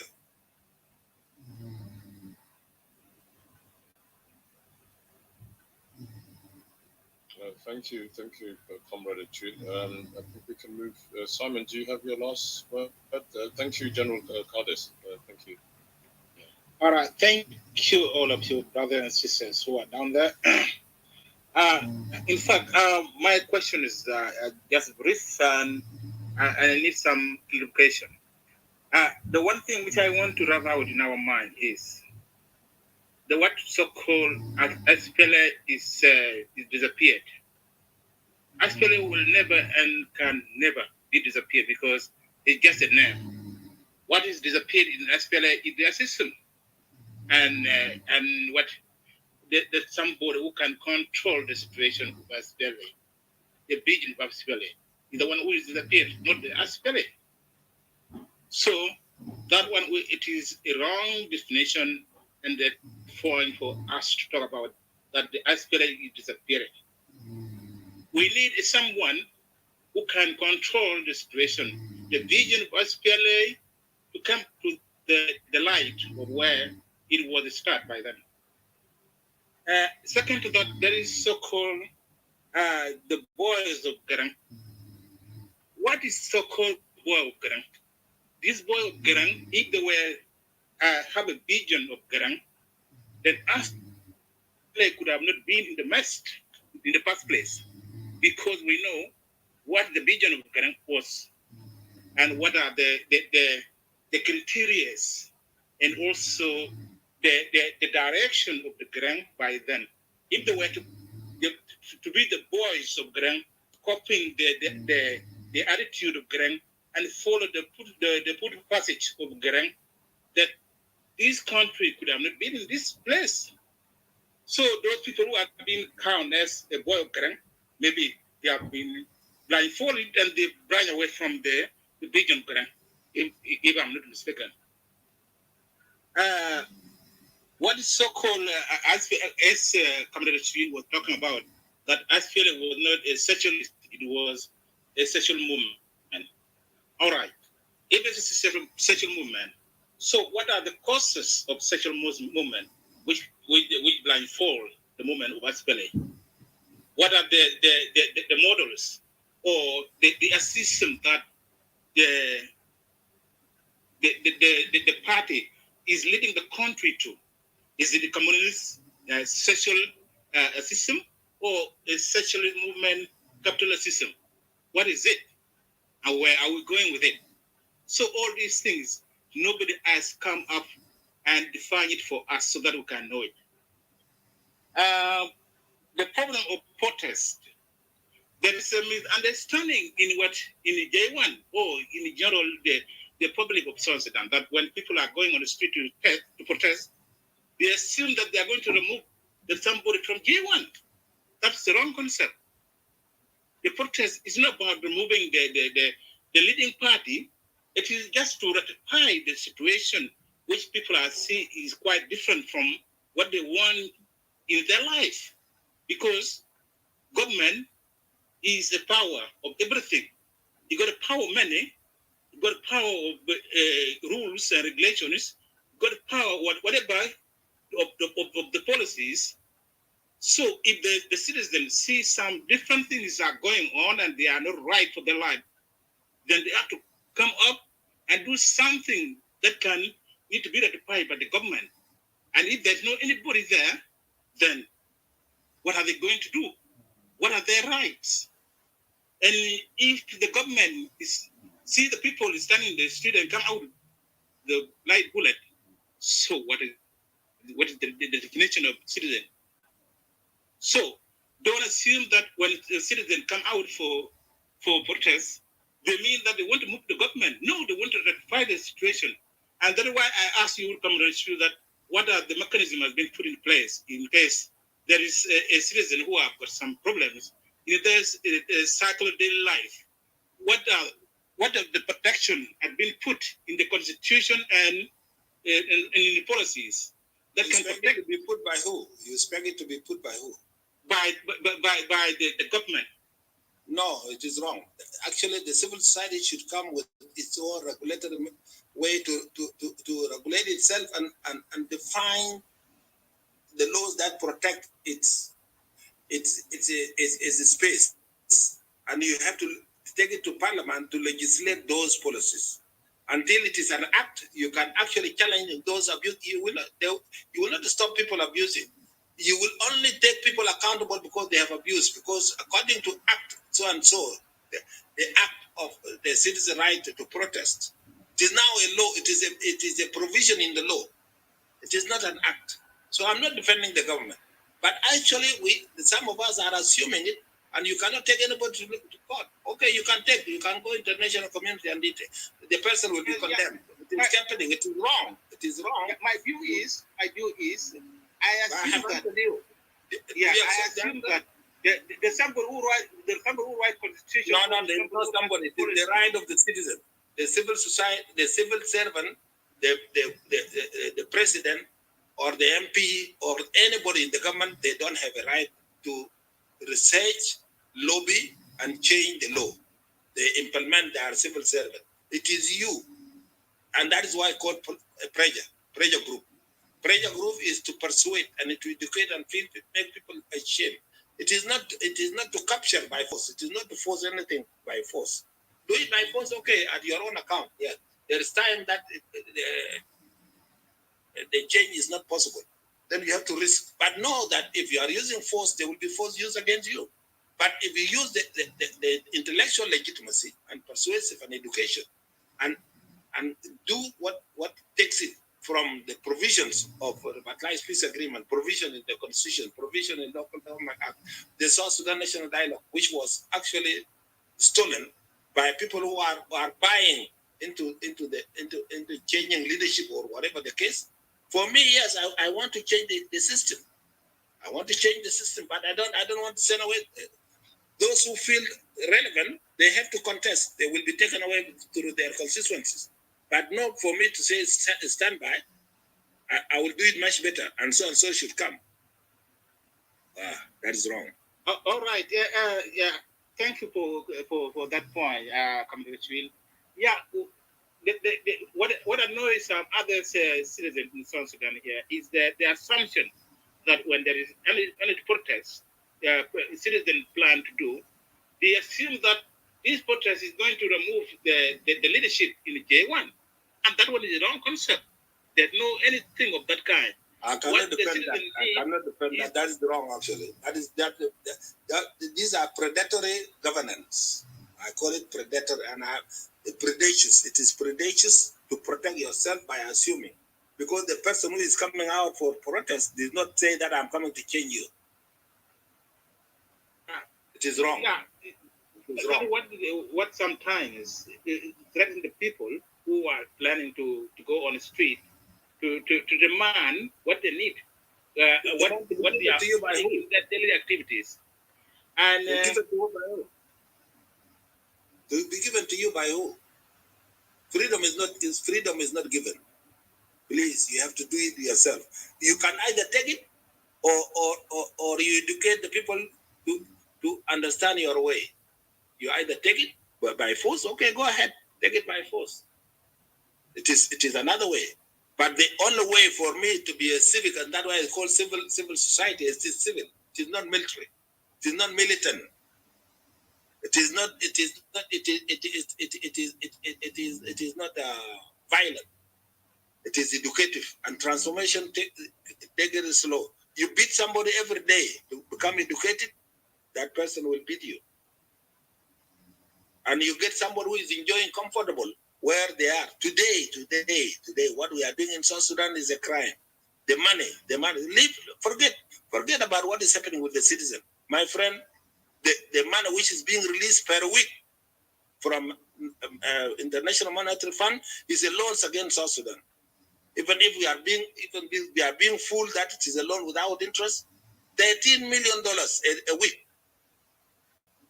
Instead of putting some in the in Bank of International Settlement, so that you can have our commercial bank. Our commercial bank has turned into whatever they are. But today, there's nothing called central bank. This is treasury. It is not a bank. Today you have checks written central bank, written government of South Sudan, not to commercial bank. They are taken to treasury to take money from the treasury. Is that right? If you protest, you think somebody will accept that? No, you have to educate them to feel ashamed. And you have to set a law that the money coming from should not be distributed. The money should be put at generation fund. And nobody will understand this, because if people celebrate, things stolen, people celebrate them. I have been insulted by my community or by anybody, or somebody insulted because they are bad saget, they will say it. Okay? And people celebrate, community are also corrupt. They celebrate. When I steal something, I take it to the village, I distribute it, and then in a bench. And somebody stealing. Last week, David put it here. Ambassador David who? David Amor. David Amor. David Amor. Okay, somebody who knows Nuer. The Nuer, they have a very nice definition of Kume. They're not basitin, 5 million baht, we took Yakul Menastanin. The definition. Not the mentality of Nuer, but this is how they saw it, what is happening, what they have observed. The government since 1955 up to today, there's a group of people who agree to go there and sit and eat. Brothers and sisters. The mess we are in cannot be solved except we go public. And then what should not have gone. They cannot be a seeds of the nation when they are actually wanted a cake from the spoils. Thank you, brother. Let Simon finish so we move the queue. All right, thank you for correction. I agree with one word, with your one word, Comrade, that when anybody who decide to go on the street for protest should let the government know what that person is planning for in case to arrange some other things. Well, sometimes I strongly disagree, because there is no any country on the planet that when a citizen feeling some different things, it should be threatened that if you go on the street you will be killed. There's nothing of that kind, because if there is a threat on the citizen, so why should we took the arm by then and go against the Khartoum government? It's because of the marginalization and the ill feelings that we were having in our heart. That was the reason why we took arms against the government of Khartoum. And if there's nothing now, I fear to be the same case, then how do we call ourselves with that region of our country? You are absolutely right. Yes. We need a lot of things to be ratified for sure. Yeah. Because when we are talking about a different thing now, we don't know exactly what political system are we using exactly. Is it communism political system, or a capitalist communal system, or community social system? We don't know exactly. So we need to know exactly where we are going to, and how we can move our ill thinking to go and demand what we need to do. As John Grant said by then, that SPLM is a place where when you feel different, you go to and ask, demand what you need. That's the meaning of SPLA. But if it becomes SPLA where you have a protest as a citizen, you'll be shot with a light bullet, then it's a different thing now, isn't it? I feel ashamed of that. As a South Sudanese, forget being an SPLM, being a South Sudanese, my government is still is accusing me of being social media criminals, and then also I'm being threatened that if I go out, what if I go out? If I know I'm going to be shot as, I will prepare myself to shoot against somebody who is shooting against me. So they are making actually the civic movement extreme, and it happened. Bashir was saying that Jibna Basila. So he went out Basila. So it is a lie. I don't want to defend that. But I don't want also to fight that. I want to transform that. Because if I fight it, I give legitimacy for the person who has stolen the sovereignty and supremacy of my people. These guns belong to South Sudan. To the South Sudan are bought by blood of South Sudan and are bought by money from South Sudan. They don't belong to the government, Hukuma. They belong to a citizen and the nation state of South Sudan. The nation, the multinational state of South Sudan and the citizen. But somebody in the leadership take it upon themselves to protect me, that I'm protecting the safety of the citizen and protecting the South Sudan future, when it is actually individualistic. And we want to instead we should not exclude that person. If we exclude and they are already sitting in the helm of power, they will use everything available to them. This is the mentality, my approach. So I may not achieve what I'm asking for. Now, I may not just assume that if I protest, I will achieve it. Because if I send away the person in the government, I will not go into that J1 because somebody else will take over. Military, that's what happened in Khartoum.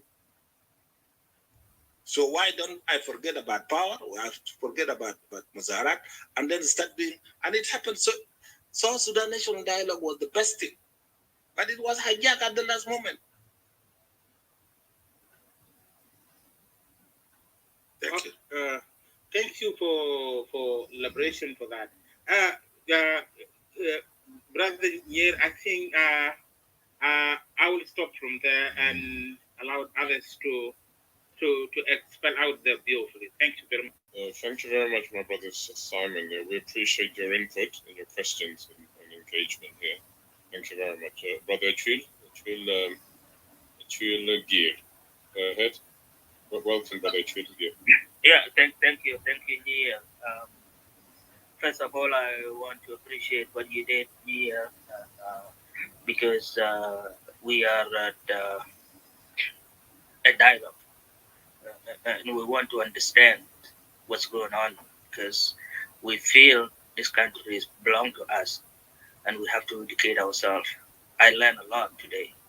I've been sitting down here for, when you started it.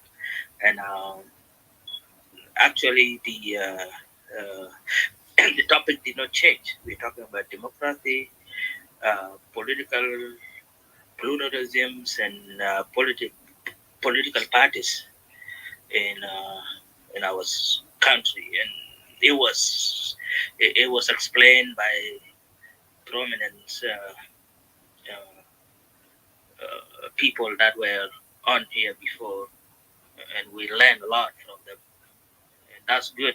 I like that kind of idea because education is the key. If you know things, then you open your mind and you continue progress. I want to thank you for that, and I want to thank people who contributed, like Kuch. He did great job of asking questions and explaining. The same thing with Honorable Paul. He always was us, and we are all in this together. Miss May, I want to thank you too, because she actually say what I wanted to tell. Miss Dimples, actually. Oh, Miss Dimple. Yeah, Miss Dimple. Miss Dimple. No problem. No problem. She actually, when I was sitting there, I wanted to come up to say something to Nikki, but she actually did say exactly what I want to tell Nikki. And thank you for that. Good. Comrade Shuil,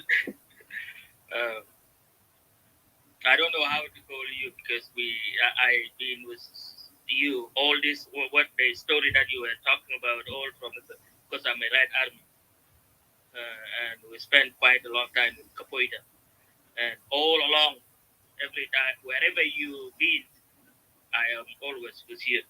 You might not know me because I was maybe a little boy, but yeah, been to your house, been to, we profit from everything that you have done. Red Army, Mrayangupi, wherever it was in Equatoria, when we were during the war and all that. It was, we think that you were Red Army. And I'm just want to say what somebody asked you about Red Army, your connection. To me, I know you are Red Army. You and Denga Guam and other officers that were there, they're actually our leaders. So you guys are Red Army. And I'll get back to that later. James, thank you, Simon, and everyone that is up here. General, you spoke well. We know, I know you are part of our, your comrade. And we went through a lot, and we know all that, what happened to us.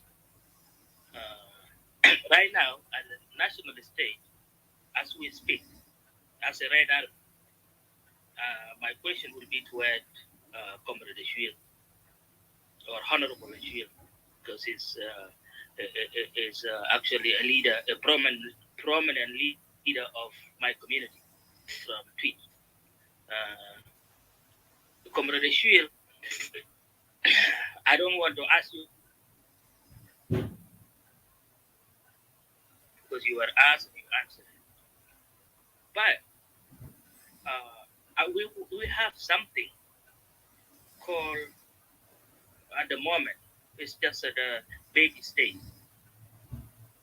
But we came up with an idea that Red Army, is our time to rescue this country and rescue SPLA, SPLM.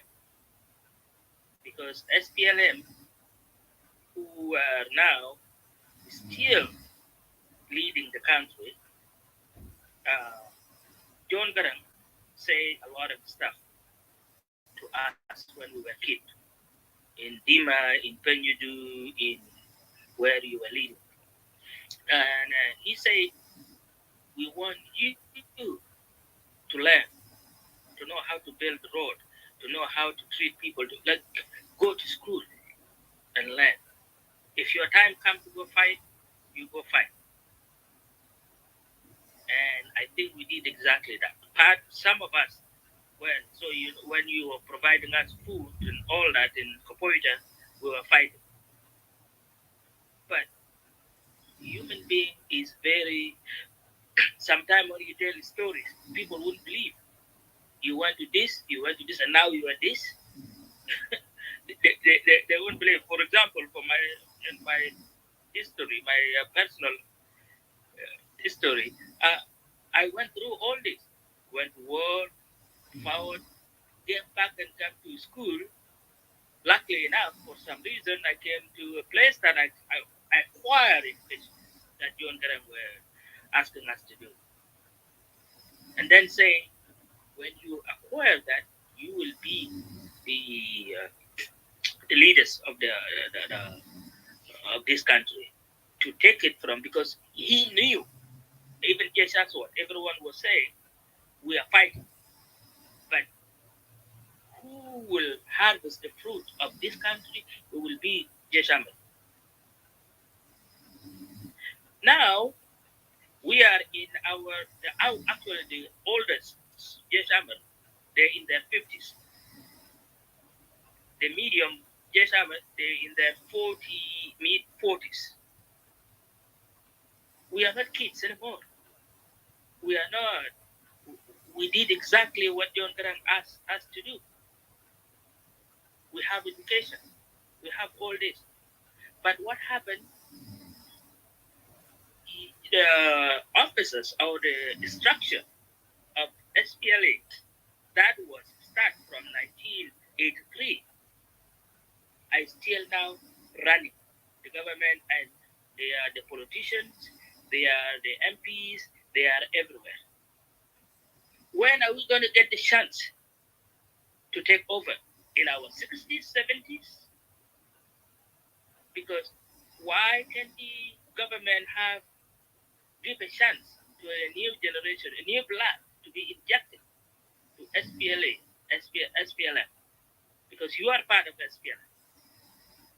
When will we have our time to contribute? We contributed during the war. We have done exactly what John Garang asked us to do to get education. We did that. We are some of us now are afraid to go back home, because when you go there, it's chaos. And you admitted to that even the provisions that you mentioned in the laws and stuff are not working. How can we fix that? We don't want another revolution. We already fought for revolution. Now, to make change, can we talk on a round table and bring new blood to SPLM so the SPLM can be respected, because we will be part of this? So my question is, you've been there and you said what you said, but why is it so difficult for our old school journalists and all that to leave a way for a new blood to let the country? Thank you. May I answer this? Now today, Brother Achul, the interim Secretary General of SPLM is Red Army. The third layer in the military command, the Red Army.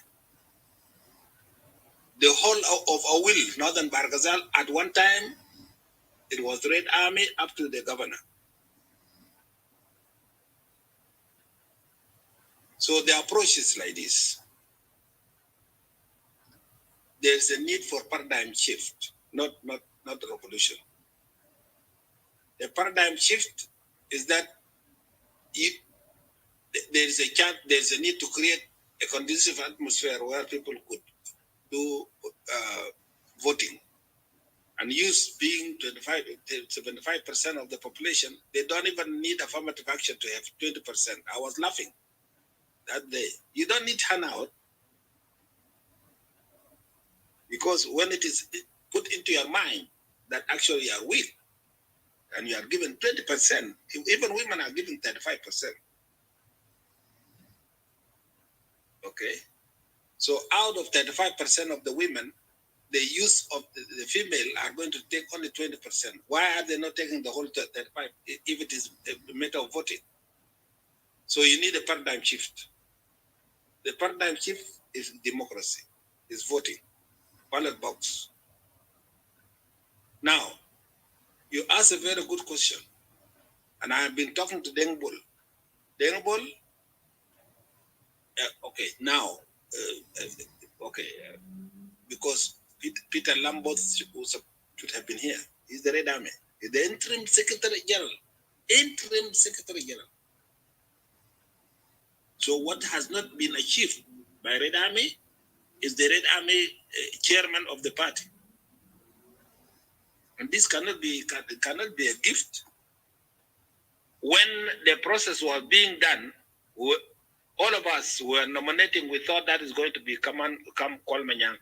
All of us, our generation, were struggling to Kwalmanyang. And the reason we wanted Kwalmanyang, because we say Kwalmanyang can walk to J1, walk to any office and call anybody. And even when the sitting was there, the political bureau, when they selected, when the chairman came up with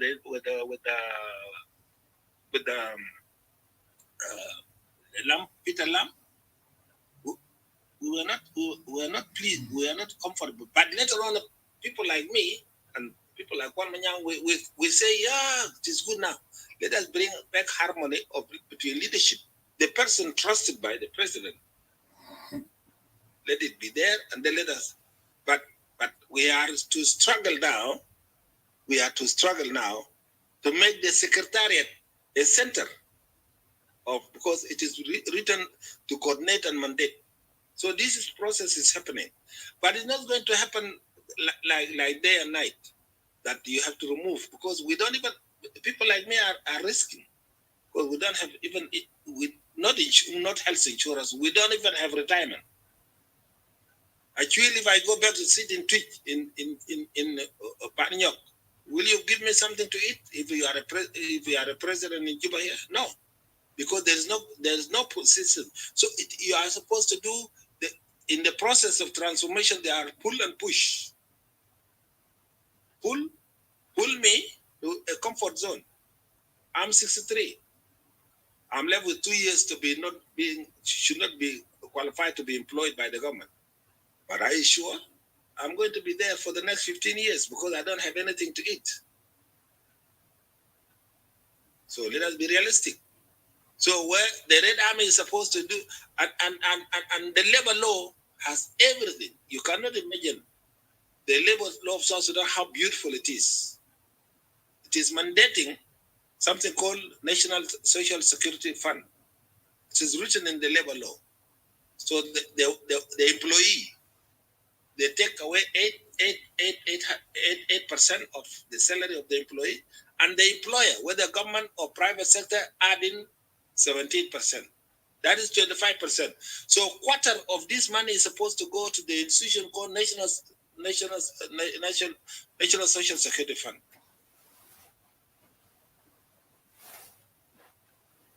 And this is what it means by insurance, by what? By leave aside the retirement package. The money is being deducted until the governors and the governors, and then the accountant, the administration, and that's why you get accountants having a lot of buildings, and the governors or the head of the institutions are building. They use this money. This money is not there. And this thing cannot come out with a protest. You protest to have National Security Fund, or you will research, lobby, and legislate. So the Red Army are letting us down. Red Army are the third echelon in the government, in the army. In the party, they have reached the second because they are number 2. Are you talking to Peter Lam? Actually, are you talking to Peter Lam, your Red Army? Yes or no, because sometimes what happened with us, even the people that you mentioned as Red Army, when they get into the government, they are different people. Yeah, they get affected by the system. We don't have access. They get affected by institutional culture and organization that goes near. May understand institutional culture and organization culture because they're kabir, and they don't know that when you are sitting in the mountain, you see people small, but people will also see you very remote. So it is this system to be changed. So what else do you want Red Army to do to take over the SPLM? You want to be in the place of Chairman Kir and the Deputy Chairman Wanega and Mabov Takashimili Ajade. They are already National Secretary. Okay. The problem is now we are being hated by all other political parties. And we want to hold on to this, whether it's good or bad. This is our party. We are in for good. Okay, I feel you have answered me. You are not talking to Peter Lamboth, and your Red Army have taken over, and the Red Army League is a Red Army, and you have the Red Army Foundation, and I have talked to what the foundation should do, and the Red Army, you say that you are now going to 40s. I told them, well, you don't have Red Army Day, you should have Red Army months to recruit, to educate children. Even this is the way started the Kashafa. Okay, sorry, Brother Jim. Can we go back to the topic, because you guys have digressed slightly? I know that the overall... But I was answering questions. It's okay. So I was being put to the questions. It's okay.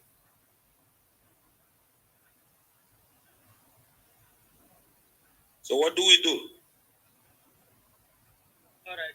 I'm sorry. I think we're taking this to, close to SPLM. And there are other people. I see some people flashing mics and stuff like that. So maybe you will leave it at that and let other people contribute.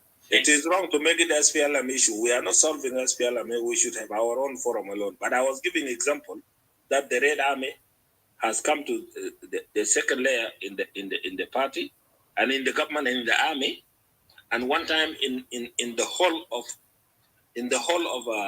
Northern Barghazal, it was Red Army. And I challenged them. And I said that you are making a mistake because none of you is going to leave this place for the next 24 years or 45 years.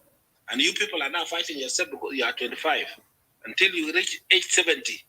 So you will be fighting among yourself like this in Northern Barghazal. I challenged them in a meeting when the governor was a Jejama. By the way, Jamal today is mixed up. Okay.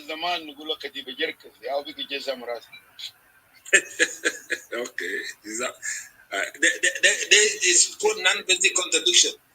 Don't worry about it. You have to solve it through coming up with the institutions. Institutional culture of Jejamar is corrupted. It's being spoiled. Thank you.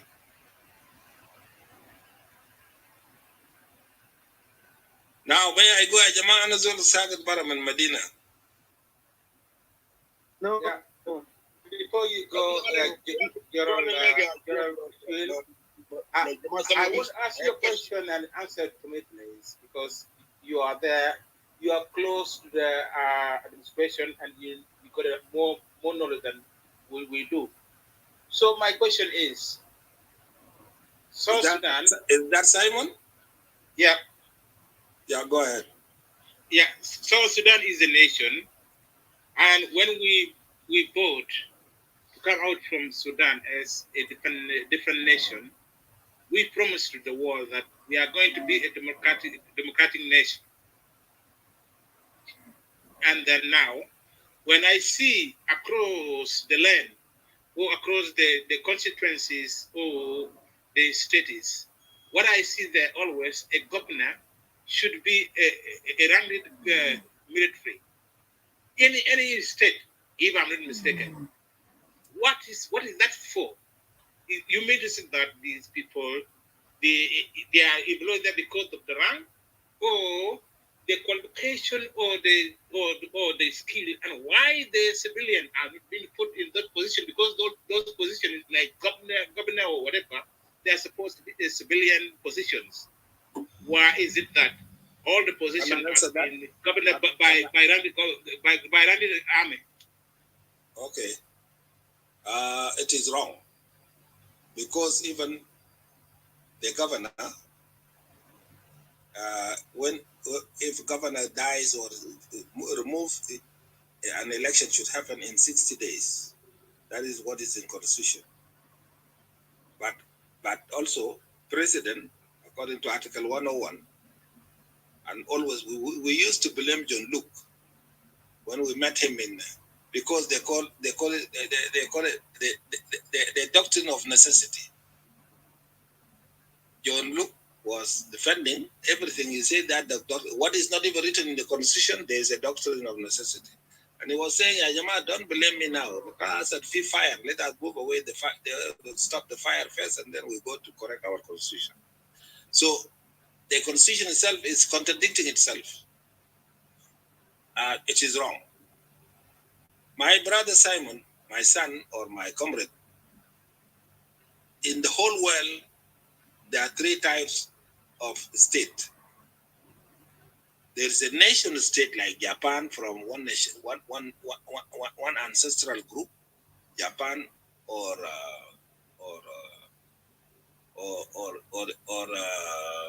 Somalia, according to parental, not even a race. That is a nation state. Then you have a multinational state, which has nationalities. Because the third one is multiracial. Multiracial is like Switzerland. You have 4 racial groups. Multinational is South Sudan.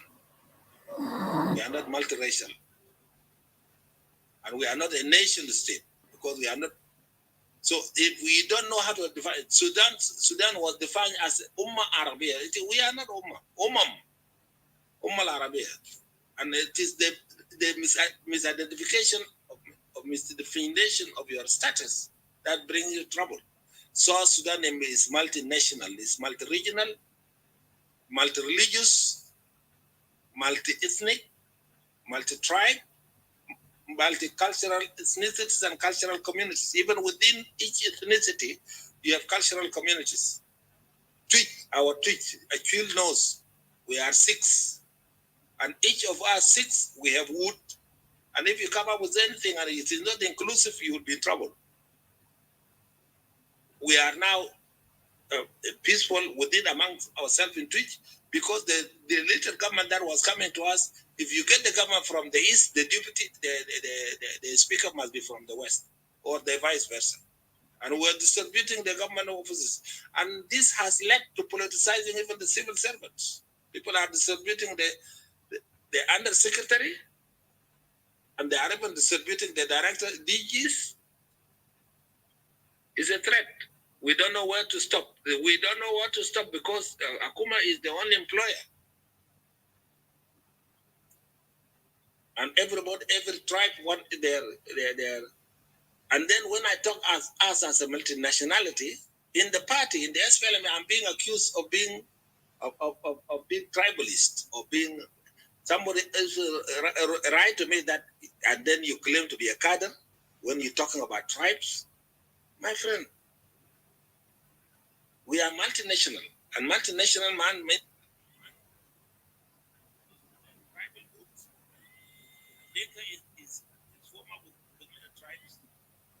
Denka has many tribes. I'm not a Gwar. I'm not a Gar.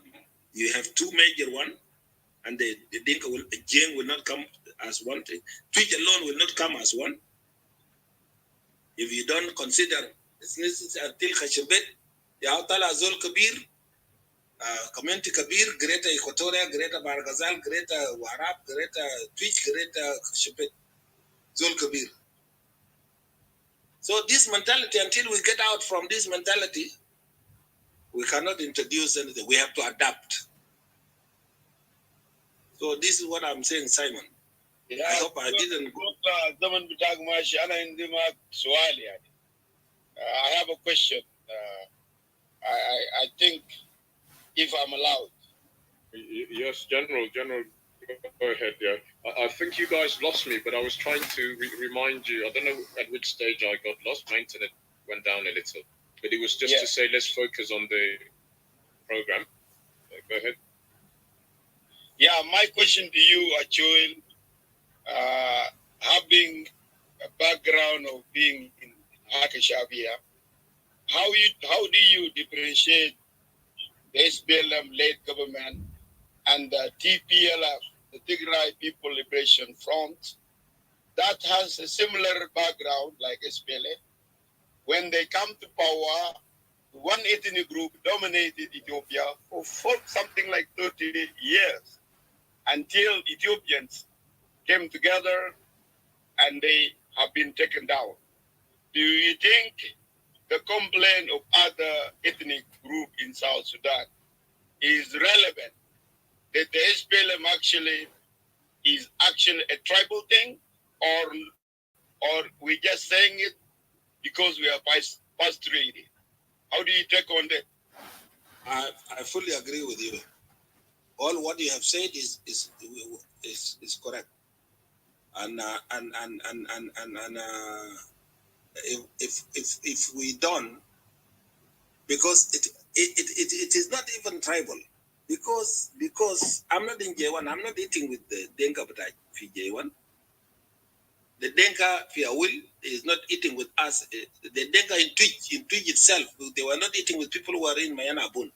So this individualistic approach, and you claim it to be eating on behalf of your tribe, is wrong. So domination is wrong. But there is a fair representation, and there is a constitutional provision, Article 36(4). Please read it, Constitution of Sudan, Article 36. And please read also the SPLM Constitution, Article 5 and Article 6 about inclusiveness. That if we don't do it fairly, based on citizenship and cultural inclusivity, even Switzerland could not have been stable. Singapore could not have been stable. You have 37 seats in the parliament of the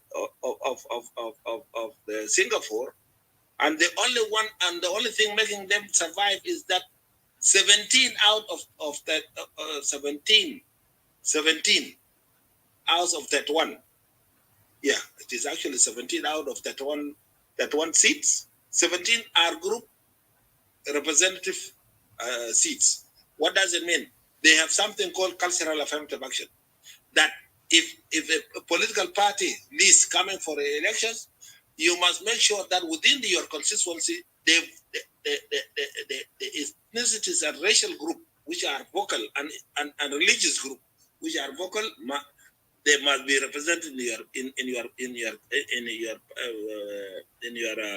party list. If they are not there in your party list will be put outside. If there is any ethnicity complaining in your constituency that they are not part of the party list, you will not be there. In Switzerland, they have 4 languages: German, Italy, French, and then Romanish.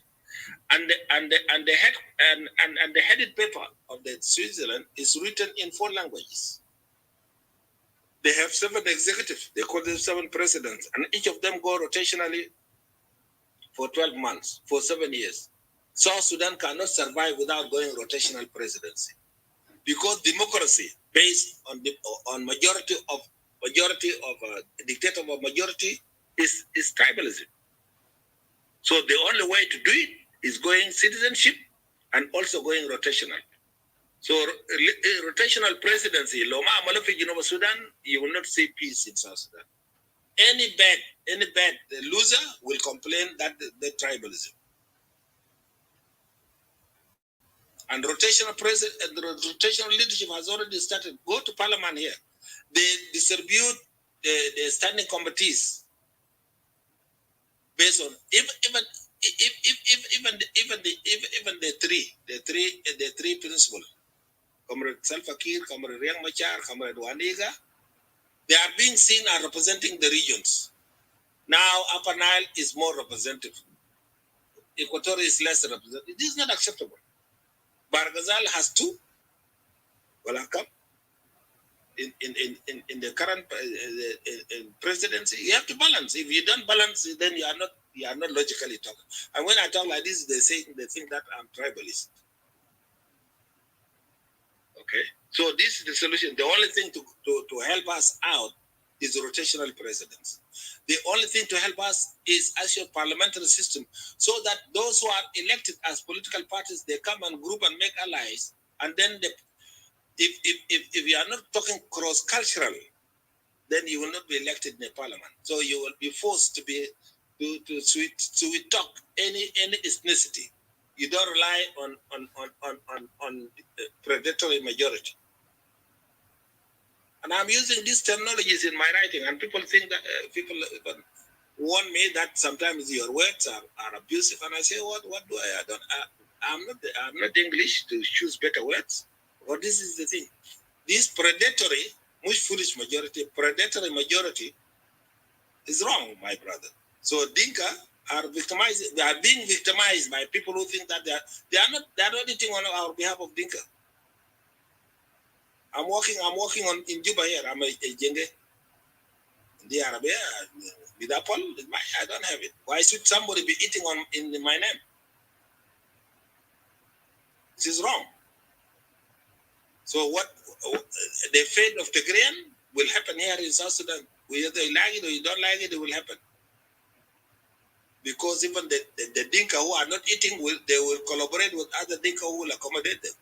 Then after that, you will be punished. Because those who will come up will actually do the same domination that was happening. You will be the first target. We are wrong. So I want Brother Paul to come as a president by rotational, not by majority. When time comes for Jiang, and it is a Jiang of Upper Nile or a Jiang of Jonglei, then if it doesn't come during your lifetime, let it go around.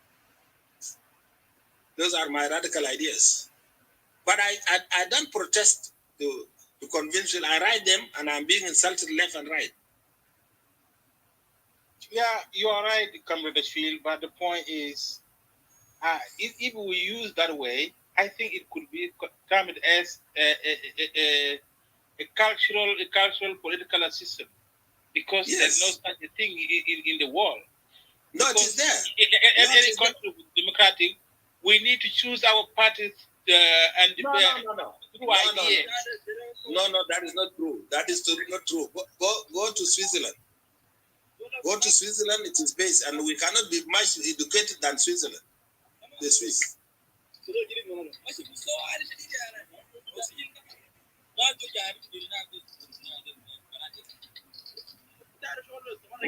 Hello, Mr. One, freeze your mic, please. Mr. Mike? Mr. Mike, freeze your mic. Mr. One. My brother was saying it is not there in the world. It is there in Switzerland.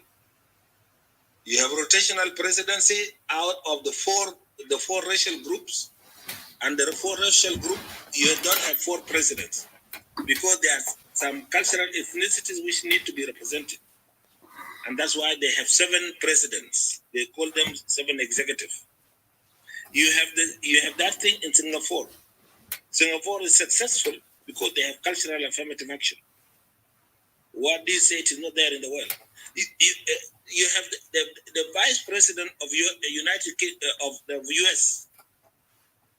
What is her name? Harris. Whatever the name. She was brought because she was brought on basis of ethnicity, because of her background as Asian and background as from African American. African American, and the third element, she's also from. So please, there's nowhere that people don't consider ethnicity. Can you tell me that this madam was brought to be naibed? And this is what let this guy lose Raila, because Raila went and chosen somebody from the community who don't even respect the woman to be their leader. It is their mistake. He should have been very strategic. It is good they brought, but he could have brought the leadership. He was looking for votes, but he was aggressing those people because that is a wrong society which is okay. I should not be used. It's a society which have not yet considered the gender to be equal. The people don't. So the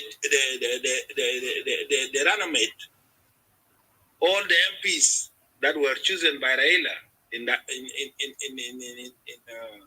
in Kikuyu, all lost. So where do you think that ethnicity are not work? Yeah, the whole of UK is called United Kingdom because they are very considerate of the Welsh, Irish, you know. Where do you think it is not working? Yeah, what I was meaning, it's not about that these other nations, they don't use that one. But the part of the world, yeah, they are not define themselves by tribes. They are defined as themselves by the values and what and the idea that any party that they choose, like USA, there are two parties, Republic and Democratic. All these things here, anybody can come from any part of the society to come and join the party he or she likes, compared to the SPLA, which is one dominant, and become monopolists in the country.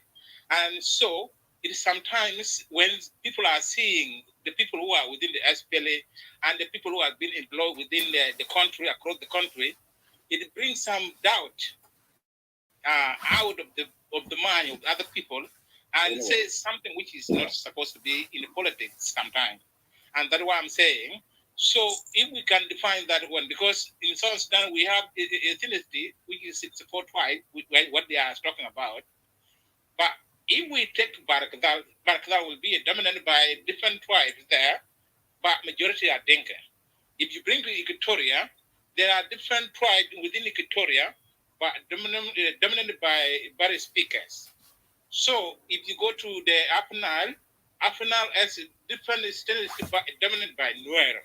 You see, that's what I'm saying. So the debate and also the election that the people may put in their mind is the majority, and depending of who their tribe is, and that's what it cannot make works, and it cannot promote the democracy that we are looking for badly in South Sudan. Democracy void of people culture cannot be democracy of the people. So it must be inclusive. And therefore, you have to accommodate the culture, but actually encourage the people talking of issues.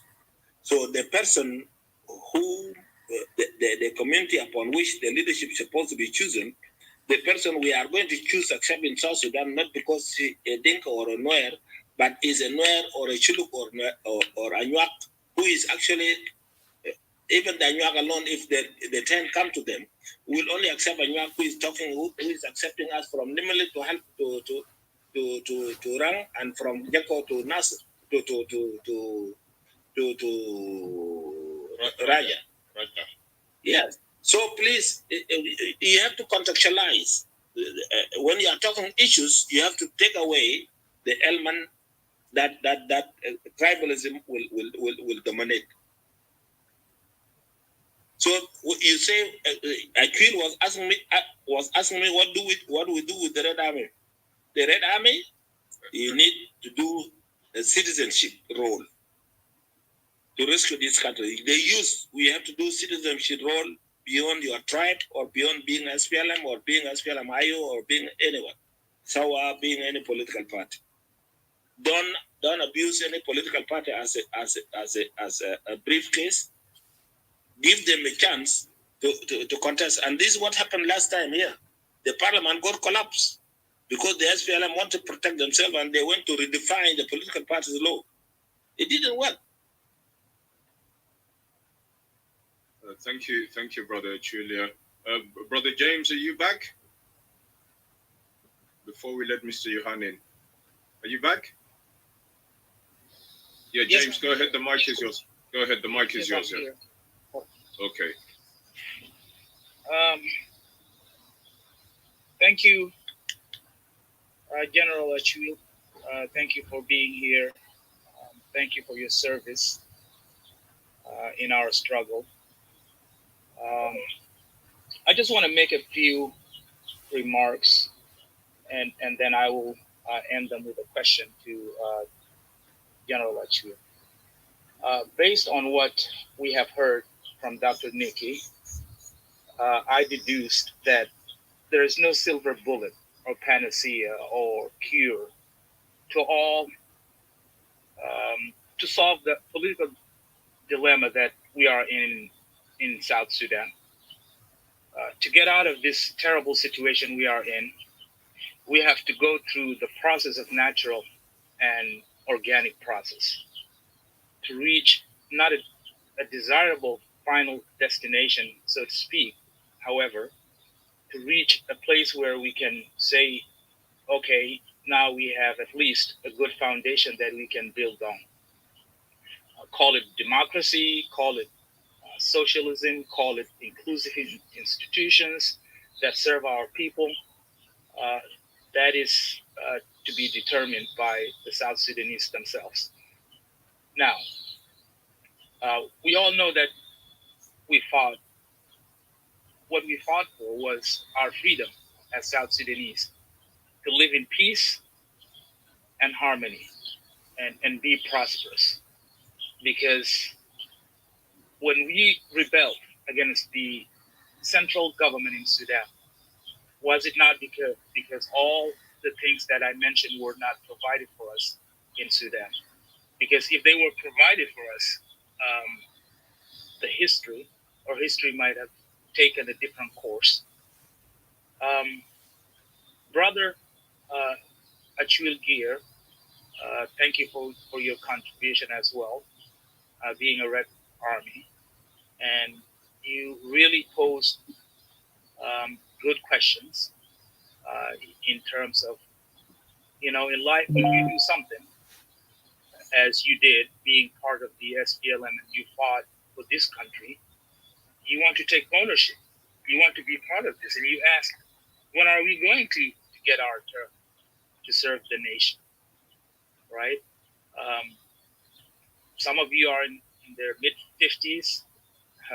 The younger ones are in their mid-40s. In the West here, this is not considered young anymore. So, and Commander Achul has done a great job, answering your questions. And I know, the debate will just keep going on. So, Commander Achul, I have heard you said, according to what I heard, it seems to me that you are saying somebody is not doing their job properly. Call it the government in Juba. So if we all know, as Newton put it in his third law of motion, for every action, there is an equal and opposite reaction. What this means is that pushing on an object causes that object to push back against you the exact same amount, but in the opposite direction. That actually does not only applies to physics. However, this law applies also to humans' interactions. It has been said that my attitude is a result of your actions. So, Commander Achil, if our government in Juba is not creating a conducive environment for all of us to operate freely, what other options left for South Sudanese other than opposing, including rebellion? I am not calling for rebellion. I'm not a politician. I'm not a rebel. I am just an observant citizen of the situation we are in. But it is not up to me. It is not up to us in this room to decide whether the people of South Sudan will rebel or not. because we are not in the shoes of those who are suffering in South Sudan, even though I totally understand that you are there and you are suffering too. Because many of the South Sudanese intellectuals think that this country is sadly, let me repeat, sadly, headed for implosion and disintegration. So General Achille, since you are on the ground and living in South Sudan, what are your observations as to what might happen? Thank you very much. I am a very worried man. I'm very worried old man. Because the government is, some elements in the government are trying to encourage the good citizen to be extremists. And it is not, it doesn't need a scientist to prove that when you are brutal in the government, you will be changed by through the same brutality. And I don't want brutality. I don't want any of my sons to go back to war because of ethnocentric politics. I don't want my son to go to be member of national security or in the SSPDF and go and fight tribes. I don't want my son to be picked in the street and recruited in future. I have educated them with quality, so I want them to contribute with intellectual mind. I'm a brigadier general in the army. I'm the only soldier who have been assigned many times to civil servant. When he comes back promoted, I have never been promoted. But even brigadier general is by hierarchy, because my last training was at the Fasai. I was being trained as Mulazim Thani in cadet. So even all these ranks are empty. So yes, we are committing a lot of crises. So by being extreme, a change will happen. A change will change by nature, or change by protest, or change or geopolitics. Today, the geopolitics with us is very favorable. Even the government is still very favorable because we can talk like this, and people like me can still talk like this in South Sudan.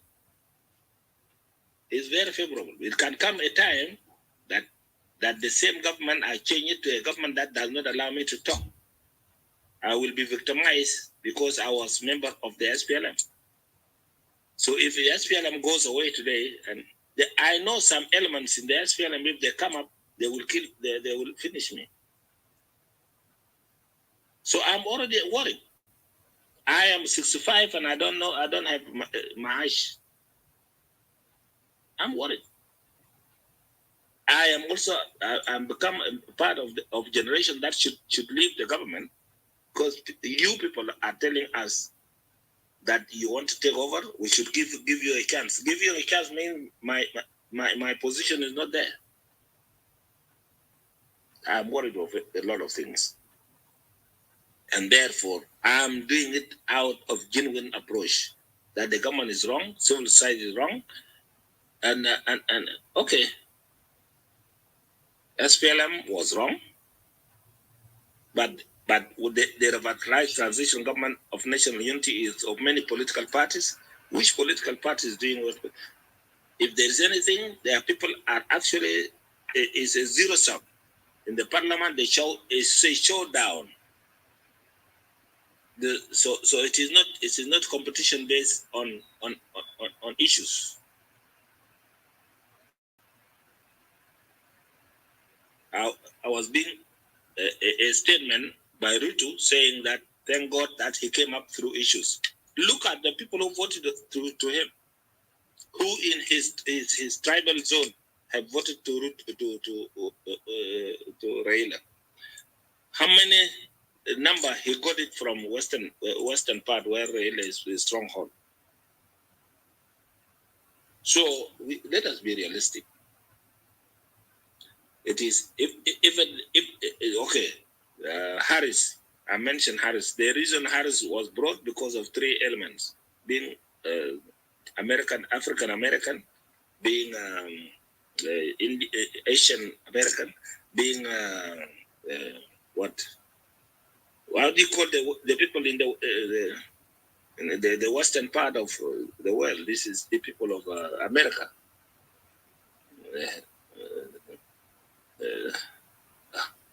Mexican or something? No.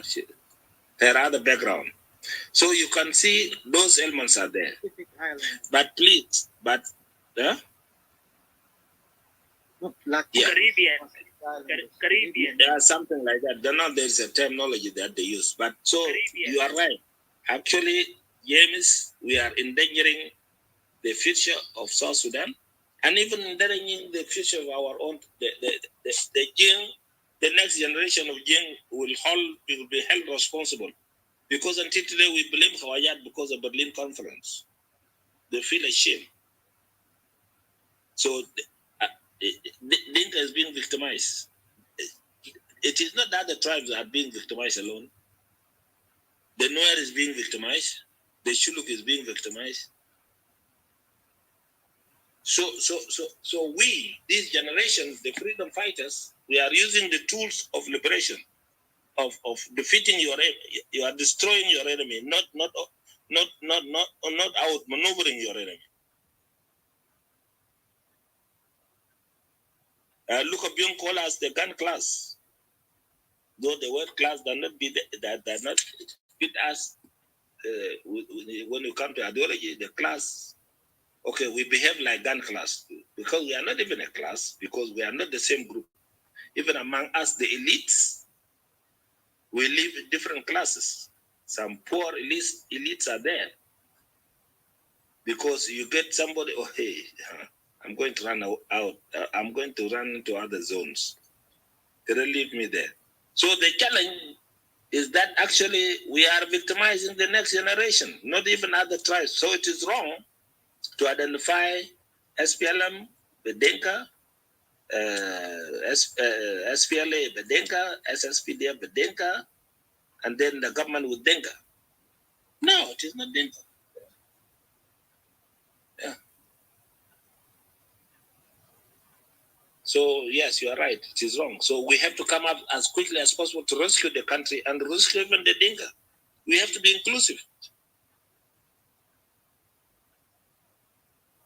Yeah, I totally agree with you, Gerald. I feel innocent Dinkas have been victimized for no reason, for no cause.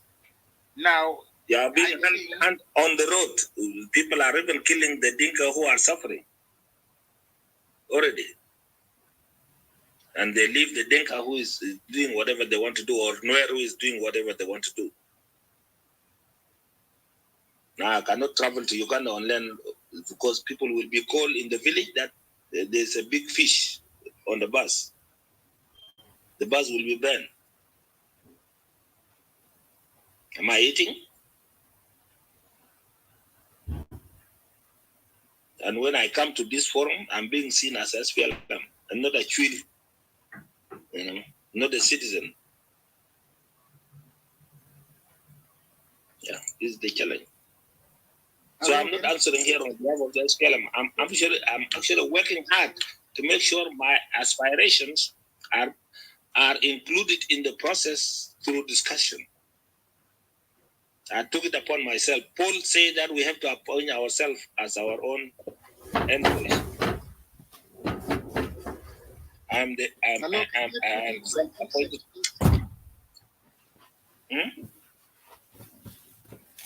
Sorry, I don't want to. I just want to put in my few cents and then leave because I really enjoy listening to you. Oh, sorry. Okay. And then also I don't want to mobilize. I respect the document. There's a document I'm developing, a presentation, and I'm doing it for political parties use forum. I'm doing for political parties use forum. The new group that has come up, and I've asked them that we take way rotational Today, you take me to your political party. The next, I'm starting with SPLM caucus because I am a member of SPLM. But I would love to be invited to any other political party because the political party youth group should be encouraged to be prominent. Yep. Because like they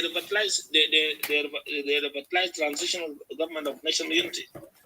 Of national unity of the people, or unity of political parties, or unity of the belligerents.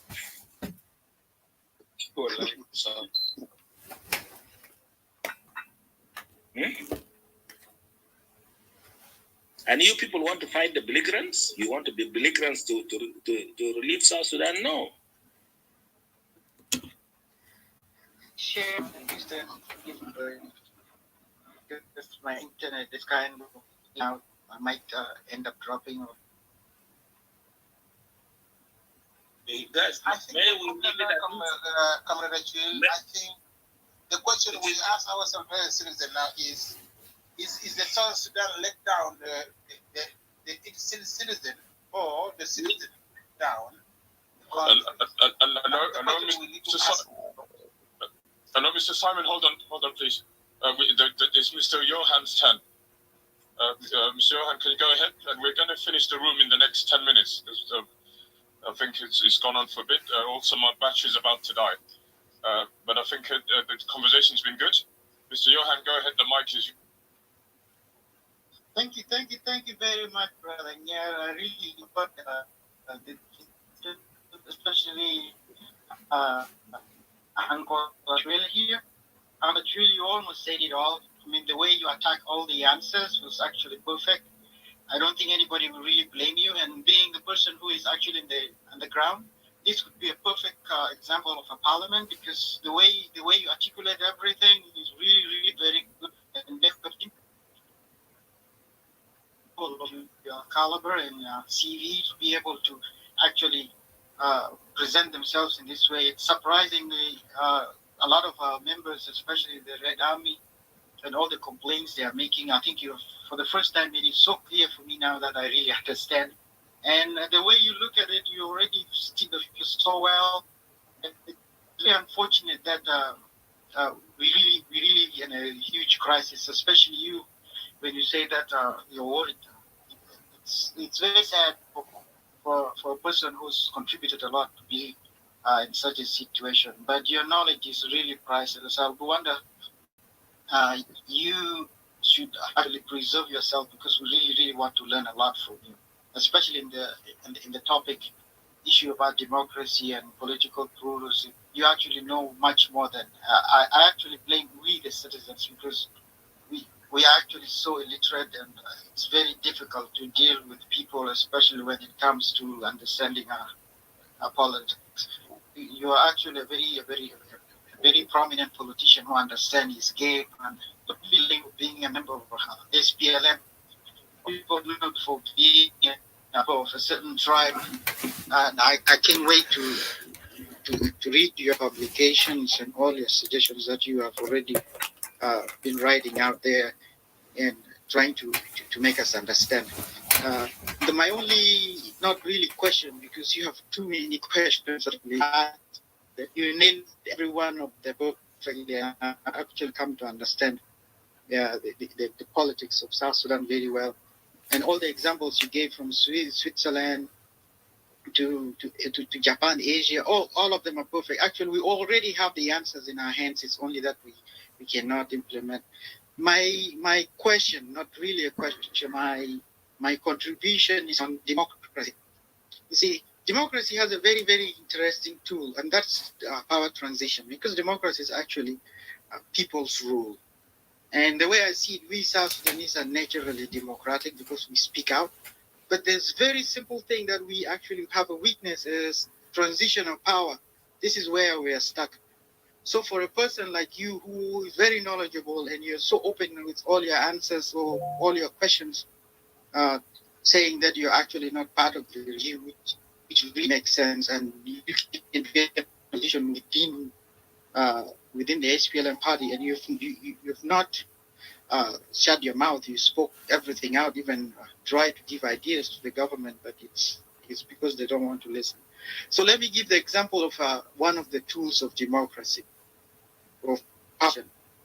You see, democracy, I mean, power transition is just, for me, the way I look at it, it's just ceremonial, because the executive is there as just a representative of the people, and the term limits is there just for the sake of change of administration. So with South Sudan, we are stuck. We are stuck with who want to insist and stay, and like you said, it cannot be pushed out by force. It has to be negotiated out. For a person like you, why is it very hard for a person like you? And I'm sure there are more of them, because Pagana Mum once brought this up. The South Sudan is in a situation of like a hostage, and it needs a hostage negotiator. A person like you could be a very perfect hostage negotiator, being in the Red Army and understanding the old guard. Why can't you just negotiate a smooth power transition so that at least by now we'd be having a new leader, and it doesn't really matter where they come from. And then we could put this of pluralism or nepotism aside. I know you have a wealth of models that you've come up with, like the Switzerland model of confederal system, or the other models of, like you said, with the example of Kamala Harris, when Joe Biden used her as a racial ticket just to win votes, and you brought up the example of Kenya. Why can't the administration just install in democratic prosperous power transition, even if it's bad like the one of Uganda? At least we would have a change of guard. Okay. That's just a very. You have asked a good question. You have. I look at so you have asked a good question. Maybe on Wednesday I'm releasing a document as my contribution to the extended revitalized peace agreement. That's one thing. The other thing is that any of you here, people who are online here, please call me. I'm self-employed. Where I am, I'm in my office, and I have a Wi-Fi 24/7. Only my house I don't have Wi-Fi, but I can be here until 9, until this time, and I have to go. Yes, but I can talk. I'm ready to talk anytime, and so create and come up with a topic, but we have to agree on the way forward. It's not only exchange of views. We have to be pragmatic. So I'm more than available to discuss. Yes, I have some ideas, and they are not ideal, because I bring them up with open mind, because I want to exchange them on being made perfect. Yeah. So I have some ideas that we can exchange them. Please feel free. I don't have a problem with any political party. Yeah, thank you very much. I think close the room because that. But I'm kind of a person who really enjoys reading. If you really can write it out, so that we can read a lot of your literature. And you can always come in anytime at Nyar's room, so that you can also give us an update. I know it's not catching track because a lot of people find it very hard. But enough wealth. I wish everybody would understand and accept their mistakes. We would have gone into a roundtable from the very beginning. Now we'd be having a well set up system where power can be transitioned smoothly without any violence, because this culture of violence has to stop. This gun class, so labeling, has to stop. It will be very unfortunate to lose someone like you who's been in all these places in Kokodam. And you can even your own part, and I'm sure you will all become the next in the SPLM ticket. And like you said, the same idea that you just gave, that it would be like what we have in the United States, where players every season they have to be drafted. So you could easily be drafted to another party. So you really help out. All we need is a balance in a nice, fair game, even if it's not really very fair, because democracy is almost just like a lottery. It really doesn't matter. It's the institutions that are not existing. But we will never be able to build an institution if we are stuck with one administration that is very belligerent, like you say. So thank you very, very, very much. I really enjoyed listening to you, the way you answer all the questions. And I think you can even run a room. I wish we have enough audience who will all listen to maybe they'll have to change. Instead of running away like dang, these are actually surrogates, the Red Army. I don't understand because they are the ones who are supposed to pick it up and negotiate us out of this situation. Thank you very much again. Okay, Brother Nyara, I think I can drop myself or you can drop me because I really got enough. Thank you very much, Mr. Johan. We appreciate your input as always. And yes, I think Adrila has done a phenomenal job today. We may have differences slightly in terms of approaches, but the whole thing is to kind of create a new political dispensation, as he said earlier, where we could at least address issues of the country, and if everybody signs up to that hymn sheet or a consensus roadmap for the country, it'd be really nice. So thank you for that. Mr. Modi, you'll probably be the last speaker, and then we will. Yeah, go ahead, Mr. Modi.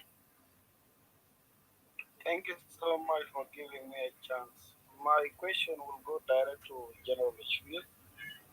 Thank you for coming up. My question is, you said you don't want to pick up kids from the road and joining the army.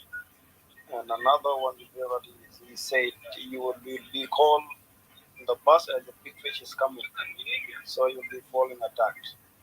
What is your take on the current situation in South Sudan as in terms of military leadership?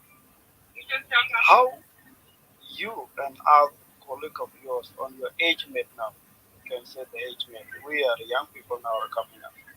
In your age mate, how many like you that try to separate the army itself from the political level? Because now army is a part of political party in South Sudan. How would you separate the army department? Because the army in a developing country is a big institution, bigger than a president's institution. They are those who care for the country, and they are those who can bring out those who are not the leader to set them down and say, no, the country needs to be run by people that people choose them. So, in the term of leadership in South Sudan, the people now running away from the army as a general and join the SPL through connection. Now, administration, they fought for the country as SPL. And the major problem they came and again ruled the country. My idea should be they should not be a part to rule the country. They should be the one to be only a liberators to defend the South Sudan. And the political party will be have the right to govern the country. And SPLA will be only a big department who defend the South Sudan. Now we don't have an army that can defend someone. We say travel to Uganda will be called big fish is coming. Because we don't have an army that is in place. How we can solve this? We young people are watching, but we see every day bad thing happen. Young people have been put somewhere else. It's on the right, they say. How would you solve this as a general?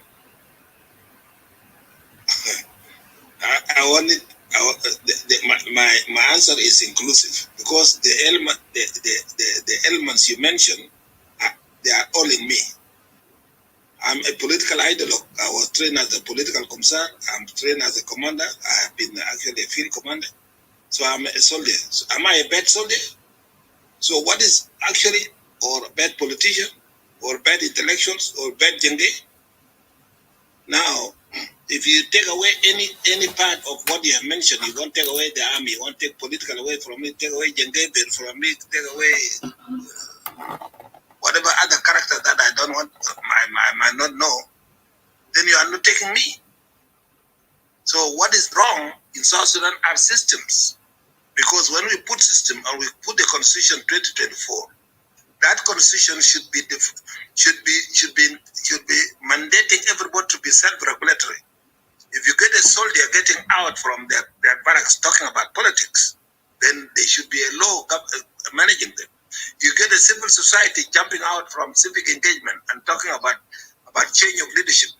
Somebody was mentioning that it may be best thing he wants to see in South Sudan is a new leader. What do you do with the old leaders? The best thing for South Sudan is give South Sudanese a chance to choose leadership, so that nobody should impose himself because of legacy. And actually, I'm in SPLM, and I feel ashamed that we are even talking SPLM. There are no new slogans. We are talking about the past. And South Sudanese are very smart. They are not only courageous.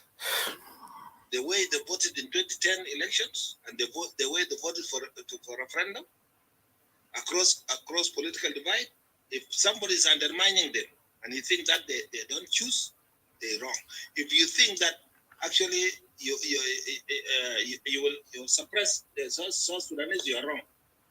That is not going to happen, because it didn't happen anywhere to suppress people forever. So those things are always wrong. But what is wrong is also when you put yourself on the receiving end, people like me, like you, and then we say, suppose no fruit. When you know that the provision has not been translated into a law, it has not been separated regulatory, even the people who are going to protest, they have not defined themselves.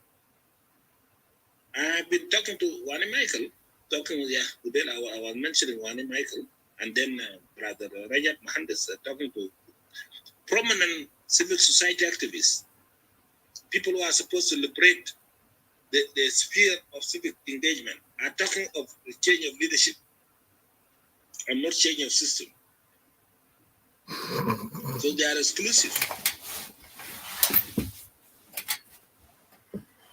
Anything exclusive, have beautiful teeth, it's not acceptable. Cultural birthing.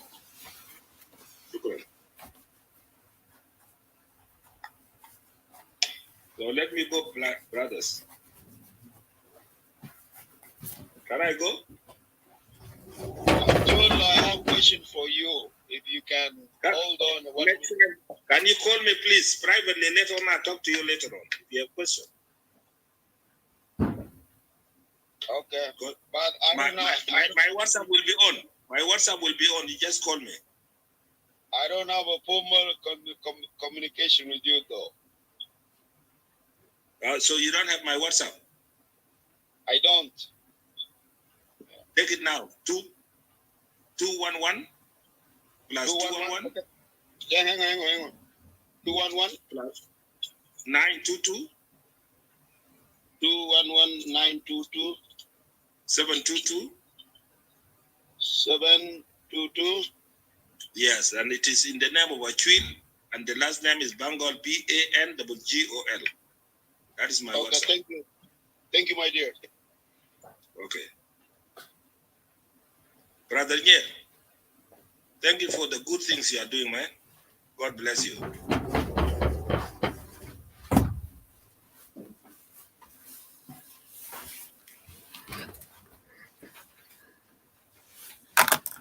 I don't know. Even my network is out. Everybody seems to be quiet here. Hello? Moderators? Yeah. I can hear you. Oh, sorry. I can hear you, gentlemen. Okay. I just left. I think moderators are there. Yeah, she left. So I don't know if here is here. Kush, Paul, there's a lot of moderators in there. James.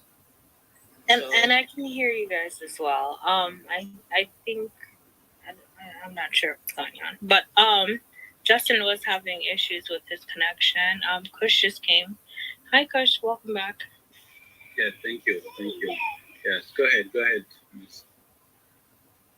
Yeah, I sorry.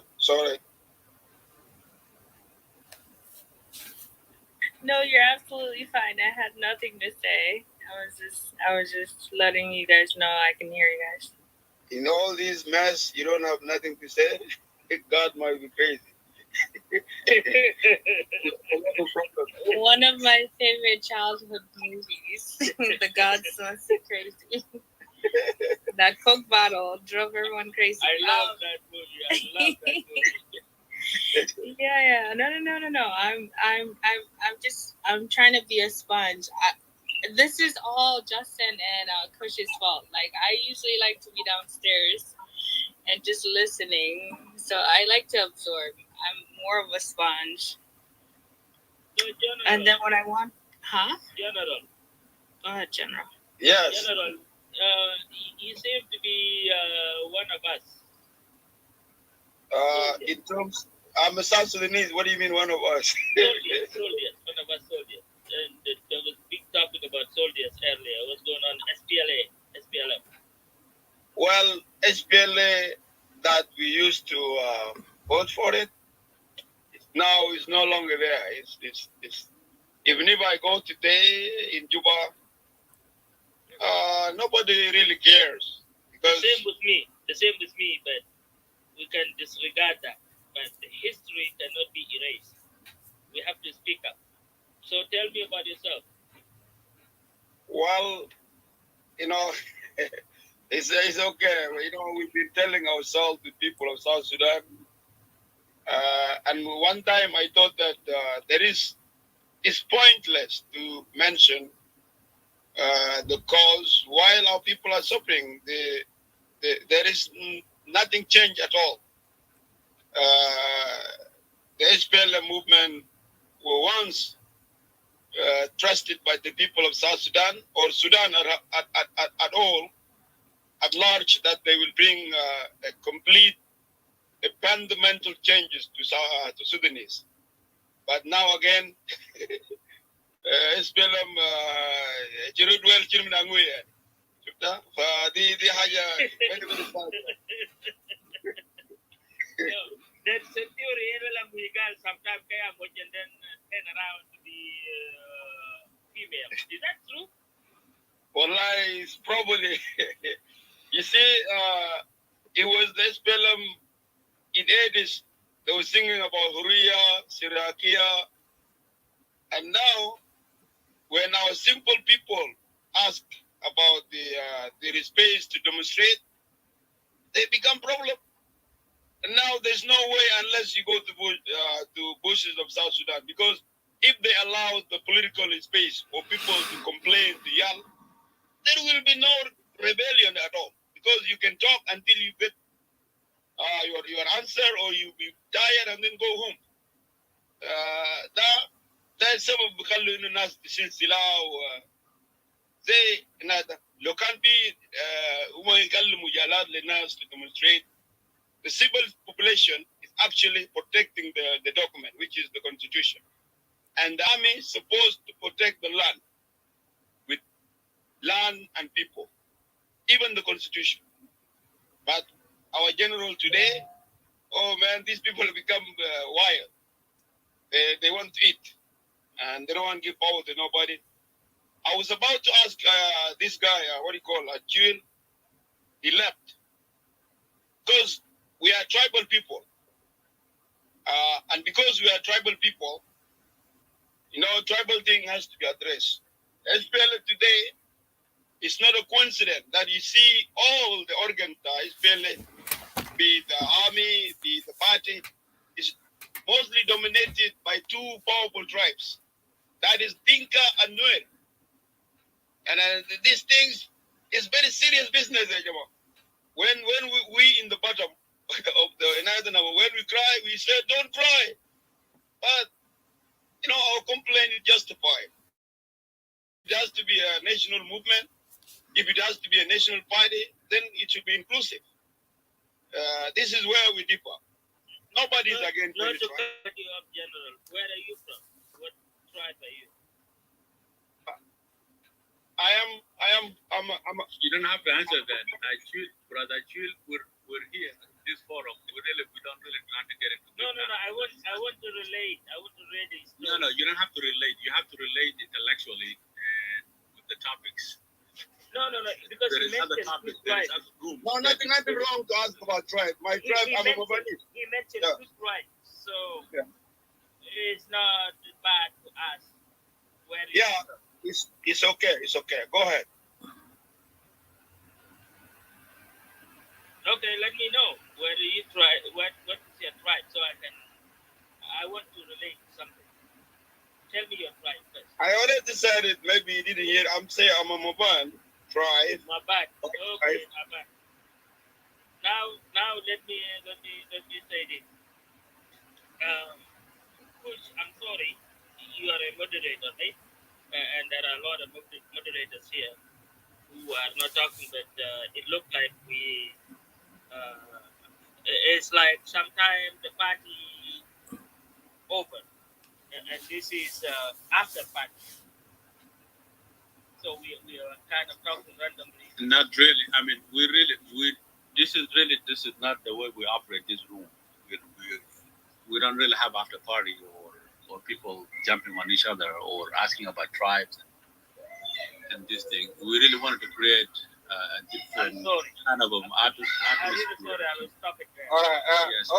Okay. Because people are really. May I have a random question, please, among our members here? I got some question I need to know. Yeah. Please. Let me just.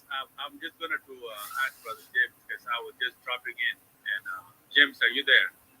Or Paul? Or Near? Hi, Chris. Can you hear me? Yes. I Hello? just dropped in a few minutes ago, and I had a bit of a problem. My battery's run out, but I'm sort of trying to rush quickly to get it charged. But in case I cut off, I did send a message to Diplomat as well as James to be alert. Yes. Now, you're right to argue that we don't really like to categorize people along their tribes. But since you've asked it, Achille, what is the relevance of you asking for tribe? What difference does it make? You can go ahead and answer that and let us know why you asked that question. The reason I asked that question because General mentioned that there are two dominant tribes, Dinka and Nuer, in South Sudan. That's why I wanted to, and I'm trying to relate it to what happened because it looked like the reason Nuer and Dinka tried to make their point is what happened during the revolution. And I'm one of the people who is not tribals. I don't like to be tribalist. I don't like the idea of being tribalist. Along the line of General Schwil, saying that we should be rotational. Because when we fought, it wasn't only Dinka, it wasn't only Nuer, it wasn't only Shuluk, it wasn't all, but we were all fought together in this. And as I understand General is from Maban, I want to explain to him because I am in the bush. I am from Bright Star Campaign, and I knew exactly what was going on and who were fighting. I want to tell him. Yeah, the task force. What happened? And we have at Nasser task force. The task force number come.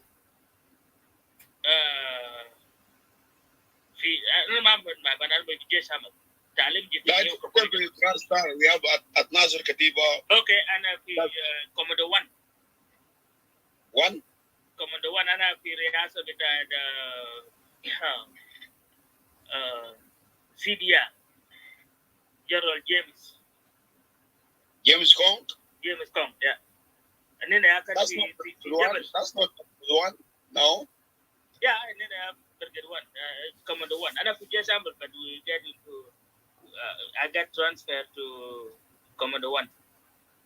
Anyway, if you disagree with that, I have somebody here that I disagree when we fought the same battle, and he tried to disagree with me. That's not the point. But the point here is to make it, to tell people who are here, because it looked like we are taking this conversation to a different dimension that is not meant to be. Especially, I felt sorry for Brother Kush because he didn't like how I asked tribe. But in reality, this is what we are, because we want to relate ourselves. The reason I ask your tribe is not because that I am saying something against your tribe. I just want to relate. I just want to, because I'm one of the people who know all the tribes that contributed. Because I'm from Red Army, I had a lot of all the tribes in other camps. It was Talimji, which is instructor in New Capoeira, and a lot of tribes come through me, and I led them to Juba and all that. And I am one of the people who say, whoever say we are the one who contributed more than others, they are wrong.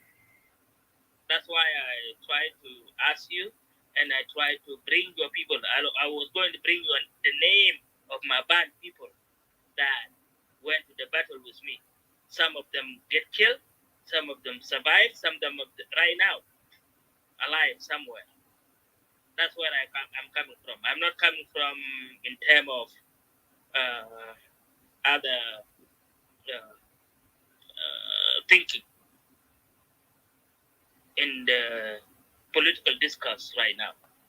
So yeah, I'm sorry to move to that, to the army kind of stuff, but yeah, if I'm allowed to have a back and forth conversation with General, that's okay. If I'm not, then we can move. Depend on how we. I know the topic is kind of shift right now, but we can get back to the topic, and I can answer according to the topic. But I'm sorry to ask General Tribe because I did not mean to in that way of mentality that we have right now. I just want to relate. And thank you very much. Thank you. Can you hear me? Yes. Yeah. You guys hear me? Okay. Thank you. No, I obviously, Achille, we still think the question is inappropriate, because we live in a society now where we're very tribalized, where everybody's being made to feel that they must assert themselves and state their credentials and organize as a group. At the moment on Clubhouse, there are groups going around saying the contributions of the sons of Central Equatoria, the contributions of the Cholo boys to the war. All this is nonsensical, really. But again, it's because of the wrong politics. People are being made to kind of question the role, or maybe all this idea that we've forgotten, because your concern should be your comrade, and you were comrades. You've died, people have died next to you, and others have died in your presence. The tribe was never an issue. This was a comrade who lost his life, and he or she contributed to the cause. But when we came in, we took the view that we are communities, and then we divided ourselves along communities. Instead of strengthening the political party of the day, the liberation movement, and give it all our best people, look at all the programs that have to be done, we feel that we mismanaged that phase, really, and we've got to reverse that whole thing, because at the moment we're all at each other's throats, and representation, identity, ethnic politics are what is sort of subverting the political space, and we cannot see beyond this. So for that reason, in as much as your question may look innocent, it kind of categorizes, and then it didn't come across very well, but I don't think you meant it in a bad way. But and you're not a tribalist for that matter, based on what you've said. But this is the kind of situation we're in at the moment. We're categorizing each other. Now, Achille could have a right that we need rotational, and my brother Kush has always advocated for this. Now, again, is that going to incorporate ethnic politics? Because ethnic politics is what really causes a lot of mayhem in Africa. And our biggest problem in Africa is how to manage diversity, how we can deface tribal politics and come across as Junubin, as a nation. We want the best of our best to take over at any time and put people in the right places and enjoy the wealth that our country is endowed with, as opposed to wasting a lot of time as Kwame Nkrumah once said that Africans tend to just focus too much on irrelevant issues while their wealth is being it's been looted, and their development as human beings has been arrested. So these are the kind of things we want to avoid in South Sudan, and hence these conversations, as Kush said, is to try and go beyond the ethnic divides or the ethnic categorization or the ethnic feelings. We want a society, and we've always been a society, and even the discussions with Nikki earlier, we've always been a society where we accommodate each other, and we respect and celebrate each other. And every Janubi has a blood tie with somebody else, whether historically or of late.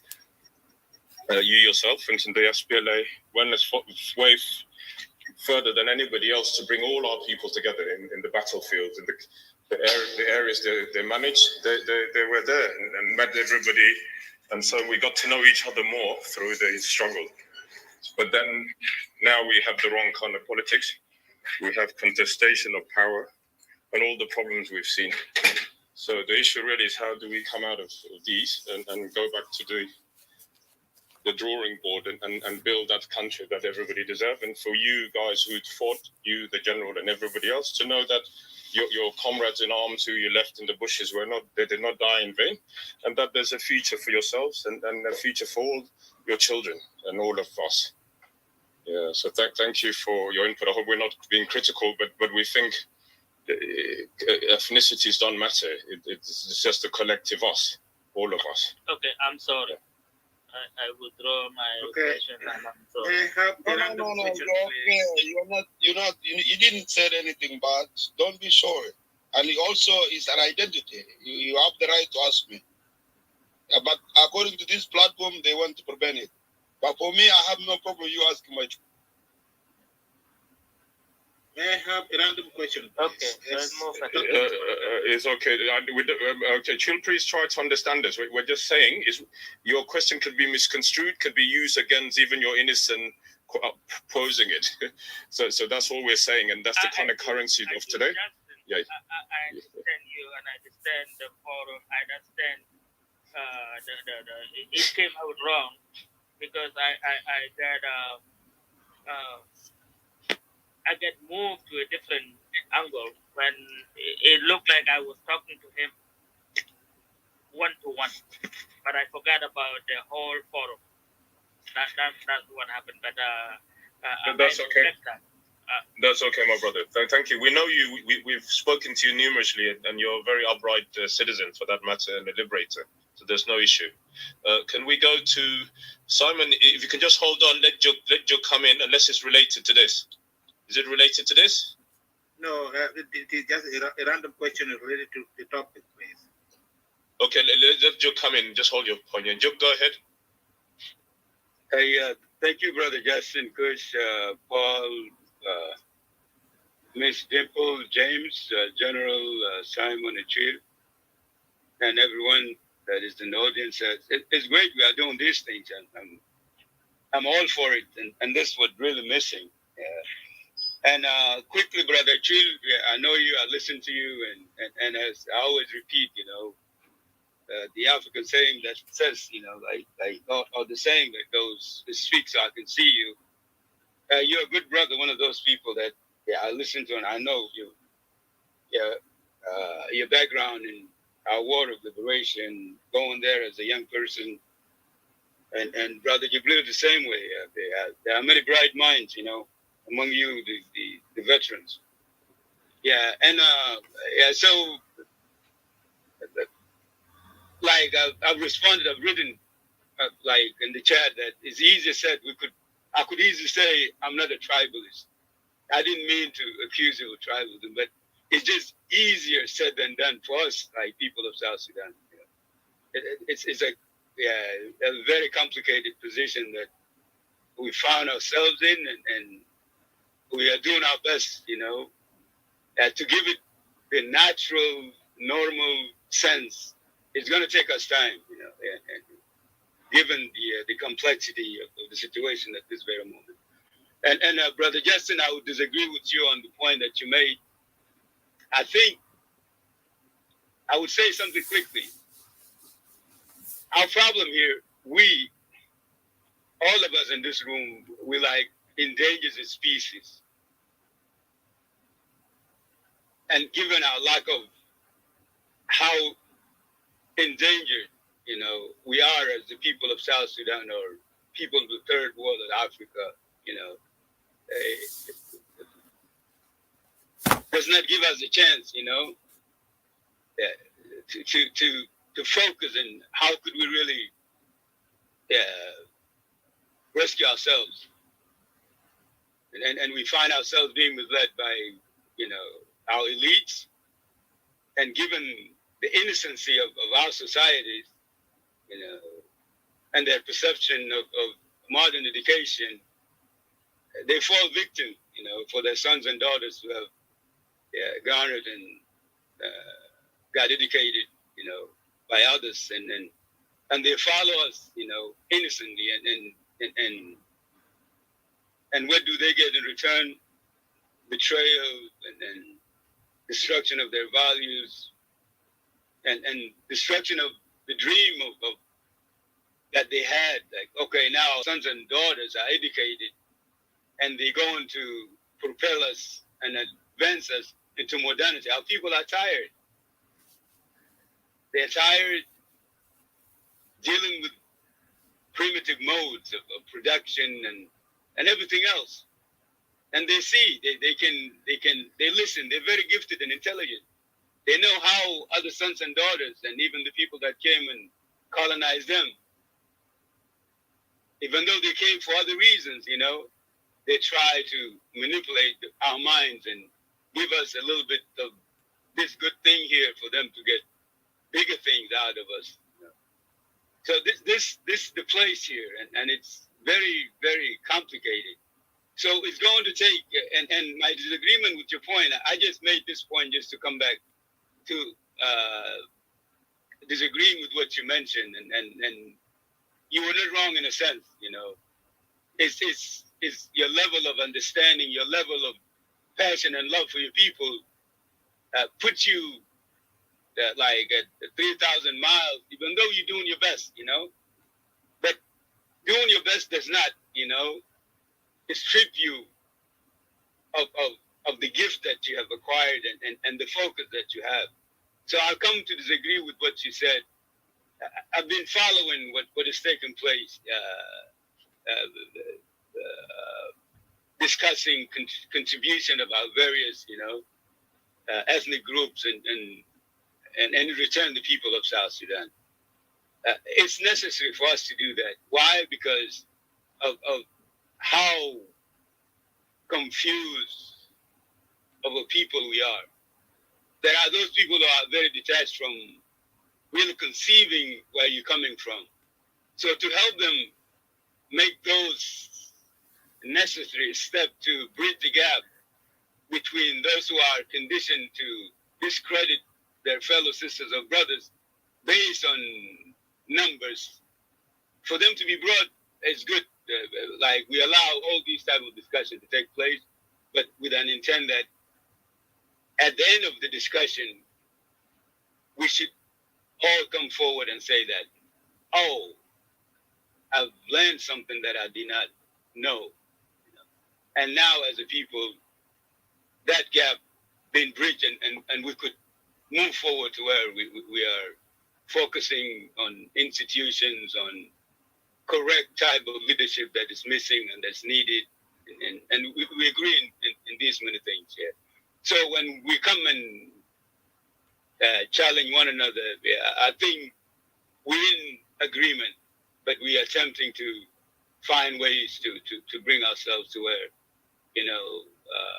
the conditioning is not, that is affecting us is not left to just, it's not left for a natural cycle and leave some people, conditioned in that place to figure it out at some point. Because for those, contradictions, reconciliation matters. We reconcile these contradictions, so we advance ourselves. Yeah, the discussion is great. The topic that you're bringing up here with the moderating team are very necessary, and I think, we headed the right direction. Yeah, we headed the right direction. I was even pleased Mr. Achille was here, and I had many things to say because I came pretty late, but I had things to challenge some of the things that he was saying. Achille is very gifted, very intelligent, and I've written back there too. Like, them as leaders, we need them to really come to their senses at this point. Given, like, individually, they're very gifted as SPLM members. And if they do value our people this much, why are they not really sacrificing some of, you know, of the things that are dividing them? Because I see that they are gifted. So the leadership thing, I think, is to do with this, because we all want to be, you know, presidents. We all want to be leaders. We are not humble to serve, you know, from a lesser, a humble, you know, place. We think it'll be from top down, but, you know, if we could at least provide security, stability could come back, and many of us here could go back even to our villages.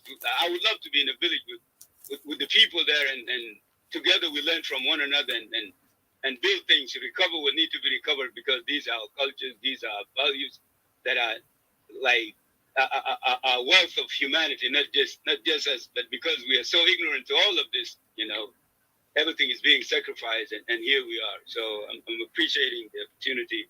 I've touched many places out of the main topic that is listed. I ask for forgiveness from everyone here, and I'll stop here. I've said many things. Thank you. Thank you very much, my brother Jog.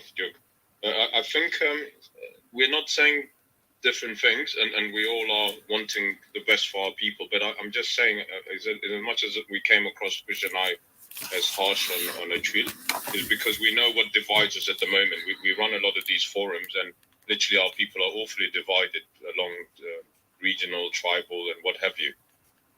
Even within the tribes, there are problems. We've had forums where we've spoken to different communities who are fighting each other. So we feel really we've over-politicized everything. It was necessary during the war, but post the war, after the CPA, we should have really depoliticized everything, and particularly politics. Now, again, that's the reason we're talking, because today, everybody that is appointed because and represents their community. And as Achille said earlier, in as much as the numerical advantage that some of the big tribes have, they're bound to play a big role in anything that affects the country. And equally, they're bound to get a substantial representation, which again are some of the issues. Are they overrepresented? Are they claiming that they liberated everybody, and as a result they have a right to claim more? So all of those things, we have to manage diversity. We have to manage and create a proportional representation. We have to manage and create political parties that represent all of us. We have to focus on issues as opposed to our communities and our grievances against this group or that group.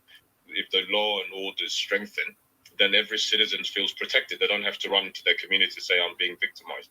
Again, many of our politicians are playing the tribal cards to remain relevant. And so there's a lot of toxic ethnicity being played here, or negative ethnicity, and hence why we're a bit cagey or a bit cautious about the need not to categorize people. But I'm glad also somebody like General, he is a mature person who did not get offended. Somebody else would have got offended. And at the moment, the big tribes are being accused of all kind of injustices and wanting to dominate. And so all these are the factors that we're saying why we're exercising caution. But is good, as you said, that we know each other. We're planning even to continue to embrace our people, to bring in social issues, not just political issues. Because before politics, there was us. And politics is here to guide us, to create representation, to address our issues. But we are still communities. We need social relations. We need cultural exchange programs to celebrate each other, to have relations between the Moro and the Daposa, the Dinga and the Nyangora, and so forth. Every community should have even weekly celebrations of each other. They are doing it at the individual level, but we even want to have alliances between the communities. Neighboring communities are fighting each other now. We've all have turned inwards into our smallest identity, the stem of our society. Even we're risking getting there to the clan as everybody dividing up. So it's a kind of politics which continues to prevail in our missed at the moment, Joe, but I see you flashing your mic. Go ahead. I know was in agreement with the thing that you're mentioning, and we've got to deal with these things head on, and a lot of your communities do have a serious responsibility here. So I'm one of those people that encourage, if you're big, truly, then everything comes with some sense of sacrifice and responsibility. And at this very moment, we need to be very responsible and understand where these voices and complaints are coming from, and sort through them and filter what is necessary, so we do not get distracted because and become reactionaries, and that in itself it becomes a new struggle. So I'm in full agreement with the point that you've made. Thank you, Brother Justin. No, thank you, Brother Joe. Now again, I apologize to Brother Chile if we came out harsh, but it's not you. It's just the concept of us categorizing ourselves. Thank you. No, I understand, Justin. I understand everything. Even at my brother Kush, it's not that I understand where it's coming from. There is a window need to be closed to make other things go forward. I understand that completely. It's just I was taken away by the conversation. But yeah, I don't mind. I'm not saying that you harsh at me. Nothing of that sort of things. I am here. We are discussing. We all want our country to be back on the track. That's the main point. That's the main point of all of us here. We appreciate everything that all of us do. We don't want tribalism. We don't want regionalism. We don't want all that sort of things. We want to be a society who see the person as a person, not a tribe, not a region, not whatever it is. And this is what we want to get back on. Because our old politicians putting us in that angle to just keep the power. New generation don't want that. We want to be independent. We want to be. We want to think for ourselves, not to say, okay, my so and so is in this position. I have to protect them. No, that's what we want to change, and it's hard. It's very difficult. It will be very difficult for us. I am one of the people who is active with Red Army. Things that going on, but it doesn't work well. Even some of us as Red Army, and we have from other people that are challenging us. Sometimes we get stuck and say, yeah, they are right. Because some of our Red Army that get in there, they tend to be different. So it's not easy. It's very difficult for everyone to get in there, and I appreciate those kind of issues to go on, those kind of education. What we are lacking as people is not. We want to educate ourselves as much as we can to know things that I don't know. Like today, I learned a lot that I don't know. I don't know a lot of his history. I know only from 1983 because I was involved. I don't know about the 91, although my dad was involved in that. But those days there was no good communication to tell what was these and events and those kind of things, so you can put it as something. And if you talk to the person, you explain everything. I can explain about SPLA 1983 downward, but I cannot explain. And if I ignore those people that sacrificed their life and all that, and we pick it up from there to here, then I'm ignorant. So as a process of learning, we actually went to learn. People like you here, I like this forum a lot because you bring up people who actually academicians who know exactly who write something that is 100% right, and we want to learn from them. Even things that I was involved, I don't even know very well, but through these kind of things, they were like, I was there when this and that happened, but I have a blur memories about it. But if you put it in the writing and I read it, I will confirm it. I say yes, that was true. This happened, that happened. Anyways, thank you.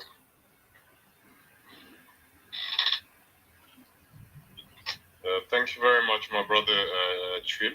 We appreciate that. Kush, I'll give you a chance in a sec, but I think Simon wanted to come in. Simon, go for it. Come through. Okay, thank you for giving me a second time. Yeah, my random question is just because as we are talking about the politics and the political parties, I wondered if any one of you can answer it correctly. This question. SPLA was the main party that lead the whole South Sudan, if I'm not mistaken. There was no any parties by then. But now it seems there are so many parties. And the funny thing that the common thing that this party has is it is the same name, SPLA. They just break it into pieces. That there is SPLA IO, there is SPLA IG, there is SPLA Democratic Alliance, there is what. So for me, I get some wonder sometimes and ask myself, why is it that the same party has been broken into pieces? Instead, there is a original SPLA. Why can't we? Why these individuals form different names instead of the SPLA? What is the logic behind?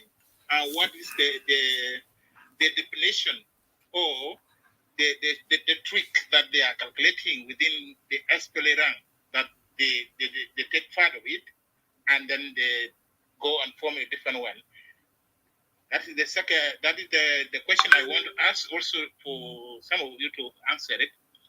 And the second part of it is now as we are, our nation is in a crisis. I don't know exactly what is the formula that can unite all of us as the coexistence. As we have been debating about the tribalistic issues, and really appreciated what you recommended for Ashil when he asked the question. But Ashil could have made it simple to withdraw the question. Yes, because it was just maybe an accident mentioned. You could have said, "Oh, sorry, I withdraw my question," and that one could be easier. So, as now the problem became a tribalistic issue, what should be a platform as we are talking now as intellectuals to come and debate so that it can make some sense to the mind of our people so that they could not think in a different way where they can relate their thinking in a tribalism issue. Thank you. Thank you very much. Kush, do you want to... I think it could be a question for everybody on the forum, so we could all have our crack at it. It's true. Everybody could need to answer that. Yeah, but before we do that, let's give Mr. One a chance because he's been coming in and out, and then we'll come back to that question. Simon, hold your question. Mr. One, you're welcome, sir. Mr. One? Mr. One, are you there? If it's not responding, exit and come back in. Yeah, okay, go ahead. Hello. Yes. Go ahead.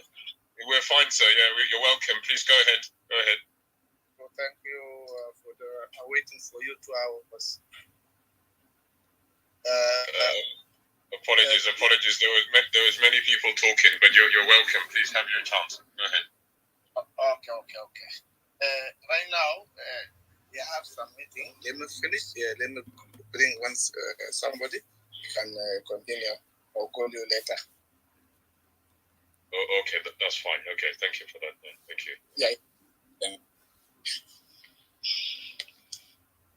You can freeze your mic here. Thank you. Thank you.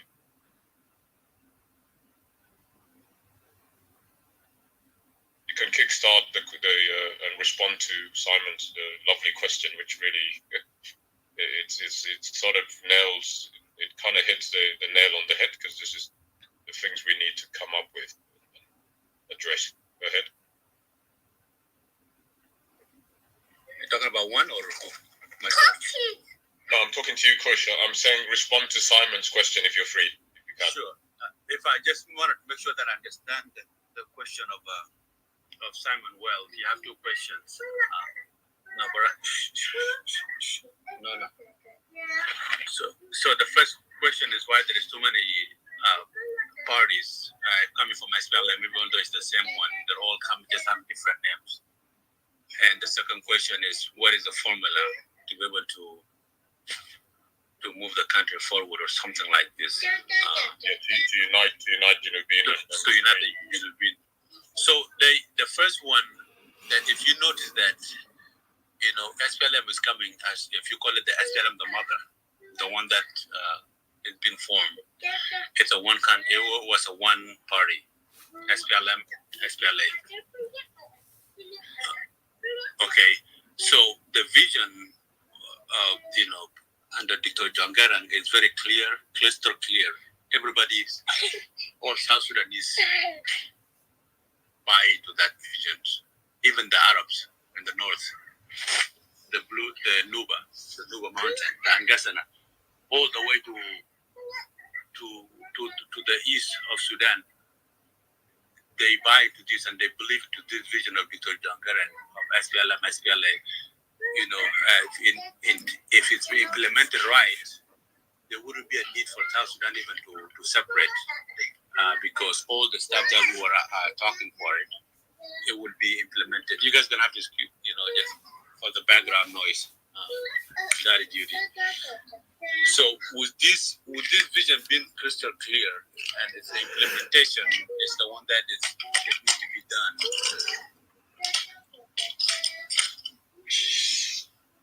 So the implementation. So when Garang died, the vision is not dead. Garang is dead, but the vision of the SPLM is still alive. But the mechanism of implementing that vision is the one that is the questionable. And nobody managed to step up and lead that vision of Dr. Garang. From the number 2 party barrier, President Salva, she utterly, miserably failed into taking that vision and implementing it. Yes, we give him the credit for managing to succeed the South Sudan. We salute him. He did that, but implementing the whole SPLM agenda, taking town to villages, equality, development, and all those things have not happened.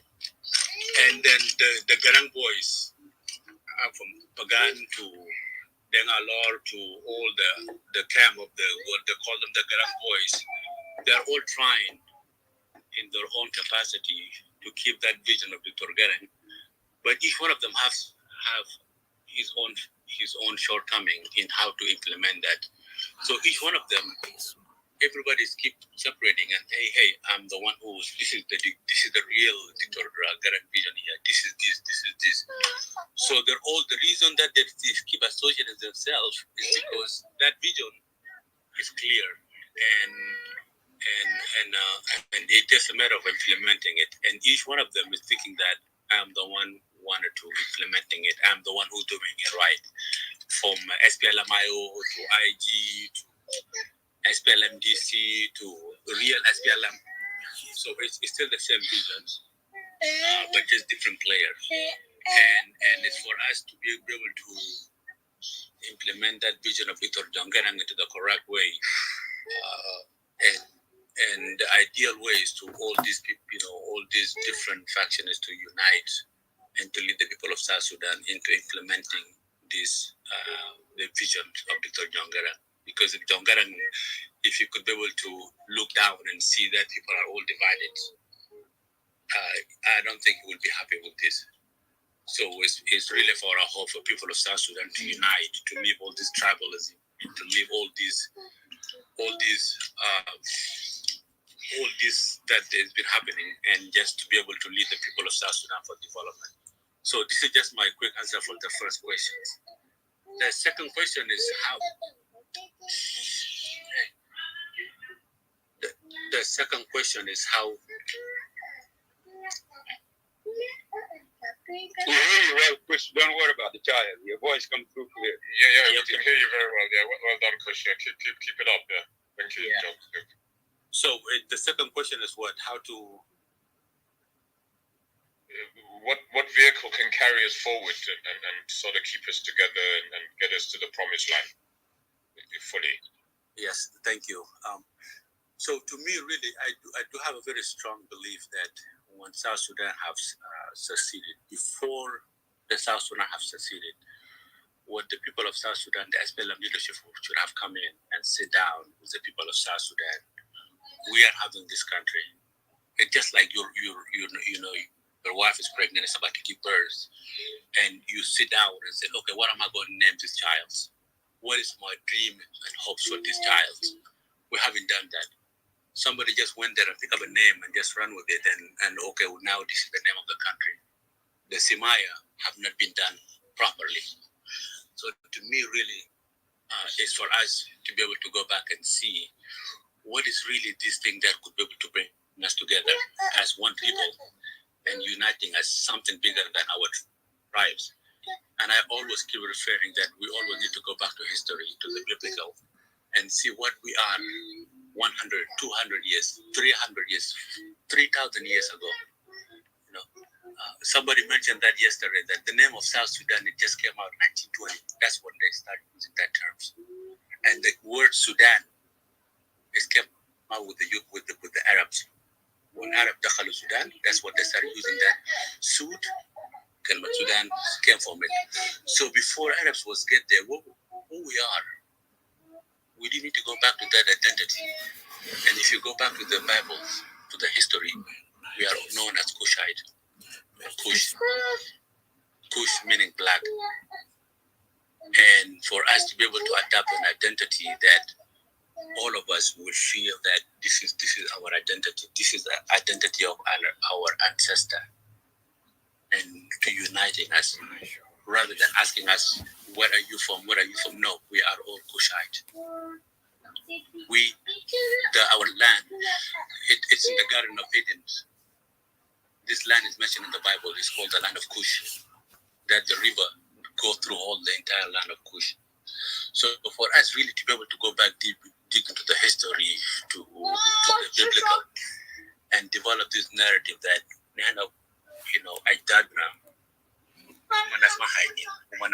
the whole Nile Valley civilization, all these pyramids, all these, so we go back and we develop this narrative to our people and teaching it to bring us together and move as one country, as one people, something bigger than our tribes.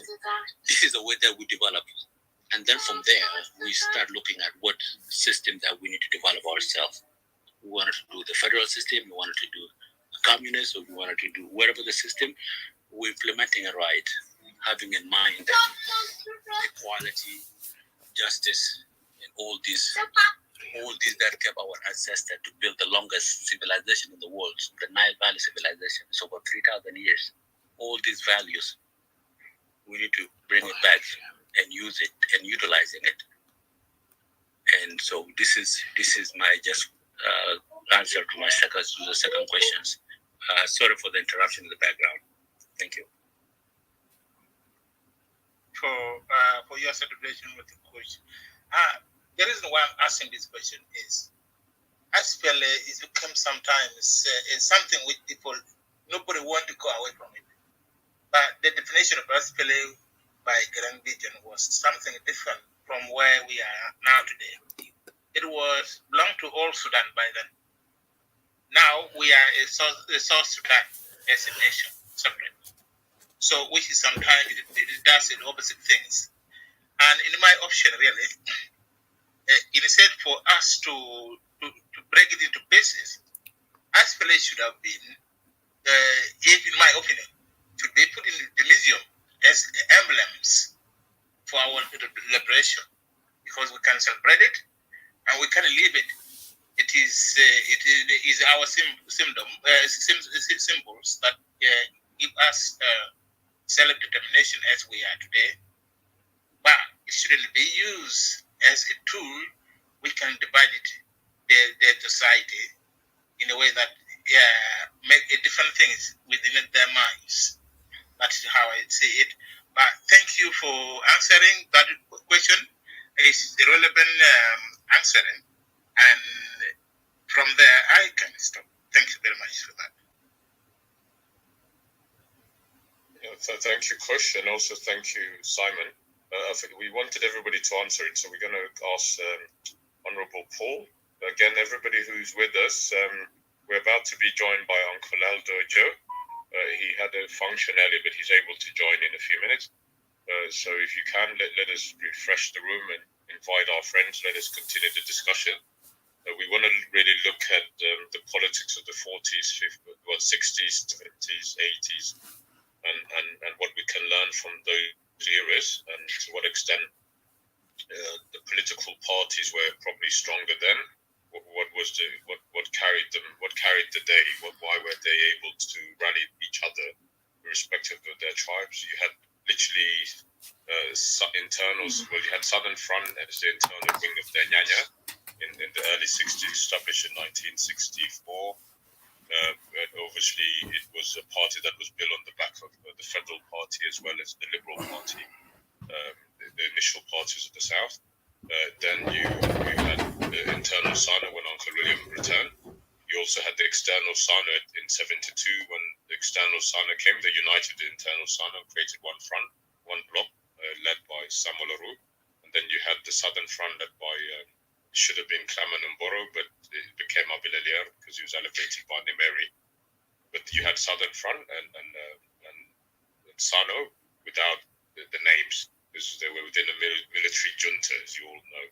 So we want to learn from that era, and because the parties then, from what we know from the history books and talking to many of the participants, they were able to carry everybody. Everybody could align themselves with a particular party. The party had objectives, had aims, had a plan, had a program, advocated for the South and Southerners. So, and then again, when the party won the elections, all the representatives would be brought in, and there was fairness in both Abil's government as well as in subsequent his various governments, as well as in Uncle Lago's government. There were proper representation of everybody, and so for that reason, and I want to answer what to some extent I'll respond to Simon. The SPLM was an umbrella political movement because within it there were many members of different political parties, but they all came under the umbrella of the SPLM. Now, when people came back in, as Kush responded, and you just responded as well, everybody holds some kind of claim over the SPLA, hence why they did not want to separate. But anyway, we'll come in later when others have contributed. But I just wanted to say it'd be nice to have Uncle Aldo, who lived during the 60s. He can probably give us a lot of information that we don't have, and talk about the political evolution post the Liberal Party, which was the early 70s, early 60s, all through to 83. So thank you for that. I want to go to Honourable Paul, if you can just respond to Simon's question. Or questions. Honourable Paul, are you there?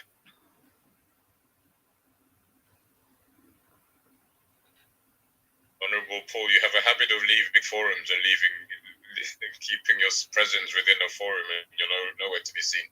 I don't know if you're there. giving you another call. Are you there, Honourable Paul? Paul Matot? He's not there. Ms. Dimples, we come to you.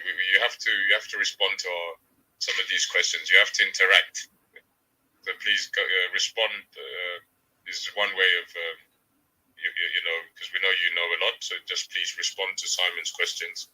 If you don't want to respond to the two of them, you can respond to one of them. Go ahead. Okay, I'm here. Sorry, I was actually engaging with my mother. Can I get a quick refresher, or you guys can skip me? I don't mean to be disrespectful. Sure. No. We want you to participate. Mr. Simon asked, why is the SPLM splintered in so many factions or so many different political groupings? We have SPLM in government, SPM-IO, SPM former detainees, SPM. There used to be SPM DC of Lamakol, but he created a new party. But there's another SPLM which is OPP. OPP is an umbrella group. But the SPLM is splintered into like four different groups. So he's asking, why did that happen? And then that's the first question.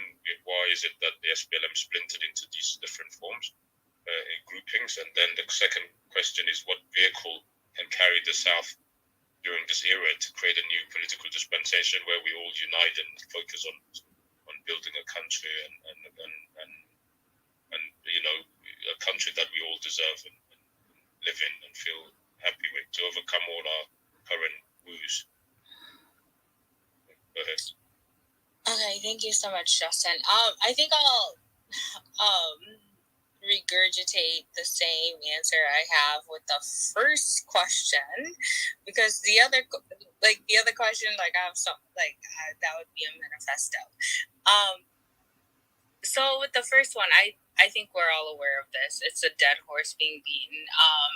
When we had a common enemy, we all fought together. We came together when we all fought the North, and then right after that, the only reason that we have all these different political parties and why we divided into like ethnic groups and different nations, and which we always were, but we were comfortable like fighting the North together. I really think it comes down to greed, because when we fought the North together, when all the different leaders got their people together to join the party, to come on a board of like the same mission. We all had a mission. And I think after that, when we became one house, then our missions changed a bit. And then everybody went back to being tied to their ethnic groups or their tribes, their clansmen and whatnot. And I know Justin and you and Kush, you guys have held a lot of rooms about this and why we've gone back to you know. But it's also a natural instinct, like it's a survival instinct where you guys even did a book about it like a week ago. I think, was it a week ago? Justin, are you still there? Was it a week ago? What book was that? It was not a book. It was a book. It's a book about the Horn of Africa. The Horn of Africa, yeah. And I actually crisis of the nation state, as well as South Sudan, the fractured state. It was the second chapter we looked at. Yes, and to be honest, I recall skimming through that a long time ago. I read it. I can't even recall a lot of it. But yeah, it's it's almost Darwin's theory of the survival of the fittest. Like when you come back to that state, now people will align with who they know and who is where they're from, and then that's who they trust. And this is what's happening to South Sudan right now. And then we forgot like the bigger vision of like why we all fought together to get to where we are, because everyone is scared they don't feel safe. If that makes any sense. Yeah, definitely. I think you've answered the first question, and the second question is, what's the way forward? In a way, what's the way forward? How do we get out of this rut?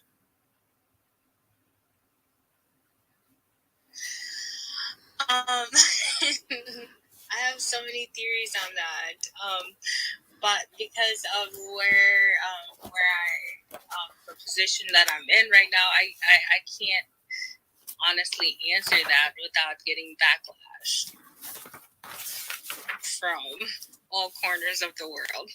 No, you must express your view. Again, it could be a neutral view. It could be a watered view. Well, no, it's neutral, but like I do hold like a political seat, so like I have to. And again, you're muzzled. It's fine. Okay. Can you hear me? Yeah, we understand it might be difficult. Yeah, don't compromise your position. It's all right. I think you've answered one. Thank you for that. All right, I appreciate that. Yeah. Brother Jug, over to you. Hold on 1 second. I don't know if Mr. Paul is there. Honorable Paul, are you around? Okay, Brother Jug, go ahead. Yeah, thanks once again, Brother Justin. All of you touch on the reasons. Brother Simon, your question,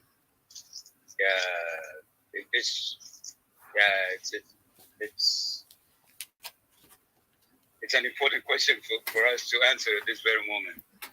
Yeah, why are the leaders, or those who are,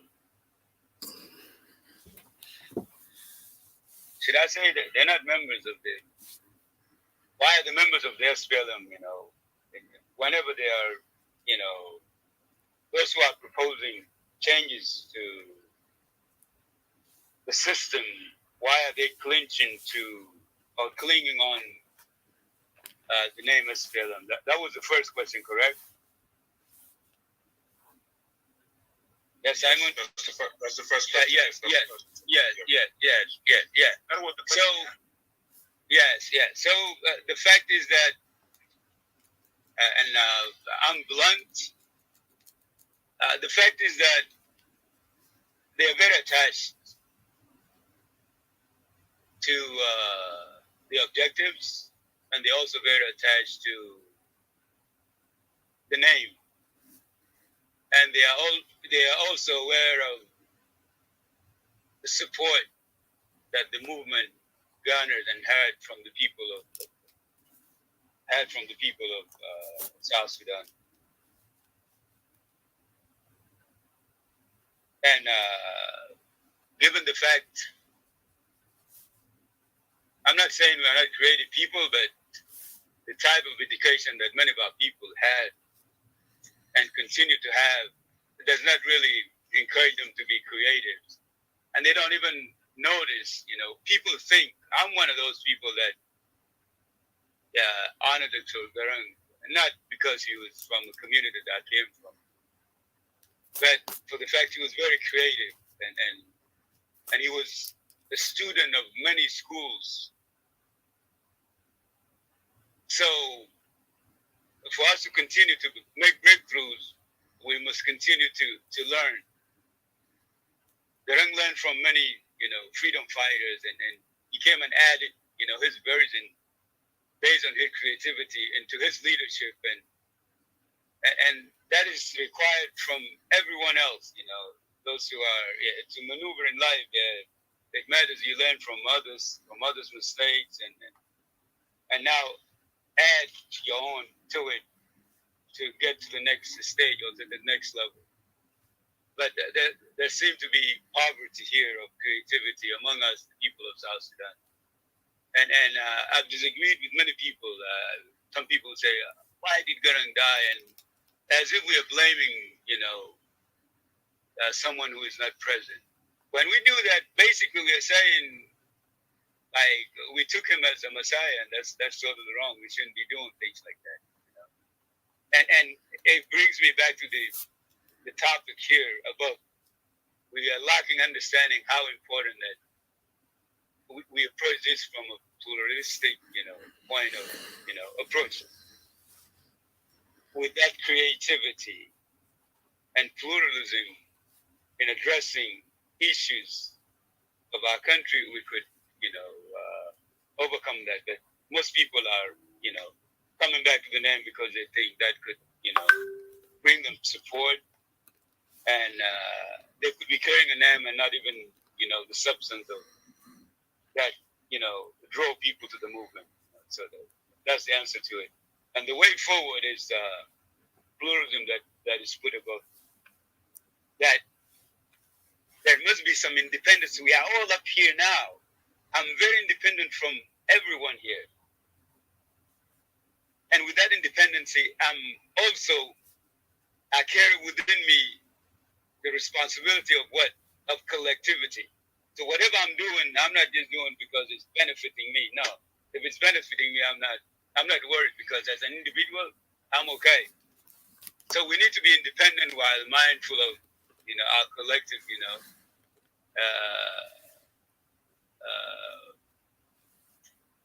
the challenges that are facing us as a people. So we need to, for us to move forward, we need to humble ourselves, correct how we look at everything with the education that we have, and get back to the foundation where our people are the pillars, our people are the foundation. When we go back, work with them, empowering them. And that's the vision, actually. That's what the SPLA, the New Sudan vision was about. Us going back, recover some of the knowledge that we are losing, some that we still have as people of South Sudan. We bring it as diverse people. That's a strength.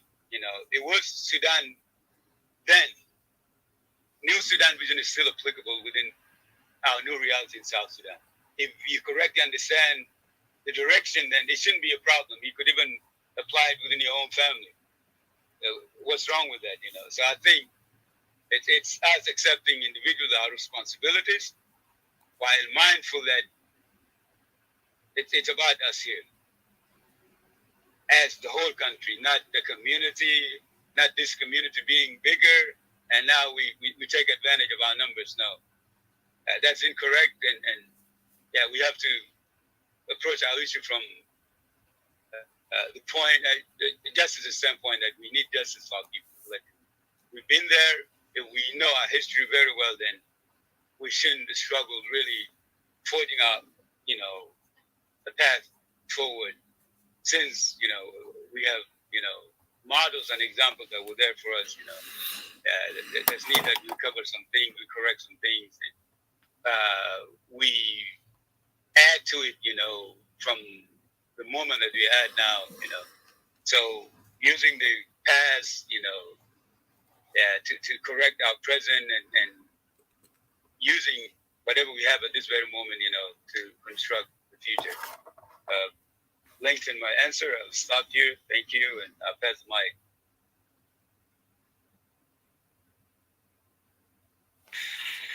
Thank you, Brother Joe. We appreciate your input.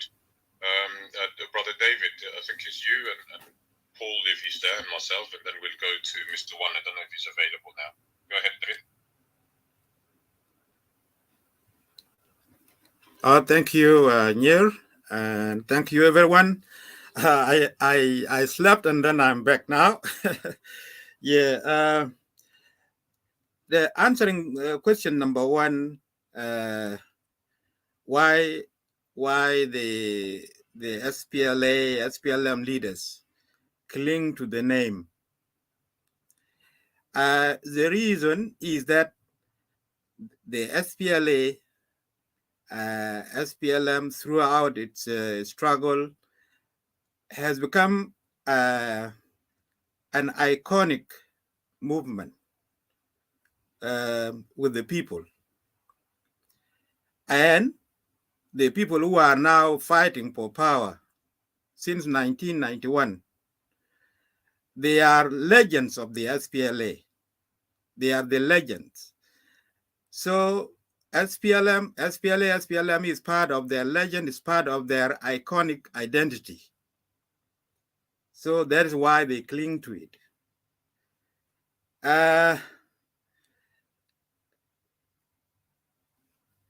when it comes to what is the way out? What I don't know what Simon means by way out. Is it a way out from the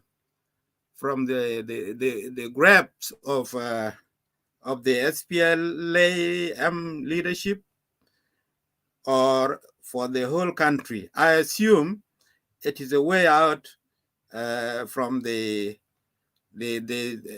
stagnant SPLM leadership. The change can. Let me help you. Yeah. Let me explain what I mean. Yeah.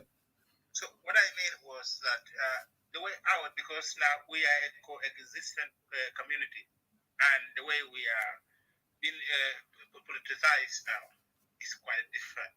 It's not what we are looking for. Yeah. And it's not vision that unite the nation to be one family, yeah, one voice, doing a common thing is for the sake of the nation.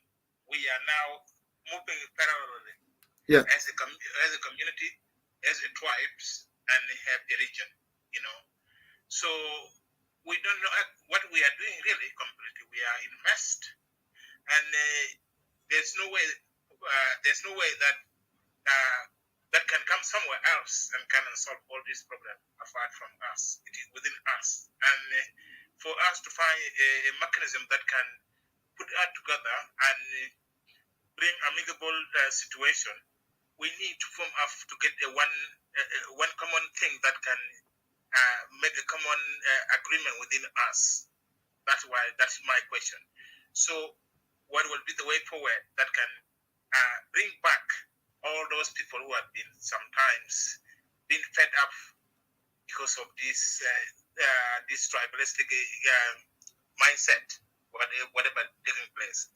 And the way forward, the why I'm asking for this, the first question that you asked, yes, there's no justification that these people who just break away and they come back and link themselves to SPLA.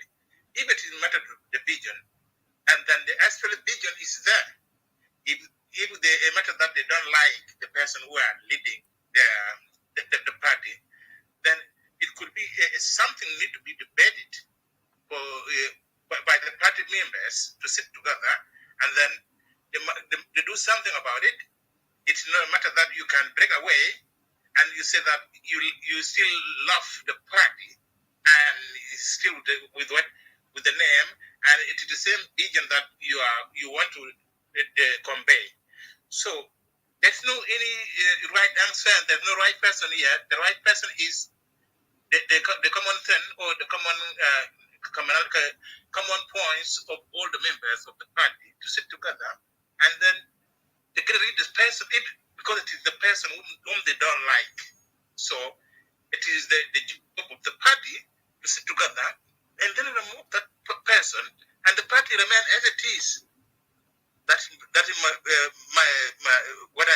what I was meaning, and that's what I really don't understand. Why these four groups had been broke away from SPLA, and they are still giving the name of SPLA. Thank you. All right. All right. Thank you. Yeah, the fact that they go and come back, of course, the reason they break away cannot be like black and white. It could be any genuine grudges within about the leadership.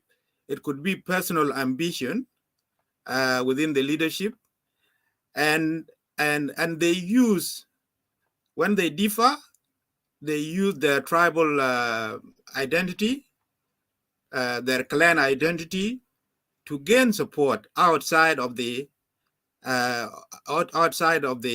organization. So even the SPLA, it has divided loyalty within. So they are SPLA together. If the enemy is there, they can fight united. But among themselves here, they stay fractured into their tribal loyalties. So that's why they use that that nature of our people as a source of power, and that's why even the SPLA also accept them back, because it's not because they love them to come back, but because they are forced to accommodate them again, because they really use their tribal power to to dictate or to impose themselves back again.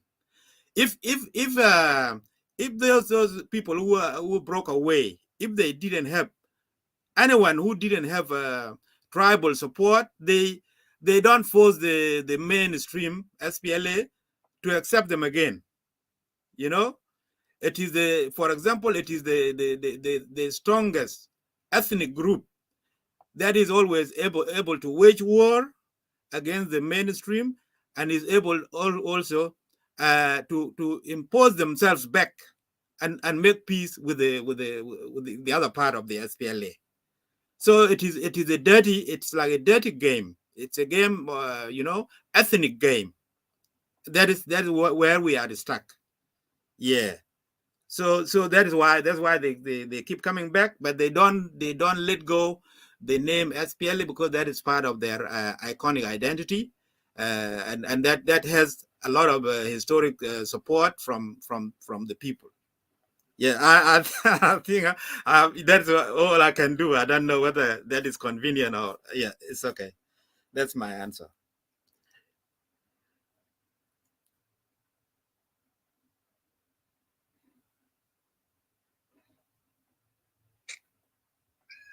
Okay, go ahead, Mr. Paul. Yeah, Paul's back. Yeah, okay, well done. Thank you. Thank you, moderators. Sorry, Mr. Paul, did you hear the questions? There were questions posed by Simon, Mr. Simon. Yes. Okay, go ahead. I have a question, and I'm not going to answer. He has two questions, and I was not awake when he asked the question, but it had been repeated a few times, and actually he elaborated on it quite a bit. I think the part I'm going to answer is why are all this group still cling to the name SPLM, SPLA, or something like that.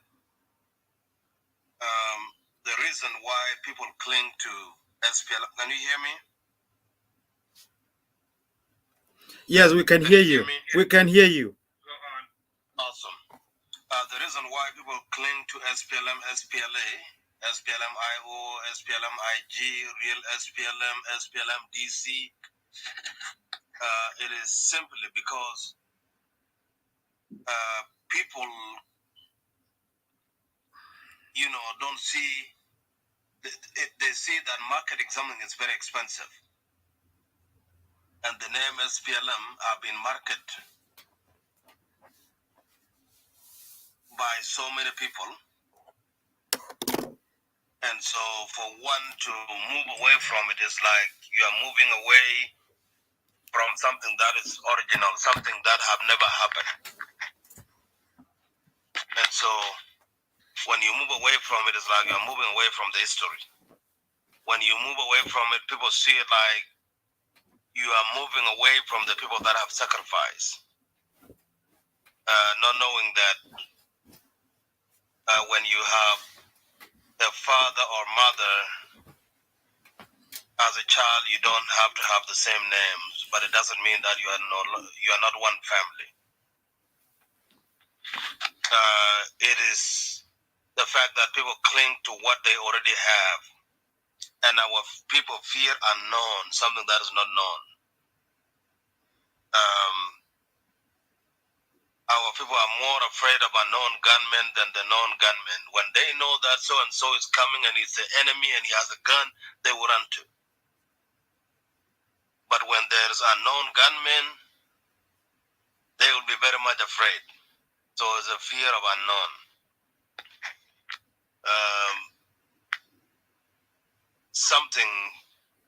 There was somebody or some people who were somewhere, somehow, they went and gathered and they smelled something. And one of them said, "When it's like there's something here." something smell here. So they move away from that smell and they went and sit somewhere else. They smell the same thing. And the word was, yes, wait a minute, there's something here. And they keep on moving. And one of them was like, I think this smell is with us. I think it's tuk is the mouse, or it's like whatever that smell is. I think it's a collective smell that coming from each, and is a collective contribution that is contributing to that smell. It's a symbol of when you come together and you come with that little something and with the other little smell, it produces a gigantic smell, whatever it is. One of them said, I believe it is with us. We have the power as a people, but people don't realize that when they come together, that power is still with them. Our power is given to that distant particular name, particular identity, particular political party, is no longer ours. But yes, Telagakon is with us. So it's a matter of educating ourselves, the power of individual. I read it somewhere where somebody wrote and said, if you cannot be alone, you will be a person that cannot be alone or cannot stand alone will be a very dangerous person in public. So we have to be aware that ourselves, the individual power. So for us to come up with something, one have to take a stand, joined by the second and third.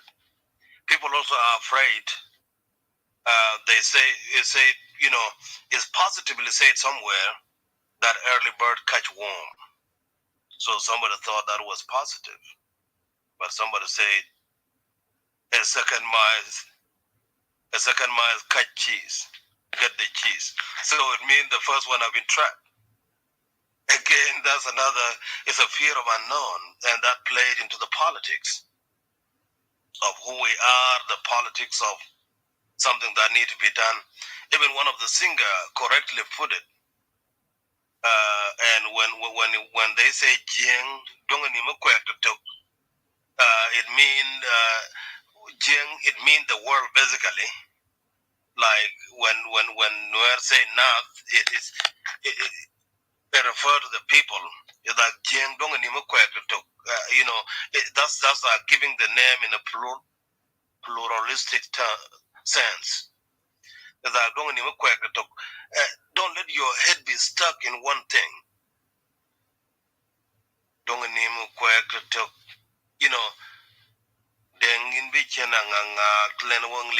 It's like, people were like, they were not letting people to get married because there was no cows. And then Singer Panchol cautioned them like, you know what? Don't let your head be stuck in one place. If cows are acquired in the future, there will be no negotiation.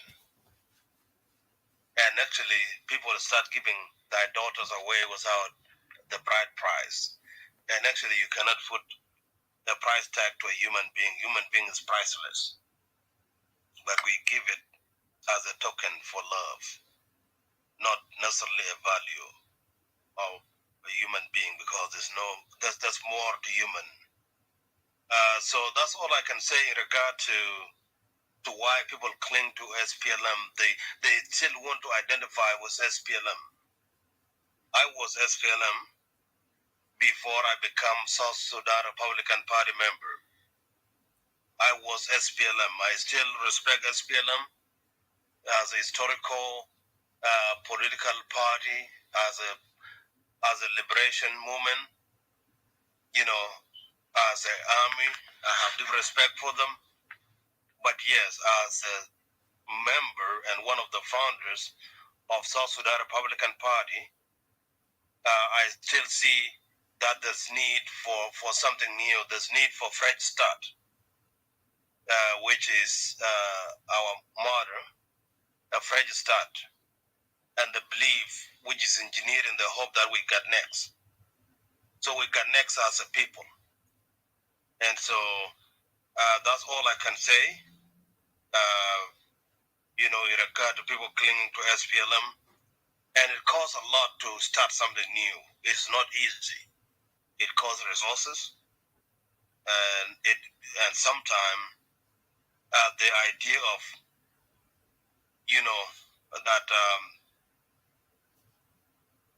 that early bird catch worm and a second mice get the cheese. Those are fears that play into human psychology. I was somewhere in a place called Torit Primary School, and there was this young man called Bol Alich or Bol Matwong. There was this young man that was afraid of another young man, like somebody start like point blank, he wanted to fight with a young man. And one young man stepped back, he don't want to fight. And because that young man refused to fight, it is something that is not taught to our generation back then. If you are challenged point blank, you have to take a stand. And so that young man walked away, and Bolbatuan came and looked the young man in the eye, and he was like, so it's as if, like, what is this fear that you got? Are you not in position to poop the rest of that fear out? As if it is something tangible, something that you could go to the bathroom and let it go. So that young man kind of regained the courage and want to get back to the fight, but that was a false start. So there's always something like that. At least something have to energize somebody to step up and be able to do something. I don't want to take much of your time, and thank you, brothers and sisters. I did something similar to what David Mupuri Shadar said. I walk around the clock, and sometimes I had to take a long cat nap and listen to the rest in the background. And so, thank you, brother Simon Luke, for your input. What we are doing is a teaching. Even when you hear that Paul Matar Manyok is running to be the next president of South Sudan, others see it as a pressure. Others would perceive it as daydreaming. And others who have seen the step that I have taken and the step that others have taken are like, wow, there's some truth to this. I remember when I opened American Embassy, was people like General Colin Powell, General Ham, Ambassador Bear. When we opened American Embassy,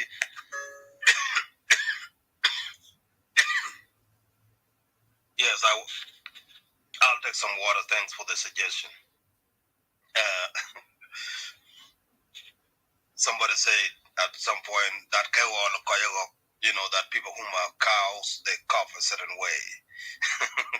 As if there's something prestigious in the cough, like clearing your throat or voice or something like that. Anyway, so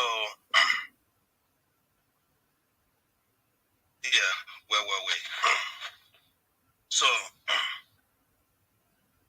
all in all, let me stop from there because there are others waiting. So thank you for your time and for listening. I'm proud of each and every single one of you. We've got a beautiful country, wonderful people, fearfully and wonderfully made in God's image. You can tell when somebody born outside South Sudan in year 2000 went to Olympic and won. And the only thing that you could know her was that her name is connected to the land, is something to do with Mo. If Momin Kang or Marisa, and I'm not sure whether that was Marisa Abiad, and she became #1 Olympic. And the next thing we knew, that beautiful young woman became. You mean Atiang Mo? Yes, Atiang Mo, born in New Jersey. Went and proved that we can do it. She was representing not only United States, but representing where she came from.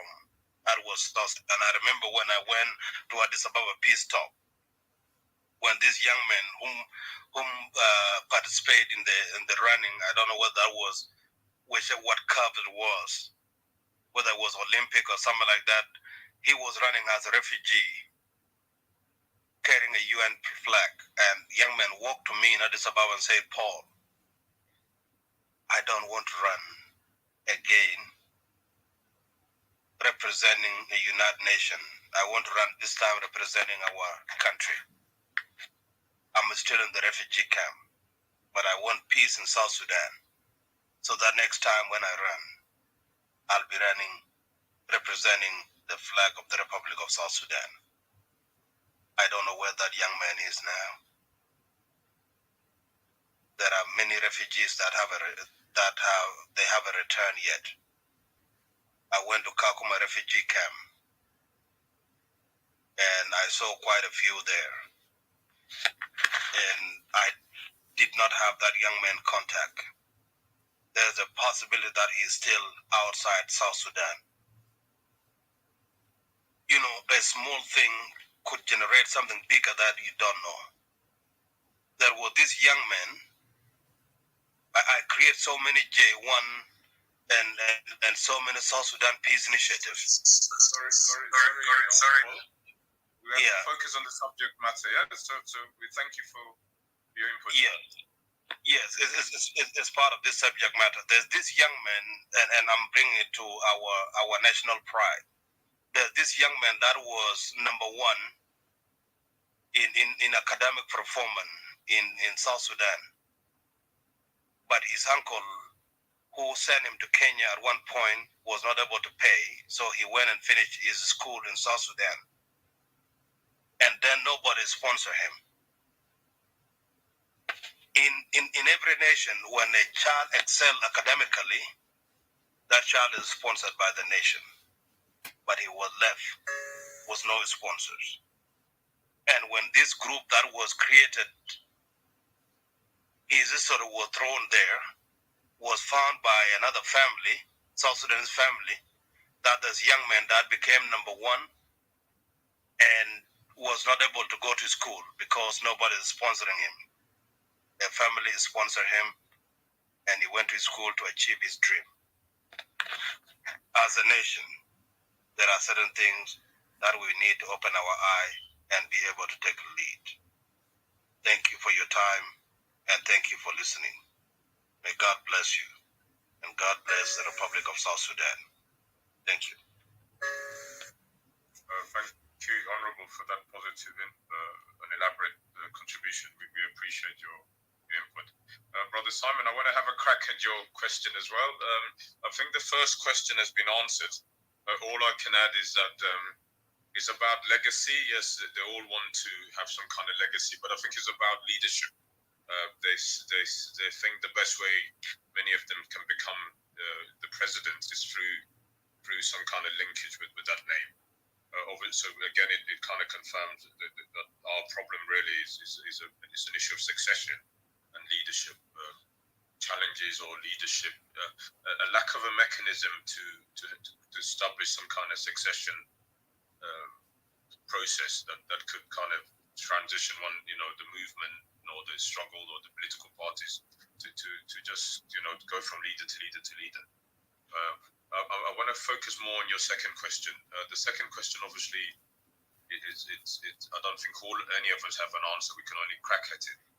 But if I was to be asked what's the problem with South Sudan, obviously we as Juk said earlier, we had an enigmic, I think it's called Garang was an enigma. Garang was an enigma, a very prominent leader who had a lot of vision, lots of ideas.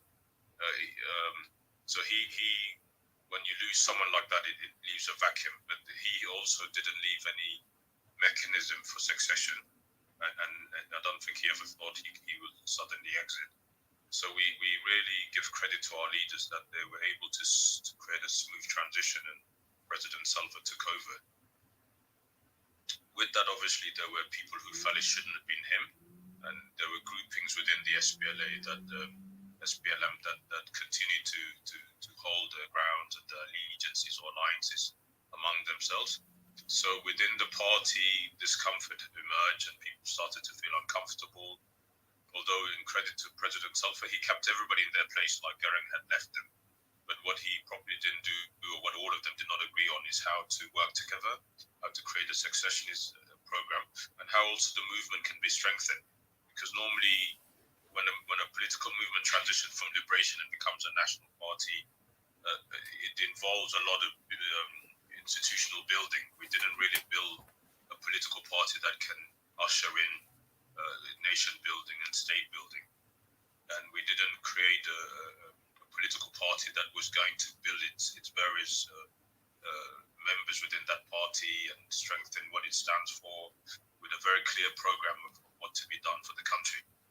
So now in that situation, again, we cannot blame them too much, because immediately after we signed the CPA, we were in the trenches with the North. The North was trying to unravel the agreement and trying to literally derail it, to provoke us to war like we saw in Hijri. So all of those, the leaders could not keep their eyes off the prize, which was making sure we can preserve the CPA. And they did very well. We crossed the border, we crossed the river, and we came to the promised land, a new nation that we all wanted. Now, as famously said by Hilda Johnson, is that it was very difficult for all good wishes and sympathizers of the South and their struggle, prolonged struggle, to help them in any way, because anything that was seen to be building institutions in the South, helping South Sudan to get a good foundation in terms of its state and nation building process, would be deemed to be a group or people or nation that is fostering the breakup of the Sudan. And again, we remember the CPA committed the SPLA to an SPLM to give unity priority. So the SPLM, even to some extent, was muzzled in terms of advocating what it stood for. So again, the same way we had to camouflage our reason because of geopolitical issues at the inception of the movement, all through till we got our independence, we also had to play politics for the 6 years. Now that 6 years, then, as Hilda said, the SPLM went ahead and established its own institutions and its own brand of nation building. And so it's been very difficult now to go back to the drawing board and really define what it is that they want to do, how to unite, how to stay together, to build a political party, a post-war political party that would be strong enough to literally have policies also that would be rolled out at the state level to literally build a state. So I really think that didn't happen, and literally 2 years into independence, our leaders turn against each other, and the rest is history. Now, how to pick up from where we are? Obviously, there's been goodwill and persuasion and a lot of cajoling of everybody to try and get back to the drawing, to come back together. And to a great extent, the peace process has become a reality. People, as weak as it is, as challenged as it is, as under-financed or lacking finance as it is, it has created some return to normalcy as we know it. But still, there are challenges. It hasn't been implemented fully. We don't have a national army. A lot of the reforms that were suggested are not there. A lot of the issues that still plague the country post-independence and post the conflict of 2013 are still very apparent, and our political horizons are blurred. Our fate as a nation, we still have a lot of weak institutions. We're not able to pay our salaries. and resources are still not managed accordingly. That we lack the bolts and nuts to kind of control waste and to control the resources we have. So all these challenges obviously needs a quantum leap in the mindsets of our people. We need to find something that would reprogram us and focus us. As David said earlier, a common denominator in all of this was our war against the North. And obviously because of prolonged struggle for how many years, 50 years plus, to get to an independent South, we've lost the zeal, the sense of entity, the cohesion among our people. And as a result, we are here today, but we lack the urgency, that we lack the need to swallow our pride, to kind of overcome the wrong that my brother has done me, and to say, let's prioritize the country. Again, as common, and Mandela said this, he warned the ANC at the dawn of, just after they took over from apartheid, that if we lose focus and focus on the spoils or the benefits of our privilege, of our new privilege, we will definitely be distant from our people. We will not deliver what we want to deliver to our people. And classically, it has happened. The ANC is not the ANC of the Mandelas, and the Oliver Tambo is another ANC altogether, and is constantly struggling to stay together. It's losing its political dominance or its political influence. The country is really corrupt now. There's a lot of challenges. Now, this is not only to South Sudan and South Africa. We've seen it in all post-conflict zones in Africa, where the nation, the liberation movement becomes something else. And if anything else, civil war erupts immediately. Then it takes years to pick up. The other issue, obviously, is that elites, and again, it's also apparent in the case of South Africa. The elites of South Africa went to bed with the white minority capital fraternity, basically the guys who control the business. They went to bed with all of them, and they secured their interests. They've entrenched themselves and sorted out their issues, and they're comfortable. So they don't want to leave, nor do they want to roll out a fairer system. And so the country is sort of in a state of stagnation. The country is hostage to the elite. Equally, in our case and in many other post-liberation movement eras, leaders of our yesterday's liberators lose themselves in this new setting. Now, since it's not unique to South Sudan, we need to learn from other countries how they turn things around. Obviously, we always believe it's about a leader, and definitely it is about a leader or leadership for that matter. But then again, the social fabric that becomes us, that produces any particular leader, the elite alliances, the groupings, it becomes very difficult to refocus everybody's mind to that journey that they have to accomplish. They owe it to liberators who they're left in the bush. They owe it to the citizens who have backed them all these years. They owe it to future generations who will inherit the state that they're trying to build. Now, it's obviously, like I said, it's a very difficult question. In a humble position, I would say it's about. I mean, I have a friend who is very she's cynical, but she could be right. She said that the answer to Africa's failure or leadership failure is that we have to recognize poverty is the elephant in the room. Now, if everybody wants to eradicate poverty in their life, then maybe we, the citizens, or those particular countries, have to kind of find a way to buy off those leaders or to compromise them through some kind of monetary permanent package. That package could be to get them to step aside. That package could be to get them to relax and maybe to work together. And that package could be to buy some space within the state to bring in elements that can build a state, whether through our own human capacity or human capital, or whether through buying know-how from somebody, or whether through working with institutions to set up a system. Now, if that gap can be created and elites feel they are comfortable, that they can earn what they've earned, they can be appreciated as a legacy package, all of that could probably be one of the ways, and then we can really build a state. Now, Africa, from all its various liberation movements, have always been hostage to the liberators, have always been hostage to the elites of the day. Sudan, as we know it, was always a hostage to the elites. And we're yet to have stability or to see stability in the Sudan. So this whirlwind which Sudan is in for over 50 years, we had just started our own journey. Many of the mistakes we're making are literally that we've mirrored the Sudan in its various failings. And the fear here basically is whether it becomes endemic and it's too late to change.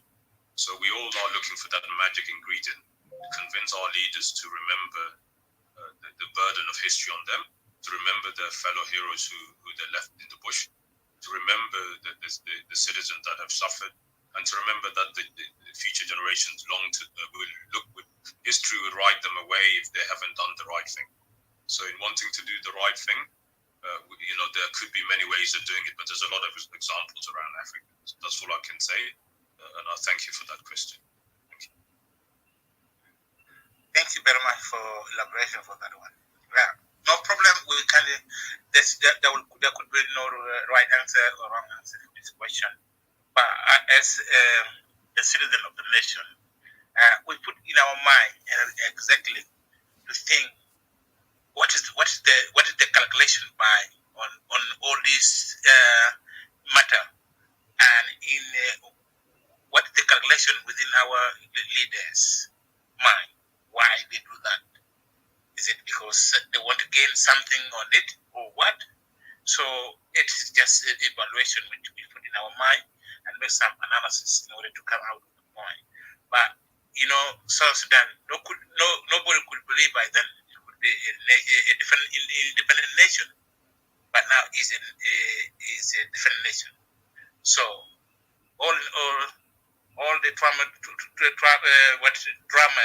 that are taking place now, there will be a times where everything will be big rough off, and then we come back as a one family. Thank you for your answering, and then now I can leave a room for others to make their point. Thanks. No, you can stay there because we normally sum up at the end. But feel free to. We thank you for your contribution so as well. Thank you very much. General, you're here. General Kalam Sakit, you have the mic.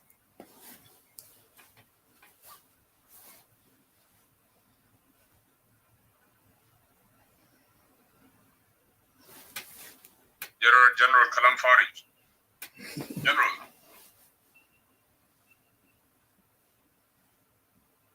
General, try and exit and come back in. I don't know if your mic is frozen. Please try and respond. Mic is yours.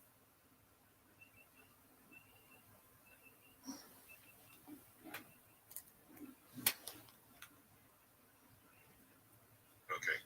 Brother Kush, Uncle Aldo is supposed to join us. I don't know. Are you following him or is he following you? Because it seems that's been the problem.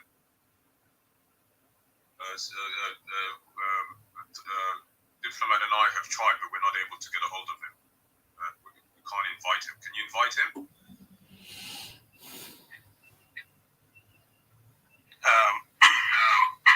I will pull him, but scenario is here. I can see the scenario down there. It kind of presents some serious scenario. There's another great public speaker down there by name Scenario. Oh, okay. I know Scenario. Okay.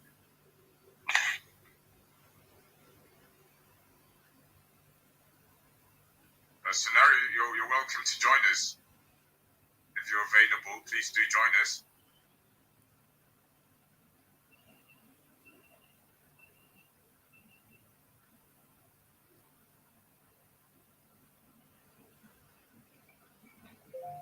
Scenario and Miss Dimple got one thing in common. I don't know what it is. They were the first people that interviewed me back in the days. It's Scenario. Scenario's in the building. AJ's in the building. General Kalamfarik. Has AJ spoken yet? No, we've tried to get the general, but he's not picking. AJ, who's AJ? AJ. Hey, AJ, are you there? AJ General, yeah, he hasn't spoken. I'm trying to get him up, but he's not picking. General, are you there? AJ, can you try and get a hold of him, Ms. Dimples, while we try? Yeah, let me do that. Hello, Mr. One, are you there? Mr. One, you want to try again? Okay, Sana said she's busy. I just saw her back channel. That's fine, thank you. Mr. One, are you available? Okay, hold on. Yeah, I just finished my meeting. You continue, I will speak. Thank you. Continue, I will speak. Let me have the screen for me, you can talk. Thank you very much.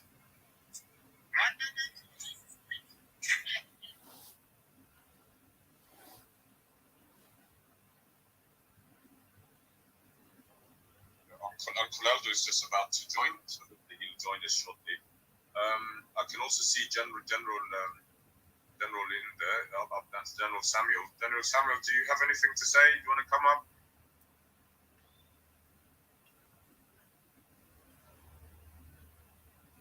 Also, I think Marialdi always spoke for them. Marialdi, you can come up as well if you want to contribute to this discussion.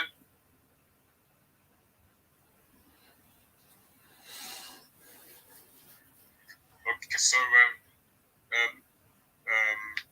David, David, yes, if you can just continue the discussion while you try and get people up here. Yeah, we've got some new blood. I actually realized that I didn't attempt the second question. Is that right? Okay, that's fine. You can go ahead and answer it, and then we'll get Mr. Cage to come in here.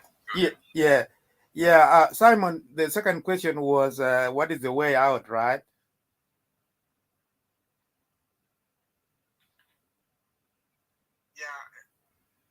Yeah. The second question was about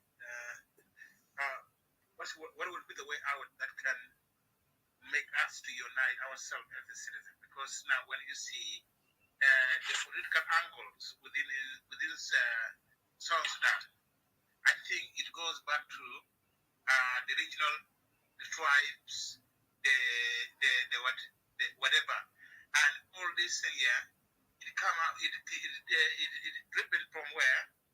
From this formation of these four parties, which is within the SPLA itself. SPLA itself dividing itself and dividing itself. So we don't know exactly where we are going to, and we have to find out where we can get the common sense and common ground where we can unite ourselves. Otherwise, nobody else will come and help us.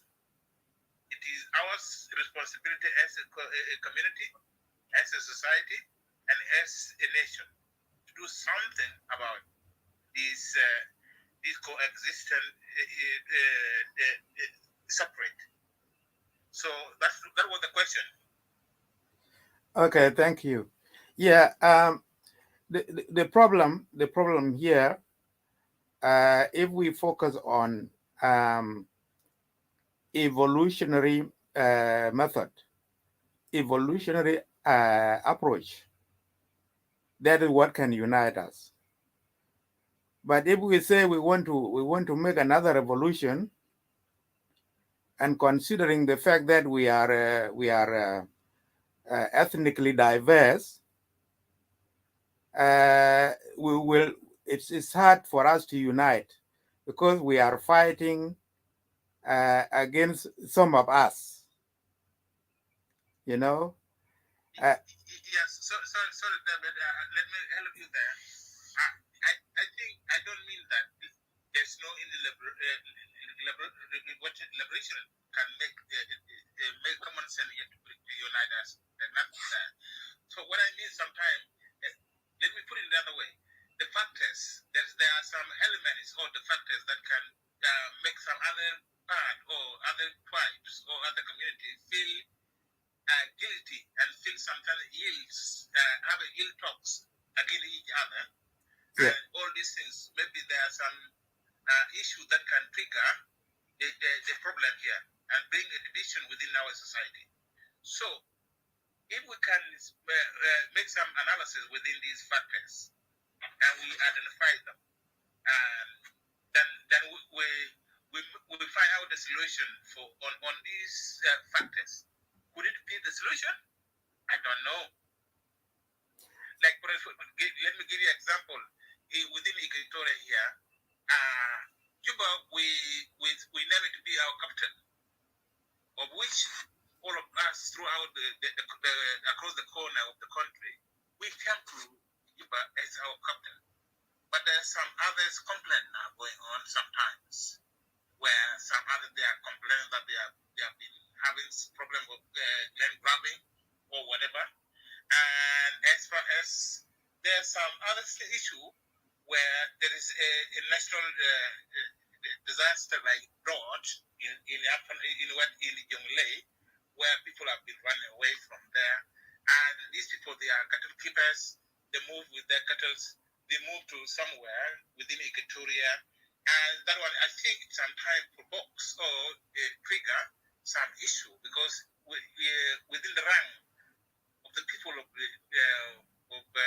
Equatoria, I think they store their food in the field, in the pound sometimes. And when these people come maybe with their cattle, sometimes they forget that this farm, this is a store where these people store their food. So when these animals come and destroy this thing here, it can bring tensions within the society. Will it be a factor that can bring that split apart the society? I don't know.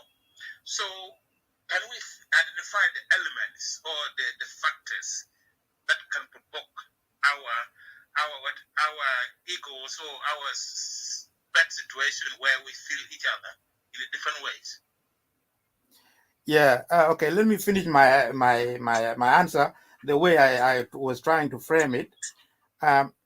Yeah, because these issues of people who have moved from their region to another region. It is being a bit politicized, whereas it should have been administrative problem. It should be a responsibility of the regional government and also the national government. So if the regional government, if the local authorities fail to settle to solve the issues of these IDPs,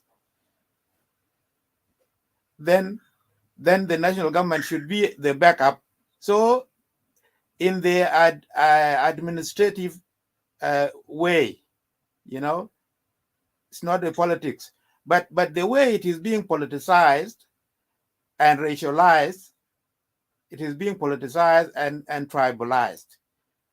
A tribe is being because these people are coming from a specific region, some section of some bigger ethnic group.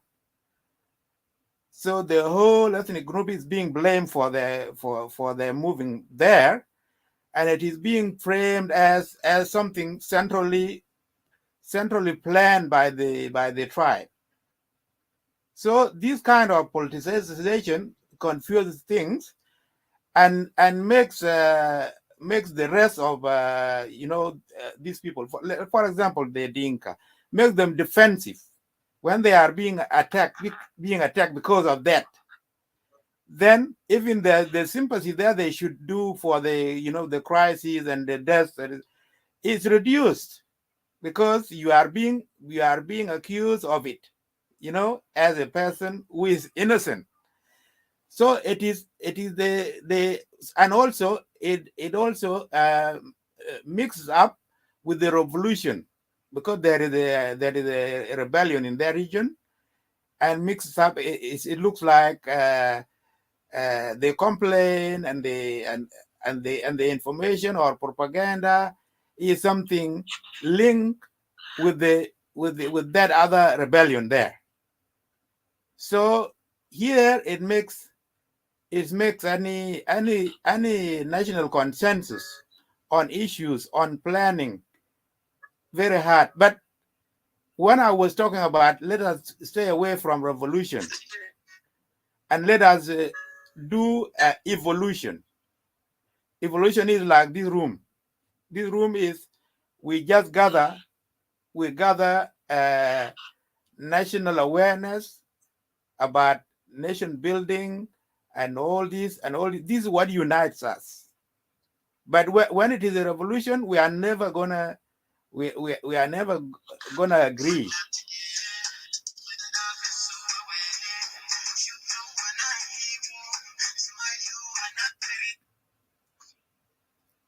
Who is that? One. Turn off your mic.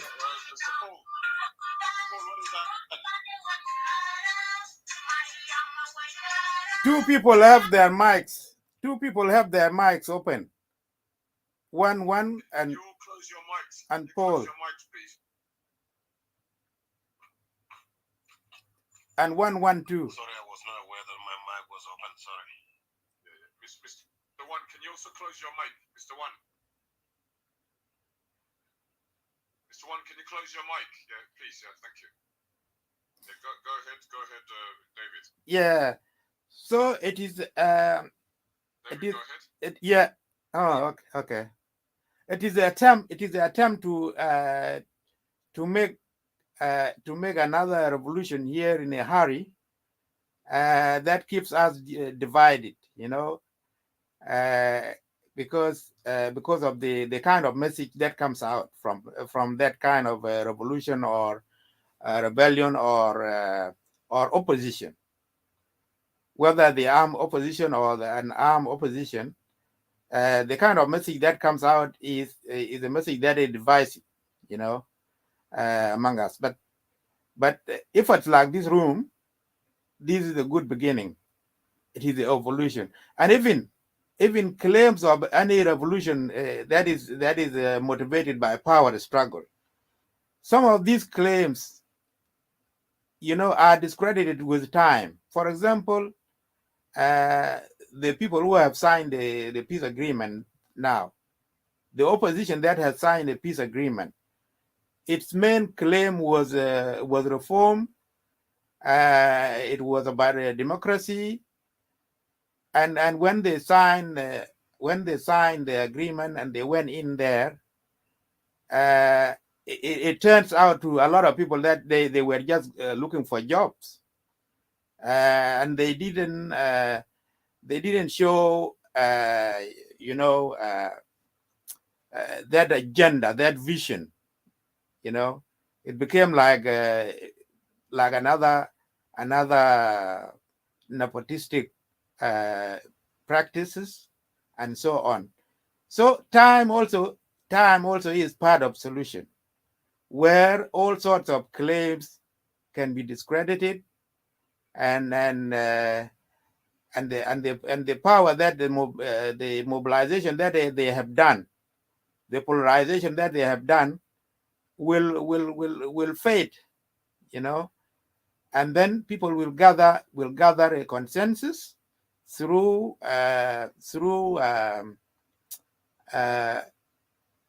social or intellectual awareness, like what this room is doing here. Yeah, so that is that's my attempt at the answer. But it's not through revolution. Another revolution, no. Another possible way of change, if power is transferred within the first tier, the icons, these icons, if the power goes down to the second tier group, of the same organization, iconic as SPLA, then that will be a progress towards change, towards maybe second tier. They can be on equal footing with any other group outside of the SPLA in the future.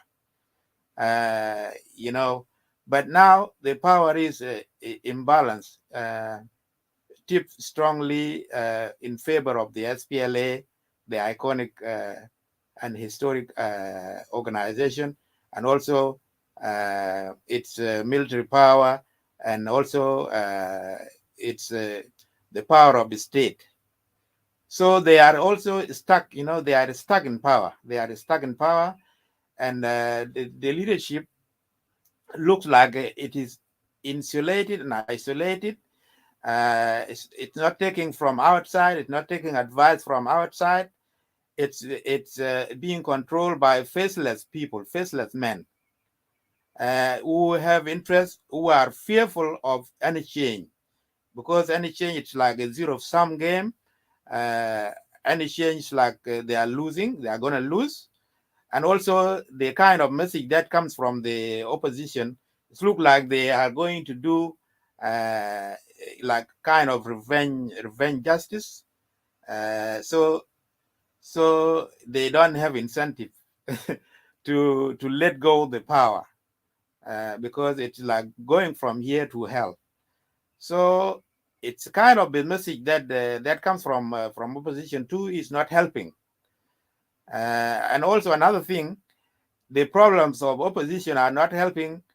The opposition is unable to establish itself as an alternative, as a convenient, credible alternative. So that's why I say political evolution is the way out.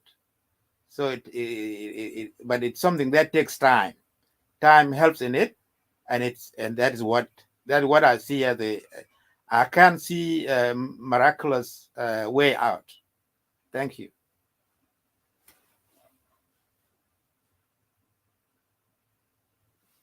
Thank you very much for that answering. Yeah, moderator, you can go on with the solution, please. Thanks.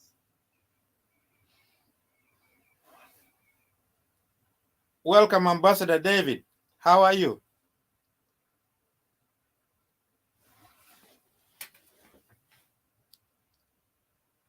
David? I'm good. Yes, my greeting to all of you. I'm all right. Okay, thank you. Okay. Yeah. Thank you. Mike, back to you, moderators.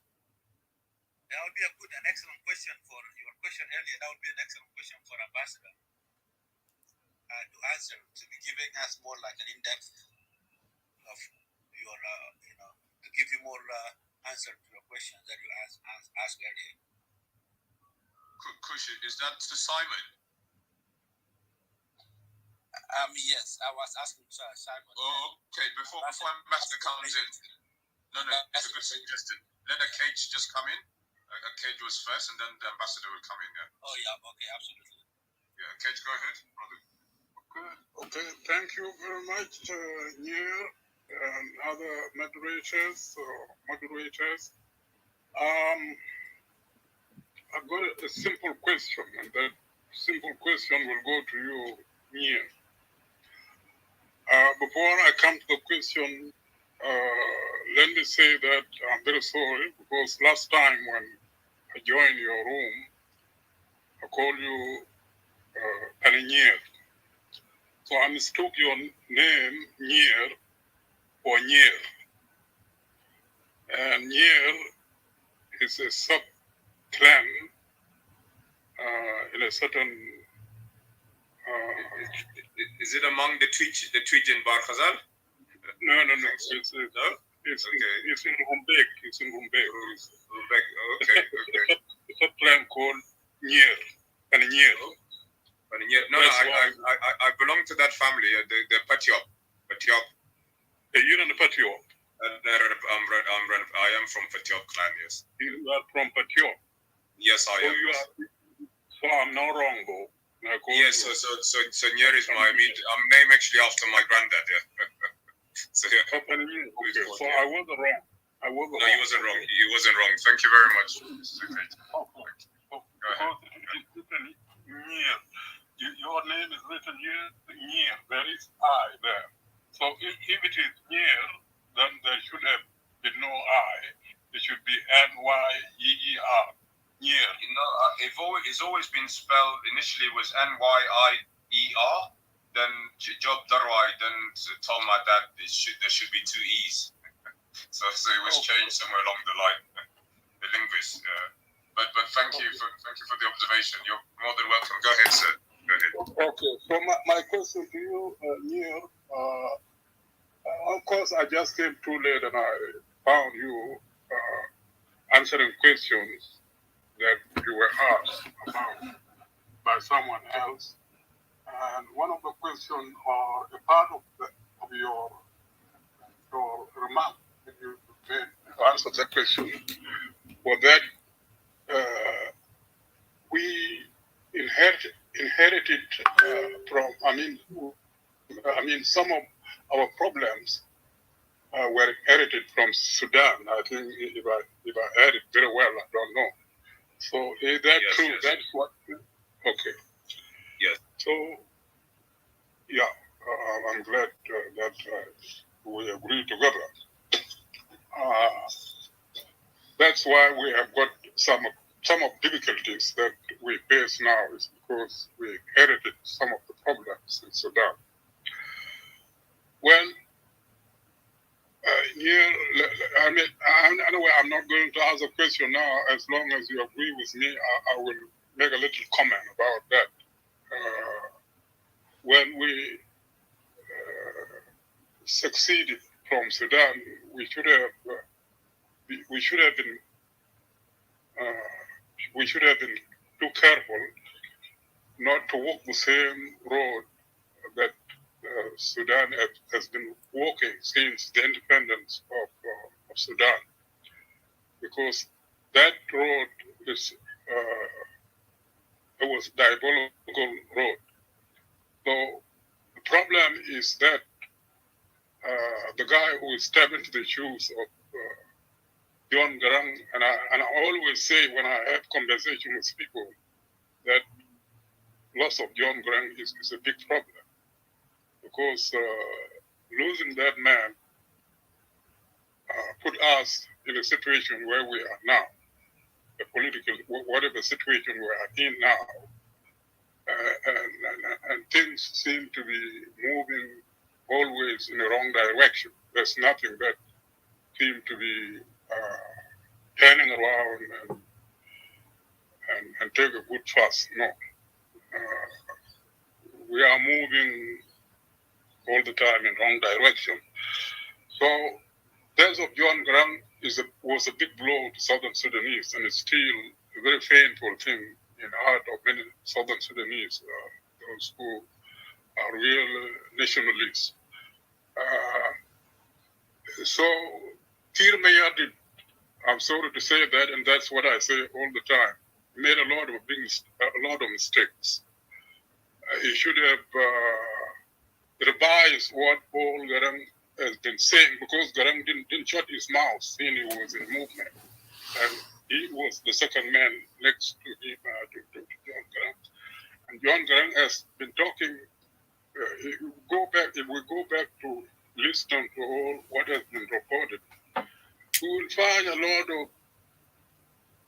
of beautiful stuff he has said. And if you were not even in SPLA and you could listen to what John Garang has been saying, you could learn from him. And if you implement whatever he has been said into your system of governing, I think you could do better.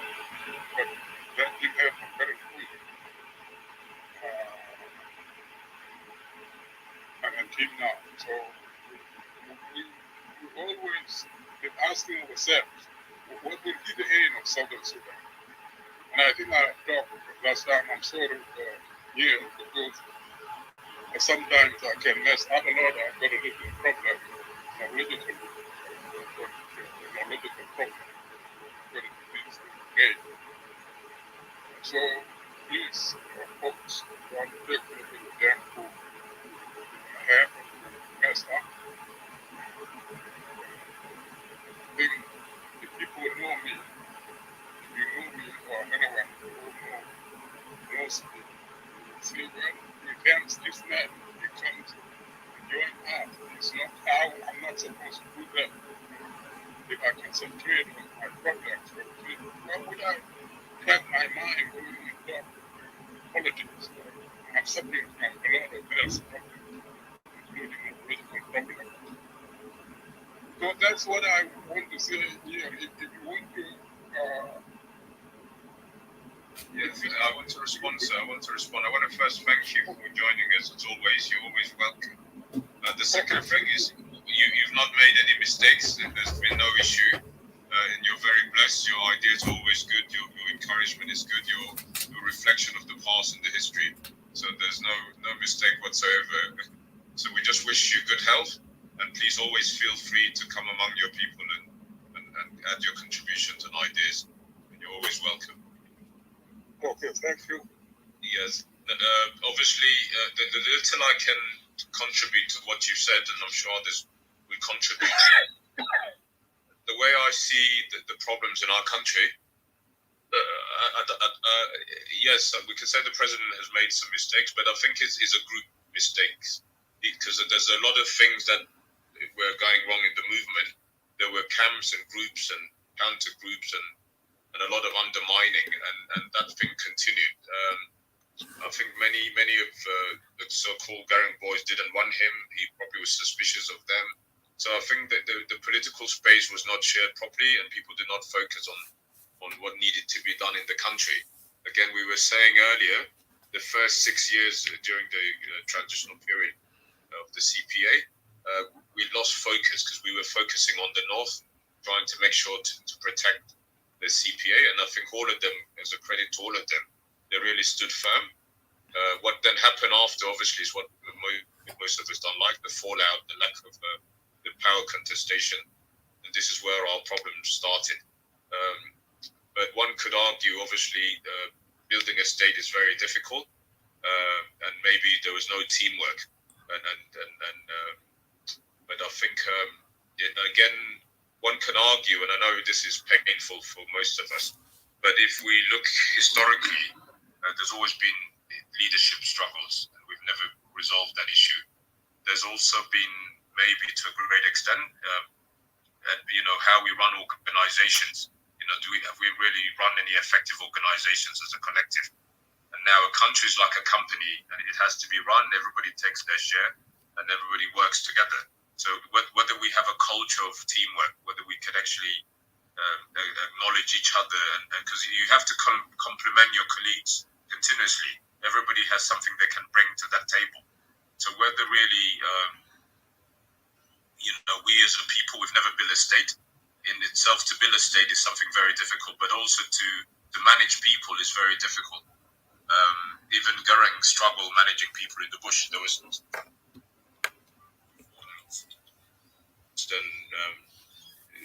misunderstanding among the leaders. So perhaps there's a culture that developed that needs to be corrected, but also the scenario of when you're liberated, when you become a statesperson or people who are building a state, that in itself is a transition and is a very difficult challenge. And whether we really got the help or whether we took the view that we know what we're doing and we're left on our own, those are the kind of questions. And I don't think it's, even now, if President Salva goes, what's the guarantee the next person will equally struggle? Again, even when people broke away from the mainstream SPLA on the premise of wanting to democratize the movement, some of their own faults and mistakes were questionable, and so where were the democratic movement that were meant to be established? So I think structurally there's a problem. We as a people, maybe we need to be more humble about things and work together, and also to know this is a learning curve. Many of our people also have been in transition for 30 years plus, many people have not worked in these kind of works, and also the kind of work that exists today is a very different type of world, which is digitalized with a lot of challenges. Institutions are very fast, and challenges are hard to build a state. So I don't know if that's a fair analysis, but you can give us your view, and perhaps somebody like David, Ambassador David, could also come in. Okay, good. Yeah, I will give you my view. Here, I don't want it to be exchange, kind of a debate between me and you, going between us only. But let me put a little bit of comment here. Here, when SPLA was in the bush, struggling to fight for the whole Sudan, Garang faced a lot of problems. I wasn't in SPLA, but we have heard all what was going on there in SPLA. And Southern Sudanese are always not good people. Let me tell you that. So, even though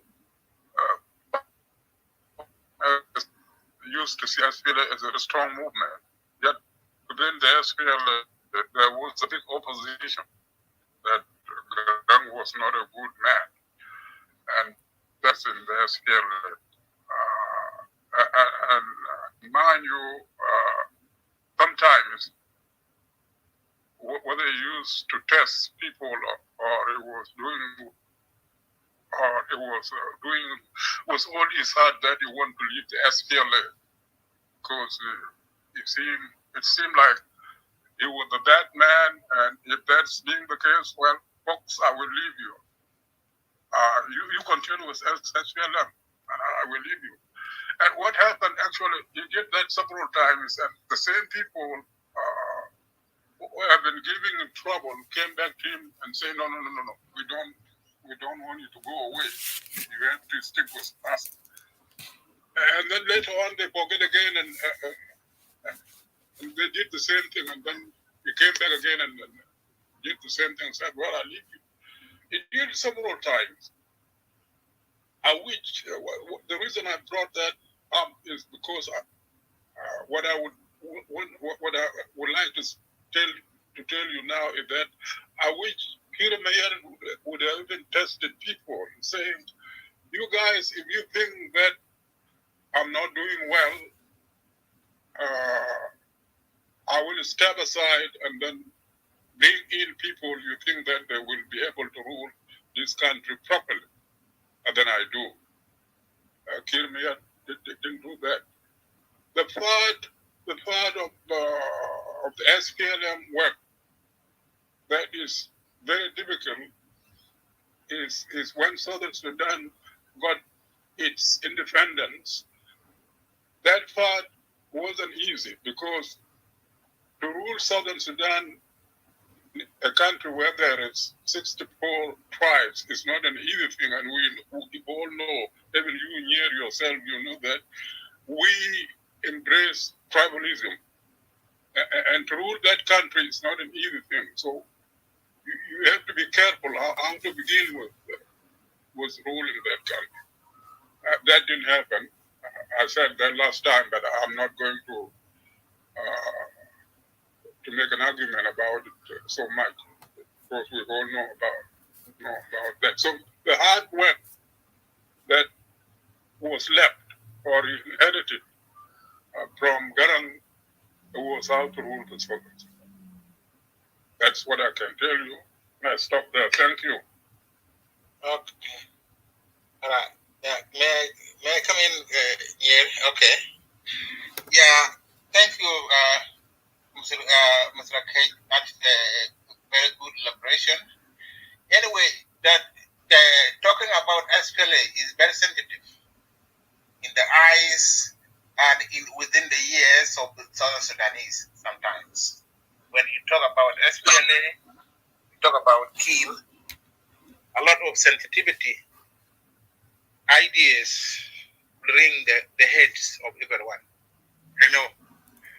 But the problem here is not about that there is South Sudanese cannot adjust themselves and be together. The problem is the leaders. And on the top of all the things, we, the citizen, we are the part of the problems. Why I'm saying this, the power that these people have is our power. And if we isolate ourselves with those people, when we see them telling us different things, which can unite us as a people of the one nation, sharing one ideas with the one flag and one nationalism, then we become a part of the problem because we support them blindly and we don't know the political games that they are playing. Because as Pele now became a entity of individual. It's not a national national asset anymore. It belongs to individuals, and whoever appear to be in the power doesn't think of different things. Think of him or herself to do whatever he or she thinks that it can make him more profitable than others. You know, that's why we see economic crisis is now enveloping the nation. That's why you see now there is political crisis is ripping apart all the society. That's why you see now there's no restrictions. It's more than 10 years now since we got our independence. What has been done? Nothing. It has been a chaos always, and all the citizens across the nation are always languishing except paying. Nobody cares. Where is the medical cares? Where the food come from? And what are the construction about? Nobody cares now. You know, so it became something, a business thing.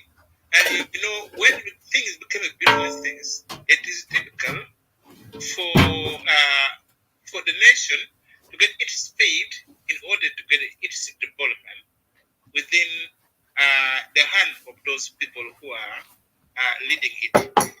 And this is where the separation and ill talking come about, because we the people who are in the leadership, we have forgotten the vision why the nation is called South Sudan. Because there's no any nation where there's no collaboration of the citizen with their government, work to hand in hand in order to build up what they need to build for their country. You know, you see now every time, sometimes when they are talking, you be keen enough to listen careful what they are talking. They are talking against each other through regional, through tribes, and through the rivers. Anyway, somehow there's no anything, nobody ever put the national explanation or national approach development plan on the table so that people can debate upon it and then they come up with the solution for the sake of the nation. No. Always, what they are talking is a political crisis, creating political crisis and tribalistic issue, and that is a mess. There's no anything really that can make a sample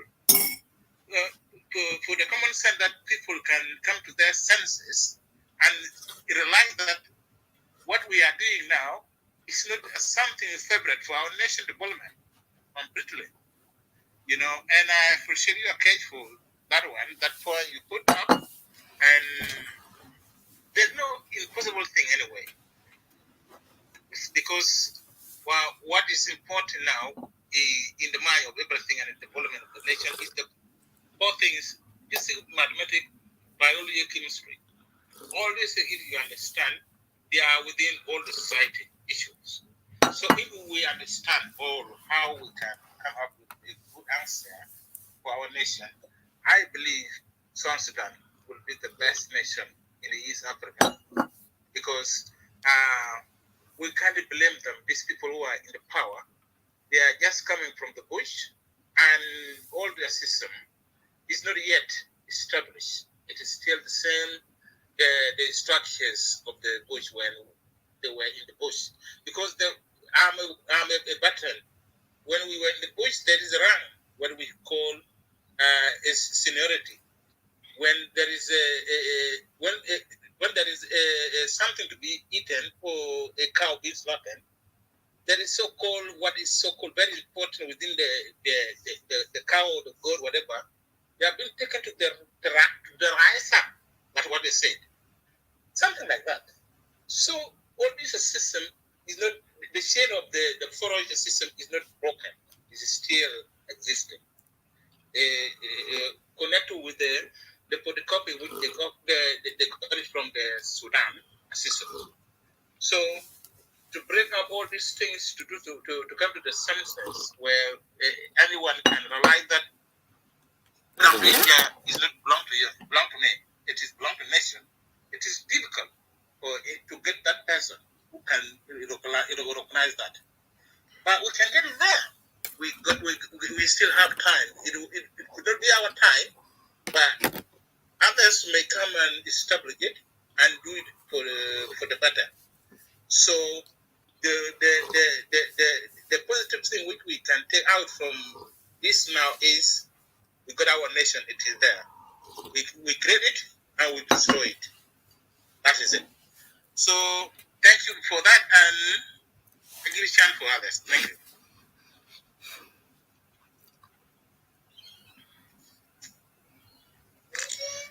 Yeah, thank you, Brother Simon, for your remarks. We appreciate that. I want to welcome our elder, Dr. Aldo, Ambassador Davis.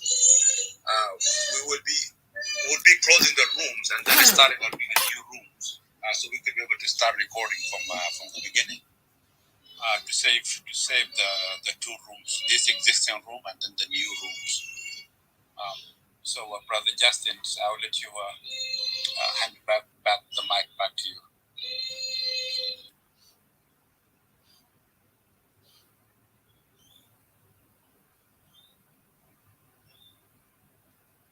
Hi, Chris. Thank you very much. As you just said, we have to terminate the room. Uncle Aldo, we're very happy that you've joined us. Because of saving it, we want to create a new room. So we'll send you the link now, and you can join this.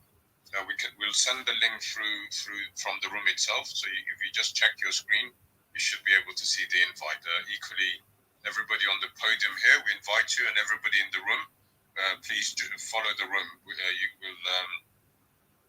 It's under the same title, but just part.